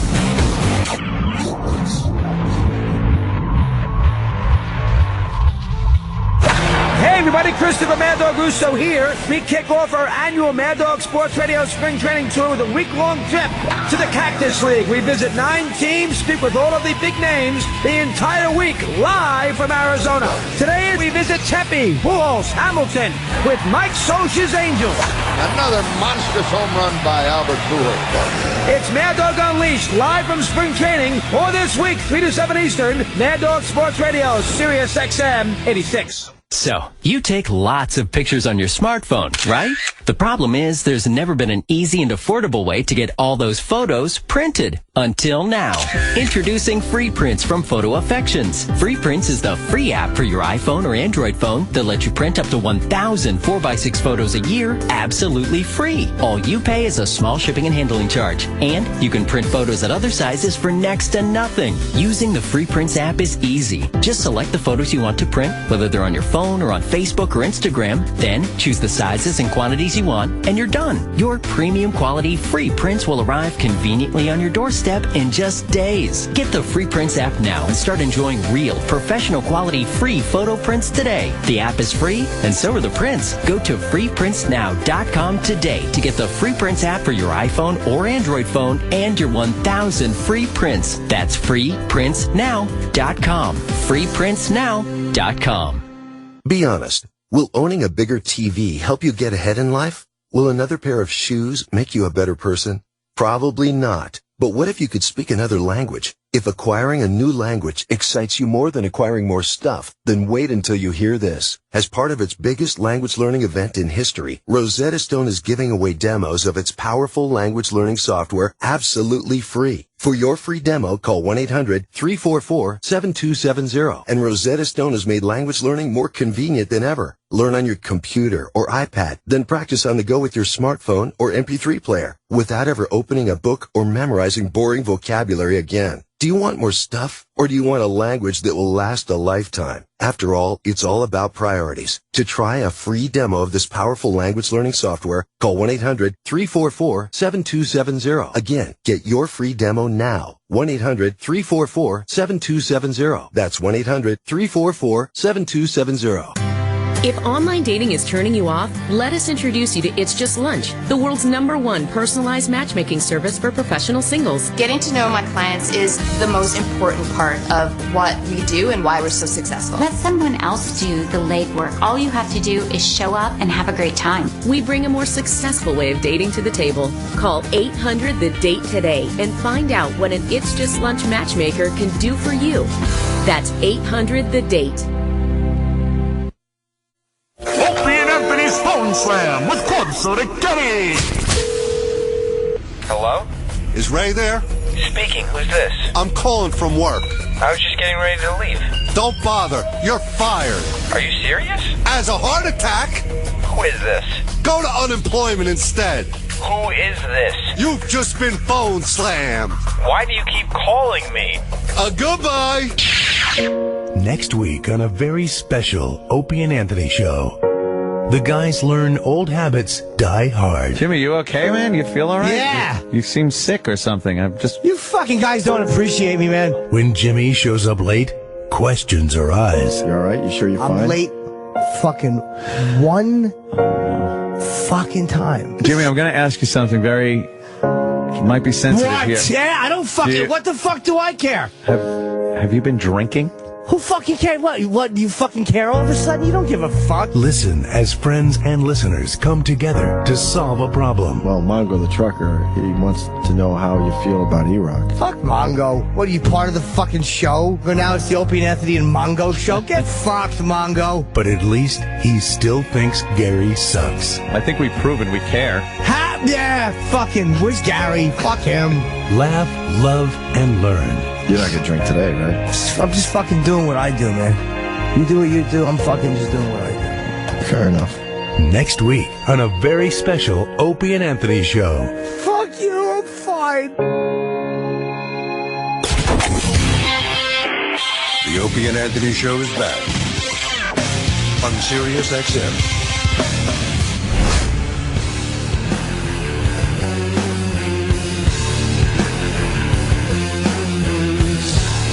I smell sandwiches. I gotta tell you. Oh, I'll wait for Jimmy. I gotta tell you, Jimmy. I gotta tell you. I want to wait for you. Hi, buddy. You do know that the listeners love when we eat on Oh, the yeah, air. they're happy for us. Like, the guy's got some good chow. Good, here comes the... I can't believe we didn't promote the fact that we would be eating sandwiches today on the show. It was a surprise. I apologize to the listeners. I do apologize. We know that they like budgeting their time. Yes. So they're not like going into work or something. Maybe they could call in and take the day off. Right. Because they know we're going to be eating food. Exactly. They don't want to miss that. No. What? What are prosciutto balls? I don't know, but prosciutto's really mad. See? He says. He goes, Roland, how's the diet? Well, today is a celebratory day because of Eric's birthday. Oh, we celebrate that day. Should we have why we're eating? Should we have a surprise weigh-in? Kidding. Surprise weigh-in? Anyone? What a coincidence. It's also Fat Tuesday. Yeah. Yeah. I also got a text that Sunday was a celebratory, which he Celebratory, yeah. He texts the same way he says. Celebratory day because of the Oscars. That means he's not fucking. Celebratory. This sandwich is so damn good. Well, the listeners... I went for the healthy option. Yeah, Leone's is the best. Oh, my God. What is that? You go Leone's, you get a happy sandwich. Where are we at? Leone's. What's in the box? The Leone's guys, they've come by before. Oh, yes, a few times. It's hard to not eat this stuff. They have What's that? I said Rosale. No, they just like it because they think it's cool. Oh, that's a happy birthday, E-Rock cake. Oh. This is one of those classic segments that we'll have to save. Yeah, this will make the podcast. That smells very good. Oh, is today E-Rock's birthday? Well, it was Sunday, but Well, how come we're not celebrating with a 2 big days ago. song? I've never wanted to push a phone into a cake. E-Rock is holding his phone over his cake. Just smack it down onto it. Yeah, should we sing? How old are you, E? Yeah, how old a fucking lad are you? Get up 40. to that mic and torture it. You're 40? Congrats. Yeah, he's 40 today. Wow. No, wrong employee. Oh, I'm sorry. 40 on Sunday. No, Oh. still wrong employee. I am 36. Wow. Yeah. Over the hump. Right. On that highway down to 40. Yep. Yeah. Is that the expression? Oh, yeah. Right over the hill. You know when you're driving in maybe the desert, somewhere where you see that long stretch of road, and there's a hill?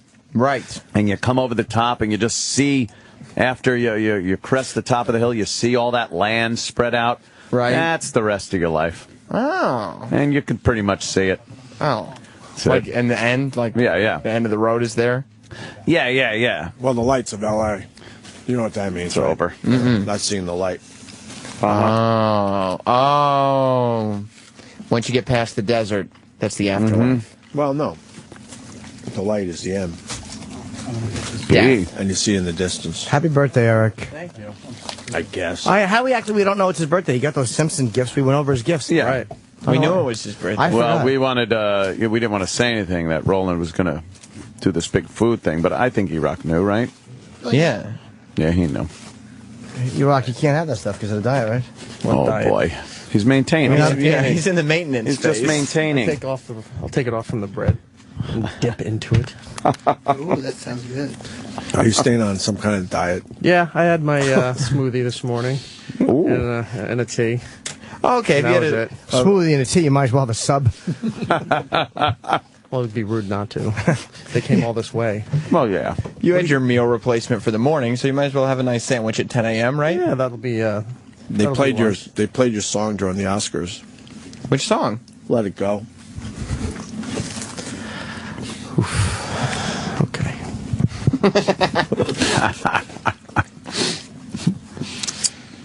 Wow. Good celebration. Hey, you gonna have a sandwich? This segment is not a home run. No, it is, Jimmy. I'm telling you. People love it. They really do. We don't even have to put a lot of effort in it. E-Rock, tell him you only get one birthday and 2 days after your birthday. Right. So, help According yourself. to Roland, yes. What'd you and the wife do? Anything? Dinner? We had some family over on Saturday. Ooh. And had barbecue. It was delicious. Barbecue? That's healthy. It is. Oh, you sent out for, like, barbecue? We had it catered, yes. Oh, okay. Whoa. I was going to say it's a little cold. Brisket, ribs. Did you have a all the special yummy. treat on your birthday? On your actual birthday? On the actual birthday, she made my favorite dinner. That's good. At least she's helping you. Yes. So this is your third big celebratory meal? This would be it. Congratulations. You What was your deserve it. favorite dinner? Might have been I need healthy. to know your favorite meal. My favorite meal is German goulash. Ooh, that's delicious. It's What a delicious. fucking shitty favorite meal that is. Really? Goulash. Wait, you're having hot soup. What?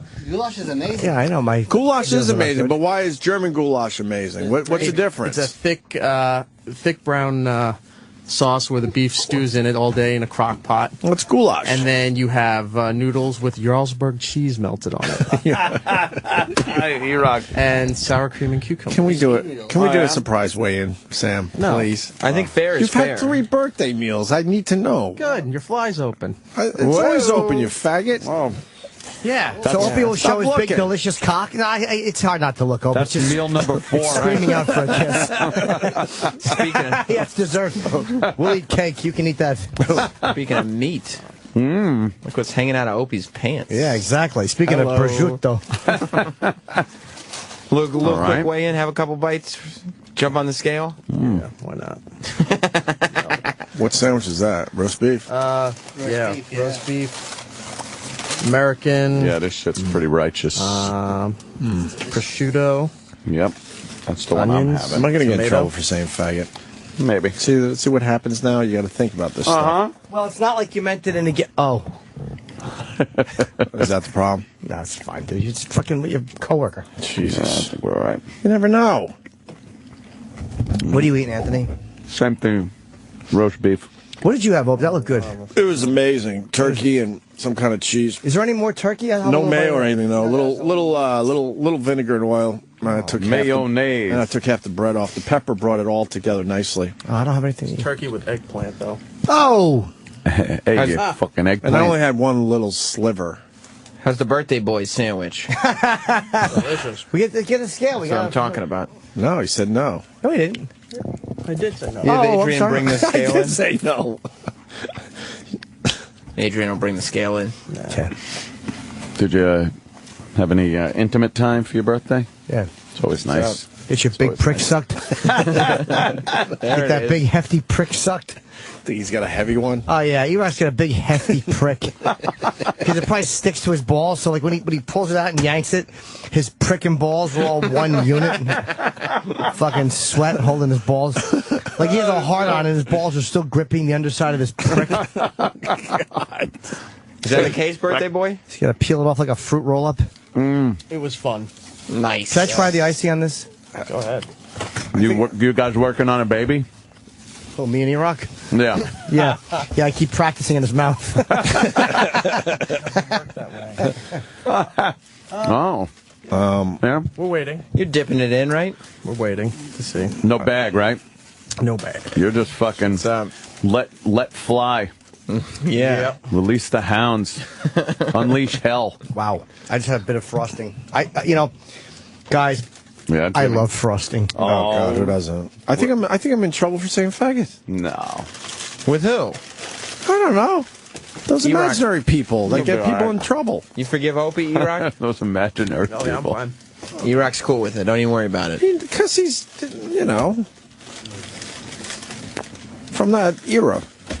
He used to just say the word. You didn't mean anything by it like that. Say the word. You talking about the 80s?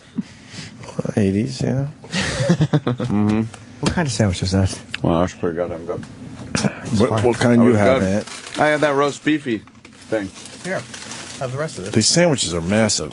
Oh my God, huge. I took one sliver and look at how much I got left. Yeah. So this is at least another 2 pounds of food. That is a good goddamn roast beef. I'm having Kenny get me 2 pretzels instead. Oh, Jimmy. You're being a good boy. What's the big plug? And do they bring envelopes? Oh, they do these guys bring the envelopes? They wanted the plug for these guys is The sandwiches, yes. Is April 24th through 27th at Caroline's. They'll be bringing sandwiches for the audience for my show. They probably would. They probably would do just that for you. They're called let's see, Instagram. I don't know if you're gonna follow them on Instagram. Leone Heroes, Lioni Heroes is one word. And their food is really, and on Facebook, Leone Heroes. But I don't follow food places on Twitter and stuff like that. But you can probably get information about where they're located. Hey, Sam, are you letting your jizz fly? I let my jizz fly. Yeah. Wow. You sticking that unclipped prick in her? It's clipped. We've been over this. Just imagine that. Late in E-Rock life. has a baby and Sam and... Wow. What are you going to do?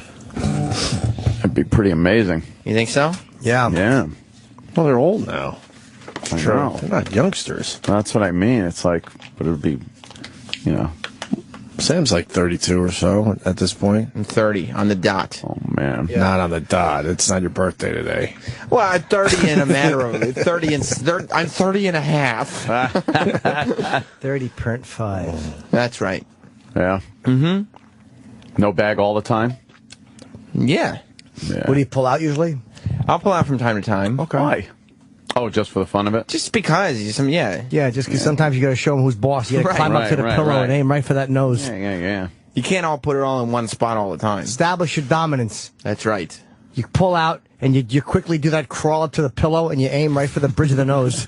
I haven't tried that one yet. But... You aim right for the fucking hair. The wacky, awkward little knee crawl. Is Absolutely. You got to Bob Backlund your way up to the pillow. That's what they Instagrammed? A plate of meat? That's our sandwiches being made. Oh, wow. They look terrific. That's an amazing Instagram account. Why are we not Leone weighing them? Heroes on Instagram. They disappeared. Well, the bosses said to get weighed. Yeah. When the bosses want the guys weighed, No, the guys get man. weighed. It's on you. Cause, Yes, wets get weighed. it's on you, Jimmy.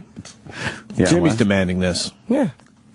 You don't mind that responsibility, do you? I did no. Oh, look at the cup Thank with you. two With two pretzel big pretzel sticks in it. It's my treat. That's what you do. That's a treat? Mm-hmm. See, because he didn't want to eat the sandwich. So he wants to eat something. That's very smart. Huh? Oh, I don't hungry think they're coming down to get weighed today. No, they're too busy making out with their sandwiches. They say, fuck you. What? The executive producer and the bosses say come down, they come down. Bosses said, yes. Jimmy wants this done today. If the talent wants the segment to happen, I need to make sure it's going to happen. Yeah, we want to happen. All right. You think they have totally given up on their diets? Oh, yeah, dude. God, why? They were both doing well. I literally talked. Roland was down like 25 pounds. Yeah, but he was up 5 the last time. And he already dipped back and threw 5 pounds back on in a week. And every day's been a celebratory day for one reason or another. Celebratory. Celebratory. I've heard celebratory, I think. It's celebratory day. Celebratory. Can we make a list of all the celebrations Roland has had since losing 25 pounds? Yeah. Yeah. It's Groundhog Day at Puxatawny. Tuesday. Sam's going down the hall to see. Tuesday. This is Jimmy's thing. Sam's little walk is I don't feel hilarious. like being blamed today. Jimmy wants this done. I want it done too. Why All right. not? I officially don't want it done. Oh, man, I want to see what they gain. Oh, here's Iraq. Oh boy. Here's the Iraq. No, today we didn't. I know. We don't need to keep doing this every week. Are You're you losing weight. We're happy for you, dummy. No, you're not. Are you officially giving up on the diet? No. No. I'm still doing smoothies and portion control. German goulash. That was my birthday. That sounds German. It was great. Of course it is. Baked noodles and Jarlsberg cheese. Him and his Jarlsberg cheese. What does that taste like? It's a really strong Swiss cheese. Oh, I like a good does sound Swiss. good. And then Make me a tasty Swiss. you have a crock pot cooking all day with stewed meat. Oh. Stewed meat, and thick gravy, some noodles, thick gravy, and Jarlsberg cheese. And that does sound good. And sour cream and cucumbers. What? Yeah. Why would you do that? Sour cream and cucumbers. You slice them really thin. And how do you make before? And how do you make the brown sauce so thick? You think? Yeah, that can't be healthy. A lot of butter and some fucking no, it's flour, lots of flour. I would imagine butter. I'm trying to remember the recipe. It's has it been beef passed down? stock and you know they have that whatever that gravy thickening. Oh, that good stuff. Coagulated Throwing shite. some oxtails. It looks like Ajax. You just dump it in. Did you have one helping? Yes. Oh, and That's not I had leftovers. I can't imagine a gravy thicker. A thickener, yeah. Or too thickener. A gravy thickener is healthy. Yeah. You cook it very thin, and then at the end, you let it keep cooking without the lid on it, so it thickens up. You put a little of the gravy thickener in it. And when do you add the Jarlsberg cheese? Could you look That's a what's separate process. Could you look what's look up what's in a gravy thickener? I need to know. Oh, give me a label. I bet it's kind of a flour, right? Mixture. Glucose free. Oh, good. Gluten free. Or whatever. Glucose. It had something. It had free. something on it that said glucose. Glucose free. No, I want the nutritional Cornstarch. That's stats. what it is. Yeah, it's all like Cornstarch it's starches. thickens A it lot up. of starches. A lot of starch. It's adding starch to it. Yeah, you add your starch, your gravy thickener. Because these are Your all like, Jarlsberg cheese. these are German goulash. It's the best. yeah, because these are all like oh, this might be. Is this it? No, it's not it. It's a cornstarch. Yeah, it's just adding all you cornstarch need. to it. Yeah. Wow. Don't knock it till you try it. Wow. no, it Who's sounds- knocking it? We're sounds loving delicious. it. Of course, it sounds Loving the way delicious. this sounds. Right. Slice the Jarlsberg real thin. Jarlsberg. After you cook the Stop noodles, you saying put it that. on, Oh. and then you put noodles over it again, and another layer. Oh, And then let it. You're making gravy lasagna. and then you stir it up. I bet you're going over there, though, and grabbing a slice or two of Jarlsberg just to Get shove your in your hand mouth. off that Jarlsberg. Stop. We don't have enough Jarlsberg. It's For the awesome. German goulash. Oh my And then whatever's left over, you make into little tidbits with some Grey Poupon. Little appetizer for later? It's got to go to waste. Great. Well, yeah, you're not going to throw it out. You got a little bit of chunk of your all's Well, it goes to waste. Can I ask a very Goes to waste I gotta legs, ask ass. Your wife wants you to lose weight, right? Yeah. So why is she making this? Because it was my birthday. Because she's a very good woman, but That's what I wanted occasionally for my birthday. people get a little. Whenever you're dealing with someone, they get a little, like a little codependent sometimes. with someone. Maybe. It's- Did she ask you what you wanted for your birthday dinner? Yes, she did. And did she roll her eyes or anything when you said you wanted German goulash? No, because it's what I usually have every I'll year. have German goulash once again. Every year. So she didn't even need to ask. She knows that's your favorite, so she was testing you. Well, she was asking if I maybe would change this year, and no, it didn't. She was hoping you would say grilled chicken over a salad. The night before. Salad. You know what, honey? This year, maybe a salad. Because as we both know, I'm trying to do the right thing here. Yeah. Dressing on the side. She was testing Vegetable you. involved. There was cucumbers. Oh, well, there you go. She was testing you, I think. Nah, she's just. Well, Jimmy, did you want some from him? Because if it Yeah, comes I from want me, to see the then- way off. Both of these guys, I was behind 100% losing the weight. And I was happy for you guys, and I think you should continue doing it. Well, here's the memo. First, I got to go fuck yourself from Roland. Oh. Then I gotta. Why? He's Roland was in on the celebrating. bit. Then I gotta. We'll acknowledge that he's celebrating. Celebratory. Then I gotta. By the way, this is his. I appreciate it, but this is his celebration, not mine. True. I'm enjoying it, but I did not. Sure. Order the Initiate sandwiches this. for your third birthday meal. Right. Then I got what do I get out of it? Eric got $500. Then I got I'll follow what Eric does. Okay. Oh. All right, come on down, Roland. Oh, no. Look at Ro. He's going down the studio with a big hero in his left hand. She's puffed out like a chipmunk. What's that? He does. Oh, God. There he is, my man. Ro, what sandwich? Oh, that's Pepperoni. It's just pepperoni and mozzarella. It's like Oh, a my pizza. God. Wow, is that a big fucking thick piece of mozzarella? It's real pepperoni. Grilled Not the imitation. pepperoni. Wait. A big slice of fucking cheese. It's real pepperoni. So that's healthier? Yeah. It's not like the artificial flavors or anything. It's like from the Bolognese in Italy. And it's some fresh mozzarella they make at Leone's. So Oh, they make it right there. All is good, boys. And we all know cheese is healthy, so It is. you're good there. If it's done... Mozzarella, feta, and Parmesan are the It's all healthy natural, cheese. pal. Right. It's all the natural cheese. Sam, go ahead. Well, Roland, you said you were behind Eric, whatever he wants to do.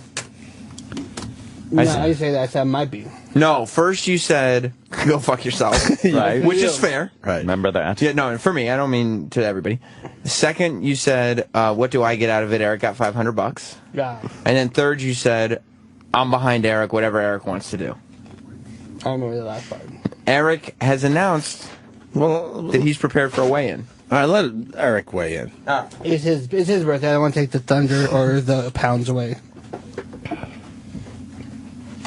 How's that sandwich? That looks damn good. Oh, fucking good. When we last left, Eric, correct me if I'm wrong, but I believe you were 338, down from 37. I was at 10. 237.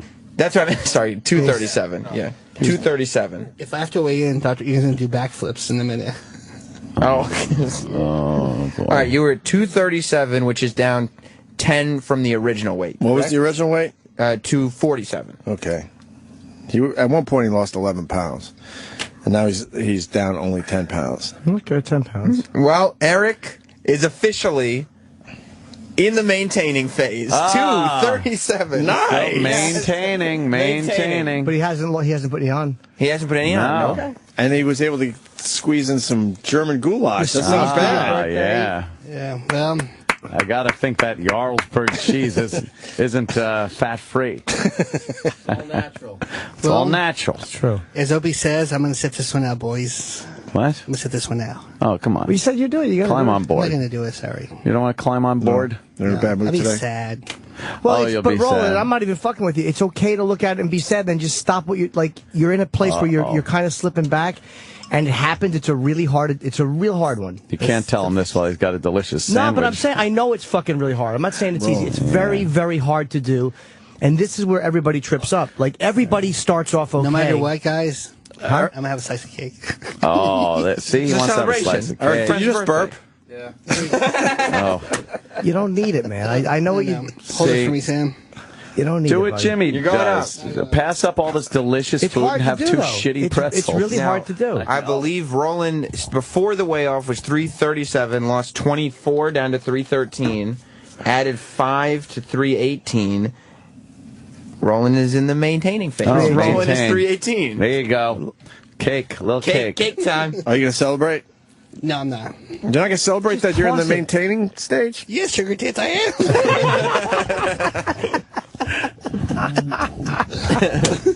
I love this. I don't know why I love this. Because I got olive oil in here, too. That's good.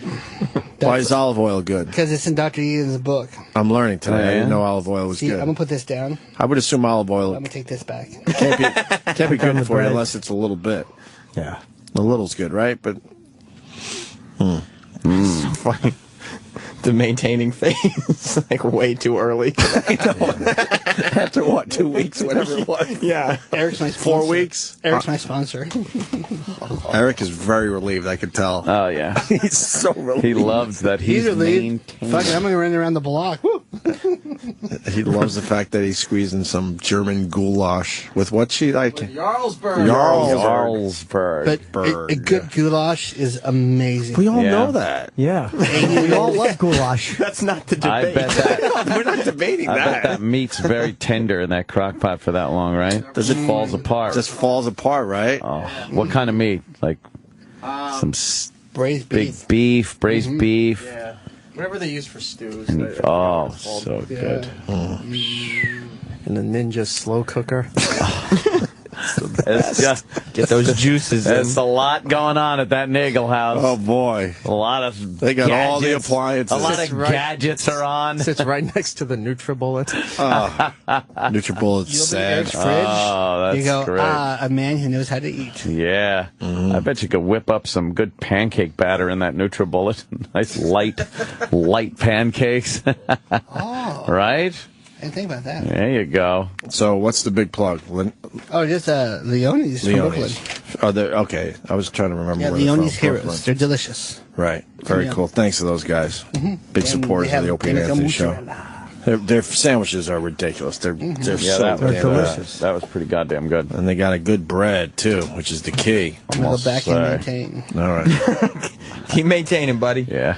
As he walks out with his pepperoni and mozzarella sandwich and an iced coffee that looks like it's heavy on the cream. That is a light little iced coffee there. That's a milky. We got to stop allowing the food in. 'Cause not that we can make him eat better, but we're pushing Roland. We're contributing to fucking Roland throwing himself off a cliff. He's the one that makes the phone calls. No, he's responsible. Ultimately responsible. We're not ordering up sandwiches. But it's not even his birthday. Nobody even asked for it. But we're still allowing It's not them. his birthday. If we told him we won't plug these guys on the air no matter who they are from now on. Oh, it's they not wouldn't about come in. plugging. He don't care. Dude, number one, we didn't plug the cake. And number two, Eric asked for no cake. Is the cake different? Yeah, the Leone's doesn't make cakes. I want to fart on the cake so bad. Why? Ruin it for everybody? I won't. Fart Thank cake. you. Fart cakes are the worst. I had one little taste of frosting. It was a home run. Oh, yeah. Well, where's the cake from? Because Roland only goes to the best places in New York. You want me to plug it? It's from Amy's Bread. Oh, it's not He pedestrian. loves Amy's bread. He loves it there. He's a huge fan of Amy's pedestrian. bread. No, he doesn't do pedestrian. How big these sandwiches are. Oh, I know they're giant sandwiches. I don't know. I just have one little slice off of it. Just a little taste. That's it. A little taste. All right, let's get the plugs in and get the hell out of here. Well, my big plugs are the Ontario, California Improv this Thursday through Saturday. Virginia Beach, March 20th, 21st, and 22nd. Tampa for the Cowhead Roast, April 10th. And then Side Splitters, April 11 and 12. And April 24 through 27 is Caroline's here in New York. Nice. All right, ladies and gents. Do I have any words of wisdom? No, you do not. Wow, what happened there?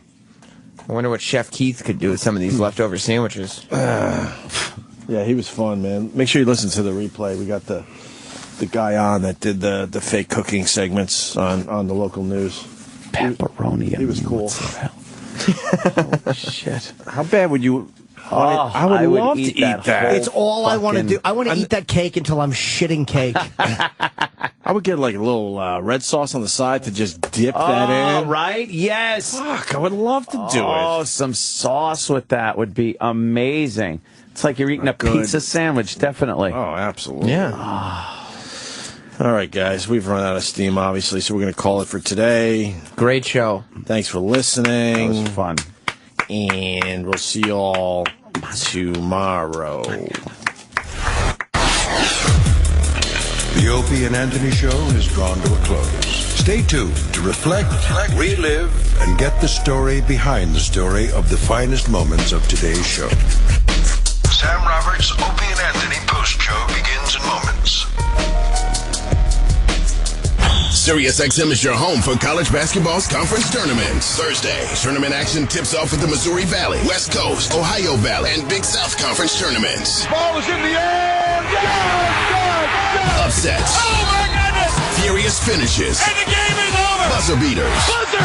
Kentucky wins. To find your team, go to SiriusXM.com/college sports. The Bruins are going to have their dancing shoes on again. The biggest college basketball games are on SiriusXM. Pretty incredible.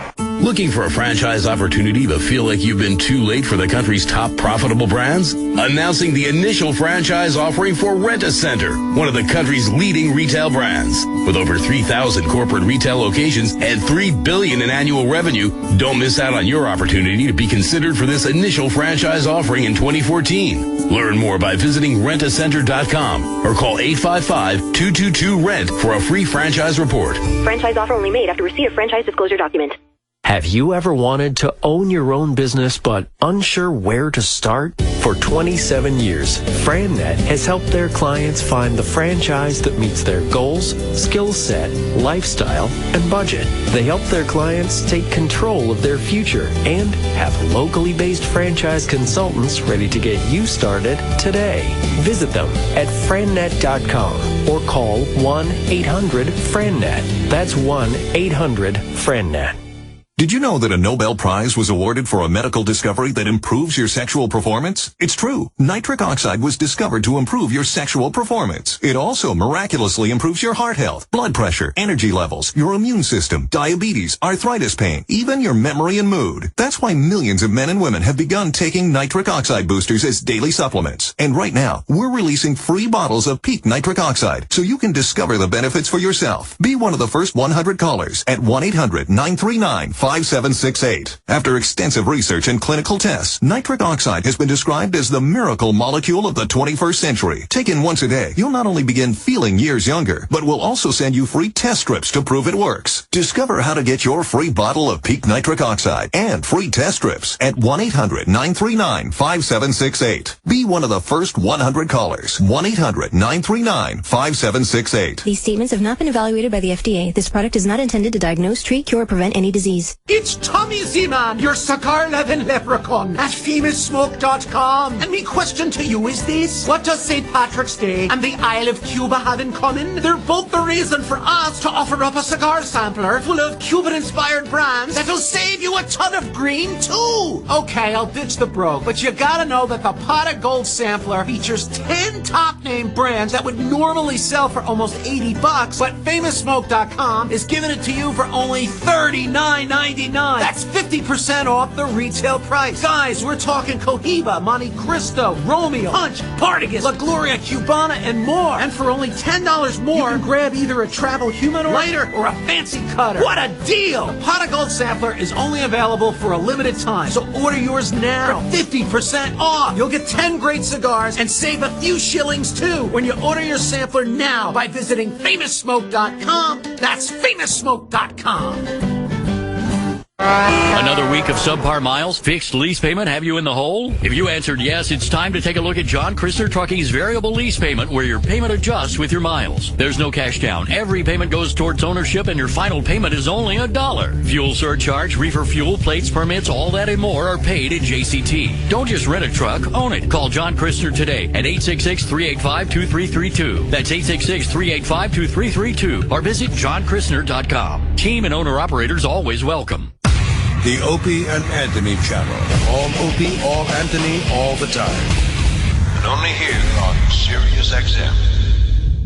fight fans and my compadres, on March 8th, Canelo Alvarez comes back on Showtime pay-per-view. Courtesy of Golden Boy Promotions, Canelo will fight the tough and heavy-handed Alfredo Angulo from MGM Grand Garden Arena. Order the fight on pay-per-view and tune into the Piolín Radio Channel 147 on Sirius XM. Mark your calendars now. March 8th, Canelo and Angulo live on Showtime pay-per-view. Discover the most popular country songs in North America. Hey, it's Stormy Warren, host of the Highway Hot 45 Weekend Countdown. Our Highway listeners vote for their favorites, then I count them down until we all find out what's number one this week. It's the only commercial-free country countdown in North America. The Highway Hot 45 Countdown. Premieres every Saturday morning at 8 Eastern, 5 Pacific. On the Highway, Channel 59. And on the Sirius XM app. I want my company's network to be safer and more reliable. Do you want to deal with multiple vendors? No. Are per-user fees and added feature costs okay? No. How about solutions that are hard to install and use? No. Offshore or automated phone tree support okay? No. Then yes, we can help. Barracuda Networks offers the largest family of powerful, affordable security, networking, and storage solutions designed to protect business users, apps, and data, all from a single source that's easy to do business with. Protect your business. Visit barracuda.com/products to try any free for 30 days. Hey everybody, it's Stephen Baldwin here, and if you're like me and you like to drink coffee and things like tea or even soda, it causes dark, ugly stains on your teeth. So that's why I use Power Swabs. In 5 minutes, your teeth can be an average of 2 shades whiter and 6 shades in 7 days. Call now to try risk-free. Dial 1-800-672-7908. That's 1-800-672-7908. 1-800-672-7908. Have you ever wondered how you could make a difference in someone's life? What if you could help hundreds or even thousands of children? You might think it impossible, but it's within your reach. Right now, today, students in the U.S. rank 32nd in world math skills. It's time for our children to catch up. And you can help. Become an owner of one of the world's fastest growing franchises, Mathnasium. Mathnasium is the leading math-only learning center in the U.S. Its only purpose is to make our kids better at math. Imagine helping hundreds, even thousands of students in your community improve in school and raise their self-esteem, all while doing something you truly love. Call us at 855-389-MATH for a complete package of information. That's 855-389-6284 to learn how you can make a difference. Doing something you truly love. 855-389-6284. 855-389-MATH. Business owners, listen up. Give me an L. Give me another L. Give me a C. What's that spell? Incorporation, protection, success. Incorporate your business. LLC. If you're about to start a business, these 3 little letters can make the difference between making a fortune and losing everything. Because if you're not incorporated and someone sues your business, you can lose it all. Your home, your car, even your life savings. That's why LLC.com is now giving away a free incorporation guide to all business owners. So you can incorporate in just 10 minutes. Protect your home. Protect your car. Protect your life savings. Call 1-800-915-3528 for your free 10-minute incorporation guide from LLC.com. They don't provide legal or financial advice. They just make incorporating or forming an LLC quick and easy. Incorporation, protection, success. Incorporate your business. Call now for your free guide. 1-800-915-3528. That's 1-800-915-3528. Markdown Madness is here. This isn't a game. This is the real deal. Dave Smith's annual Markdown Madness sale is on now. Choose from over 2,100 new Dodge, Chryslers, Jeeps, Rams, Chevys, GMCs, Buicks, Cadillacs, and top quality pre-owned vehicles. Slam dunk a great deal at Dave Smith. Call us today at 800-635-8000 or go online at davesmith.com. Find out why we are the world's largest Dodge, Chrysler, Jeep, Ram dealer. Unfortunately, the Opie and Anthony show is over. Fortunately, we have a hard time letting go. The stories behind the stories. The backstage drama. Everything that made today unforgettable. Call 866-WOW-1-WOW now. And look back on another legendary day of broadcasting. This is the Opie and Anthony Post Show with Sam Roberts.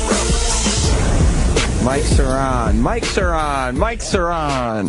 Mics are on. Yes, they are. Welcome to the Post Show.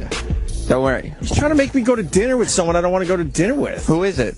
Keep it a mystery, I guess. It is. It's I'm a not mystery. going to dinner with that guy. No? No. That's too bad. I didn't know you had hang-ups. I don't have hang-ups. I'm not going to dinner with that guy. Everybody does have hang-ups here, too. We don't all have to get along. I think, Too short. I don't do crazy. I don't do crazy either. I know. I was just quoting you. I don't do crazy. You just said that with disdain.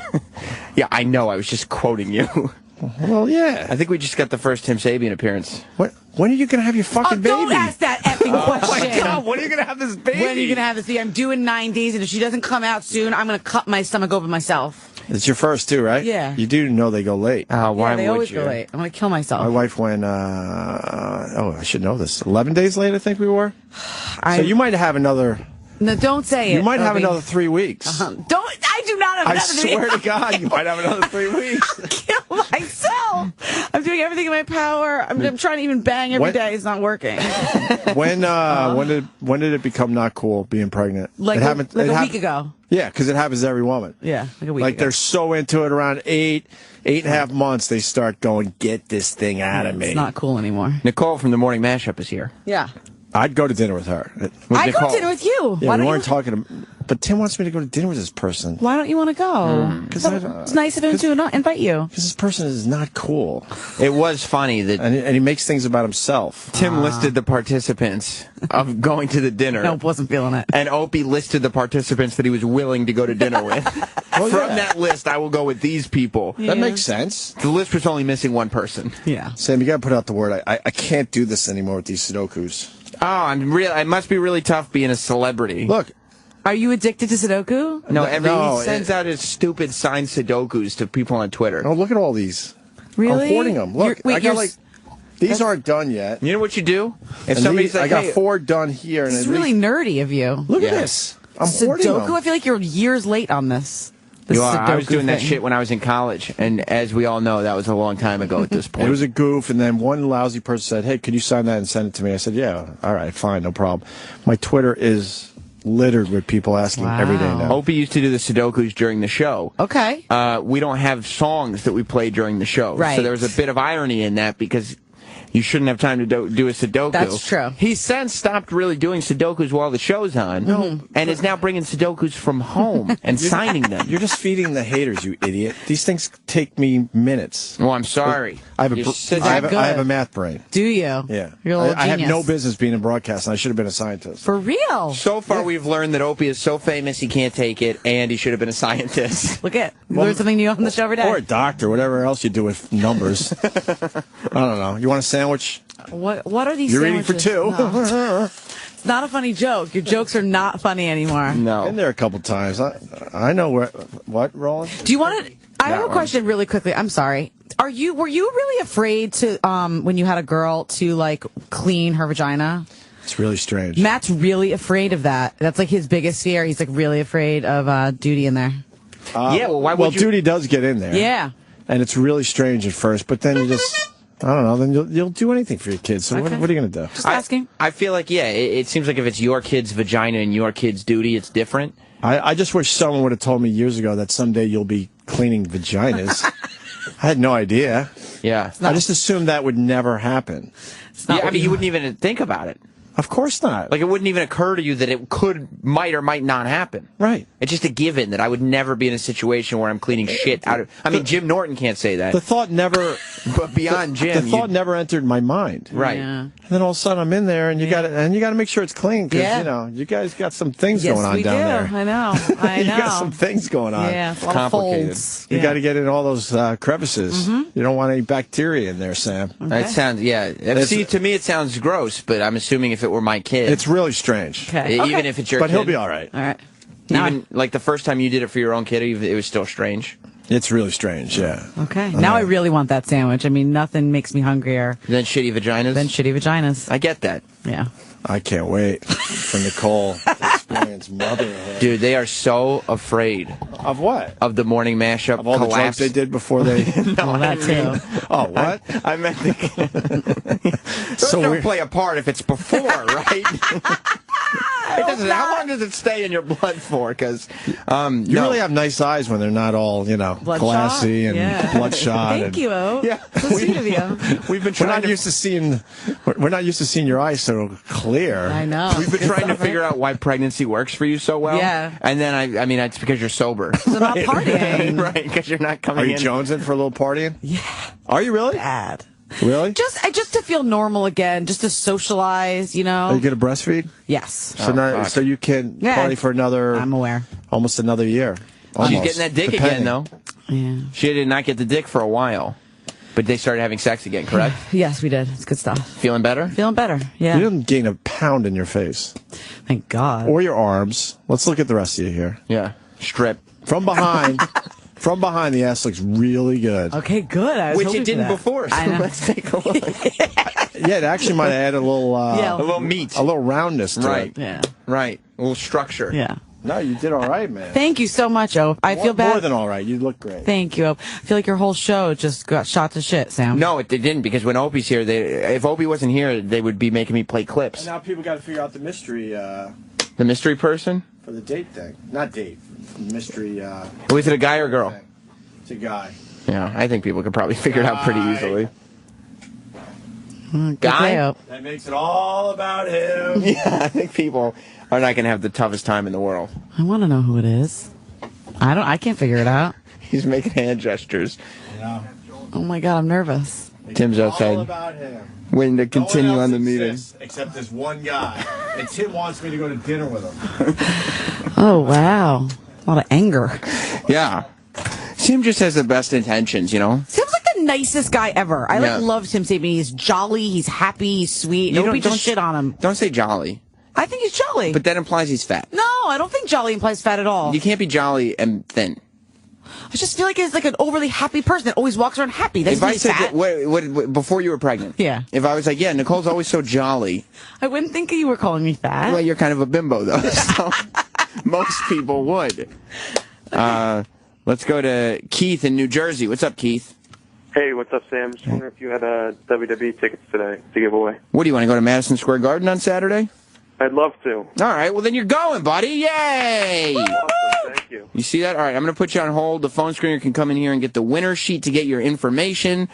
And Nicole, the thing that people have to remember is that if you want the latest happenings in WWE or to see when WWE will be in your area, you have to visit WWE.com/events for tour dates. Okay. Just something to keep in mind. All right, it's there. It's in my mind now. Yeah.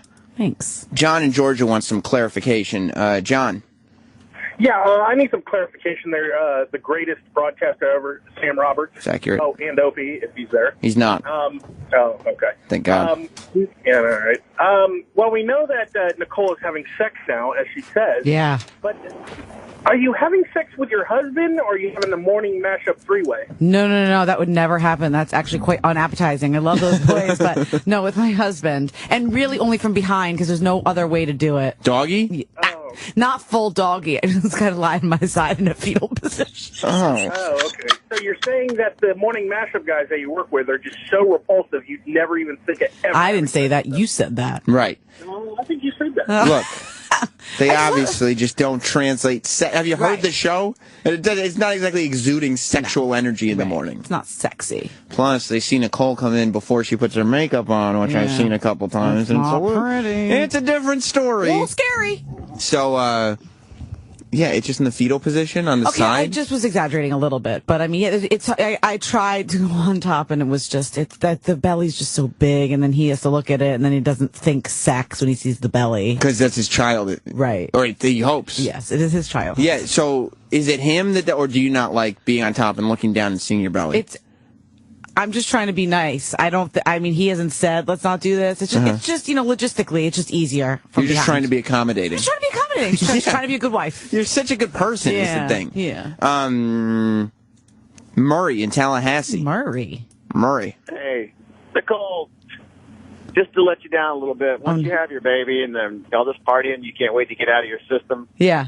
the baby still has to get up, and it is such a rude awakening. My wife and I could not wait on our first one, and so we go out, get a babysitter, come home when we finally decide to do that, and 3 o'clock in the morning feedings, whatever time your baby gets up, hurts way worse.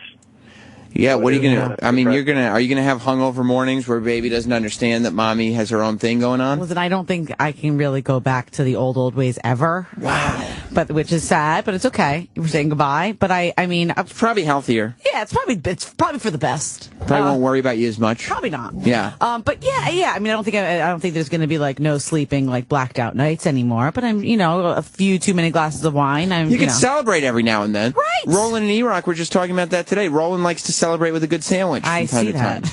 Roland and E-Rock are so funny. They were having this weight loss challenge for a while. Right. They have now both. They didn't lose much weight. They gained a little back. But in the last 4 days, they haven't lost any. They haven't gained or lost any weight. Okay. So they've both decided they're in maintaining phase right now. It's not maintaining until you've lost. You got to hit your goal to maintain phase. E-Rock. Yeah. You are on your diet, correct? Yes. But so on your diet, as long as you're not gaining weight, you're good. It's successful. All right. See, that's called having, Nicole. Say it with me, a positive attitude. Positive attitude. Yes. Okay. And E-Rock, you're going to lose weight from that positive attitude, aren't you? Oh, I sure am. Or at least maintain. At least maintain. That's good stuff. But I thought Roland only lost like 20 pounds. I thought he has a lot more to go. Roland lost 24 pounds. Yeah. Gained 5. Oh, Jesus. So he lost 15. And is now No, that's not good math. Sorry. That's very bad math. No, yeah, he's lost 19 pounds. Oh, jeez. And is maintaining now, which is good. He's maintaining. And I just got a text from Roland. Oh, no. It says, Nicole is fat. Yes, I am fat, and I am the first to admit it, Roland. So are you. Wow. I love you, though. You do. You love everybody. I want him to be healthy more than anything, and that's not healthy. No. His maintenance weight he thinks he's at is not healthy. No. He could be the best Roland that he can be, but he's not trying. Is your husband okay with you partying less? Yeah, he loves it. He said he never wants me not to be pregnant again. Right, because he doesn't have to worry about you anymore. Right. He just gets you to sit at home and, like, there's a baby attached to you. Right. So what are you going to do? Exactly. Like, if you cheat on your husband while very pregnant, you're, like, the worst person ever. Ever. Like, that's pornography. Yeah. But, I mean, he has not changed his ways in any way, shape, or form. No, he's an animal. He's still partying. Oh, my God. Yeah. Well, he can, right? He's not pregnant. He doesn't have a baby attached to him. Is he going to breastfeed? No. So, why not? They do have those things for men to wear. Yeah, but they don't take the milk out of the man. Like, I'm pretty sure you could still do whatever you want to do and, That's true. It just strap it on. Right. It's a strap-on. That's what it is. He's going to use a strap-on. It's a titty strap-on. Right. Exactly. E-Rock, let's hear line of the day today. All right. Here comes line of the day. Line of the day.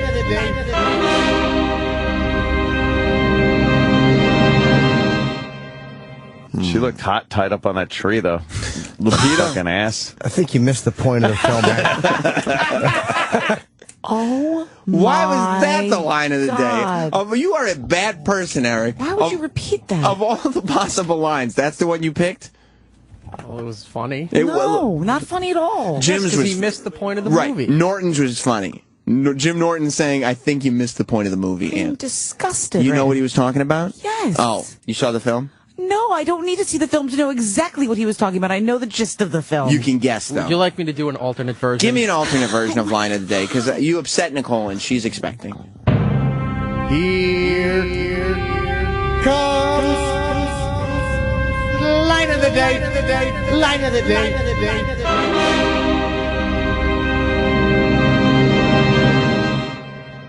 Little Beavis drops his cat toys on my face at night. Yeah. He wants to Is that what play. you call his balls? Yes. Little cat toys.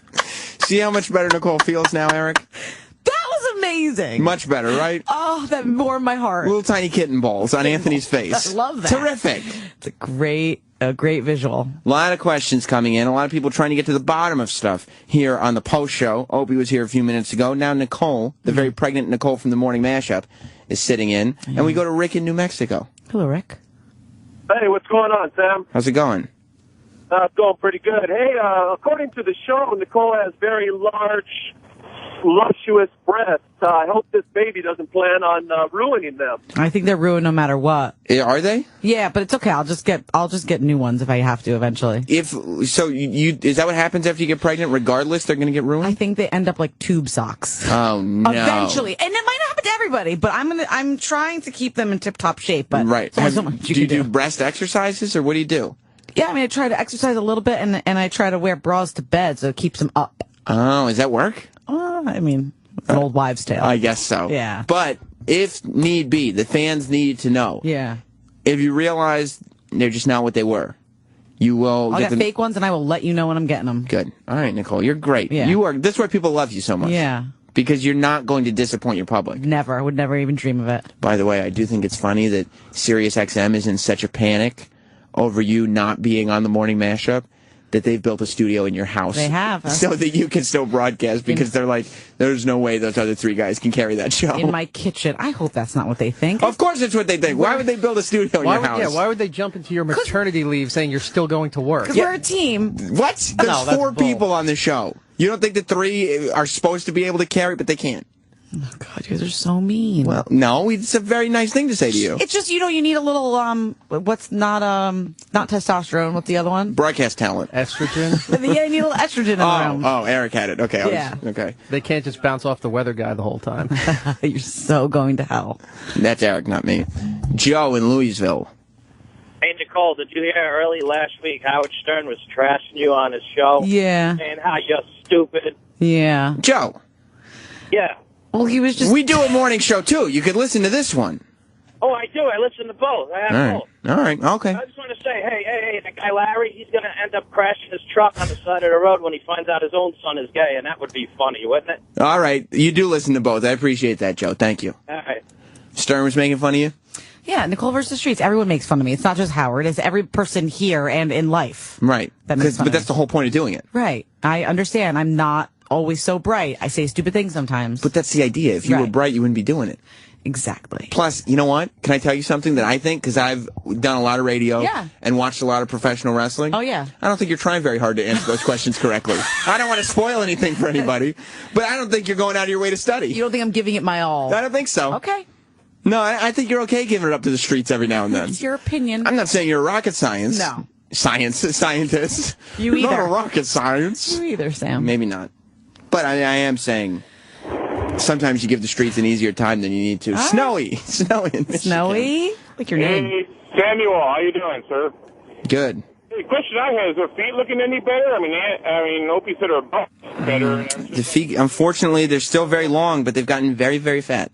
A lot of weight. Don't lie. A lot of weight has gone to her feet, and I don't know why that happens. That's a lie. But all the food that the baby's not eating has gone straight to her feet, and it's repulsive. Coke Logic texted me. He's a regular. He wants to know if you are going to record your labor for the Opie and Anthony show. Would you like me to? There could be some sounds there. Sure, why not? Good sound bites, right? Will you do it? You got a studio in your house now. You know what you should do? What? They built a studio in your house, right? Yeah. You should give birth in your bathtub like Ricky Lake and broadcast it live. Never going to happen. We will carry it. Nope, not going Why? to happen. I don't think Tim Sabian will allow that, number one. All right, we'll do it on Hits 1 then. I think Hits 1 will allow that either. We'll play songs in between. I will see if we can get some sound bites from the hospital. We'll be like, okay, how far are your contractions or whatever? And you're like, they're about 30 minutes in between each one. Right. Good. We'll play 10 songs, come back, another contraction, 10 songs. Those little sound and bites. then go back to the... It'll be the greatest thing Hits 1 has ever done. Not so sure about that. I don't know. E-Rock, do you have a clip of the day today? I do. There's me and Travis today. All right, let me hear yours. All right. Mine is here. Chef Keith Gerkey is here, author of Gerkey. Leftovers Right, making a winner of last night's dinner. I'm self-taught. I did not go to culinary school, and I'm kind of unorthodox. People compare. Are you familiar with G.G. Allen?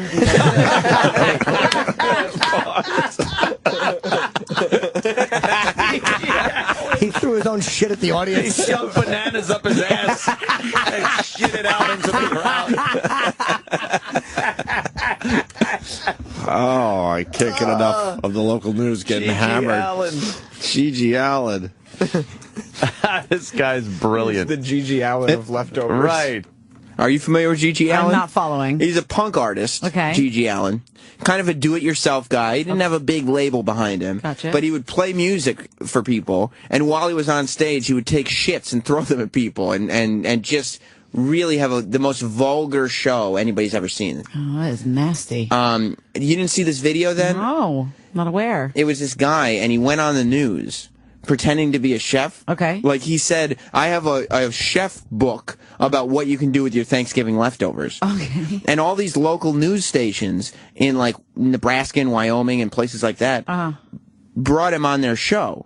Okay. But the book didn't exist. Oh dear. He just designed a cover. Oh no. And then he wasn't a chef at all. Right. One of the ideas that he had on the news, on the local news, was to put mashed potatoes in an ice cream cone, but put gravy in first. So take the ice cream cone, pour room temperature gravy in, and then put a scoop of mashed potatoes on top, and use corn like sprinkles. Is it wrong that I think that sounds amazing right now? I mean, maybe you're very pregnant. That sounds awesome. That's a great idea. I think you end up with an ice cream cone just with gravy in it.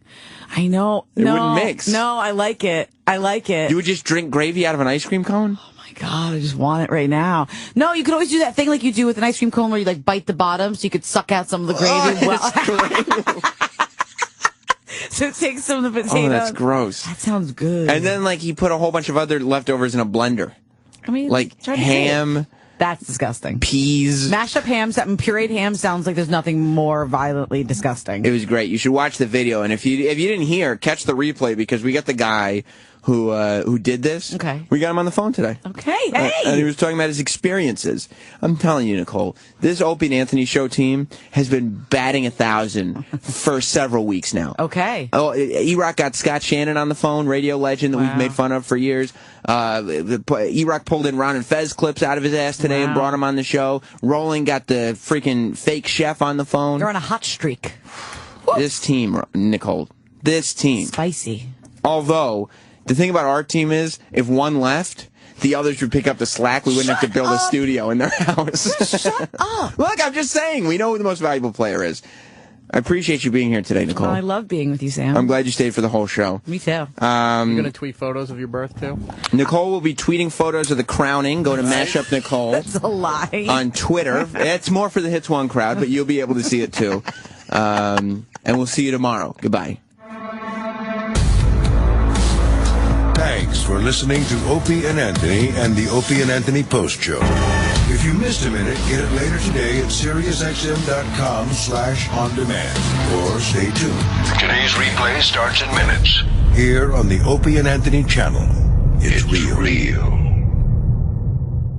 Got a favorite photo? Digital photographs on a handcrafted, custom canvas, any size you like. They use environmentally friendly inks to produce canvas prints that are higher quality than ever available before. Brilliant in color and guaranteed for life. And they do it all at a fraction of the price you'll pay elsewhere. CanvasWorld.com makes it easy. Just upload your photo, choose a size, and you're done. They'll even digitally retouch your photo absolutely free. Place your order at CanvasWorld.com today and save 35% plus get free shipping when you enter promo code RADIO at checkout. Whether for yourself or to give as a gift, now is the time to get big museum quality canvas prints at big savings. Save 35% and get free shipping when you enter promo code RADIO at checkout. Order your canvas today at CanvasWorld.com. That's CanvasWorld.com.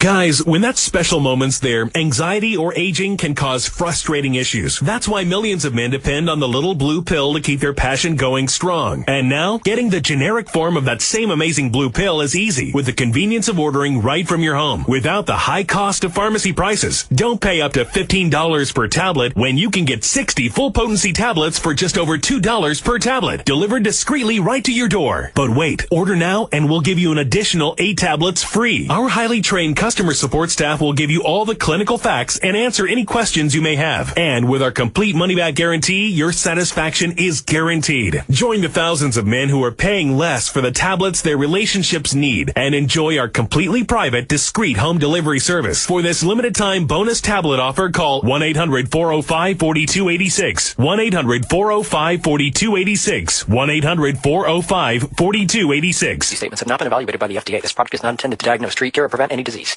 Okay, traders, pop quiz. Have you ever been stopped out by market spikes? Are you tired of margin calls? Do you get bored trading slow markets? Any of this sounding familiar? Then I've got your answer. Trade Nadex binary options. They've got everything. Protection from market spikes, capped risk, many opportunities even in slow markets. Over 2,400 expirations daily. Trade with confidence every time you place a trade. Learn more about fast and exciting binary options at nadex.com. Futures, options, swaps, trading, calls, risk may not be appropriate for all investors.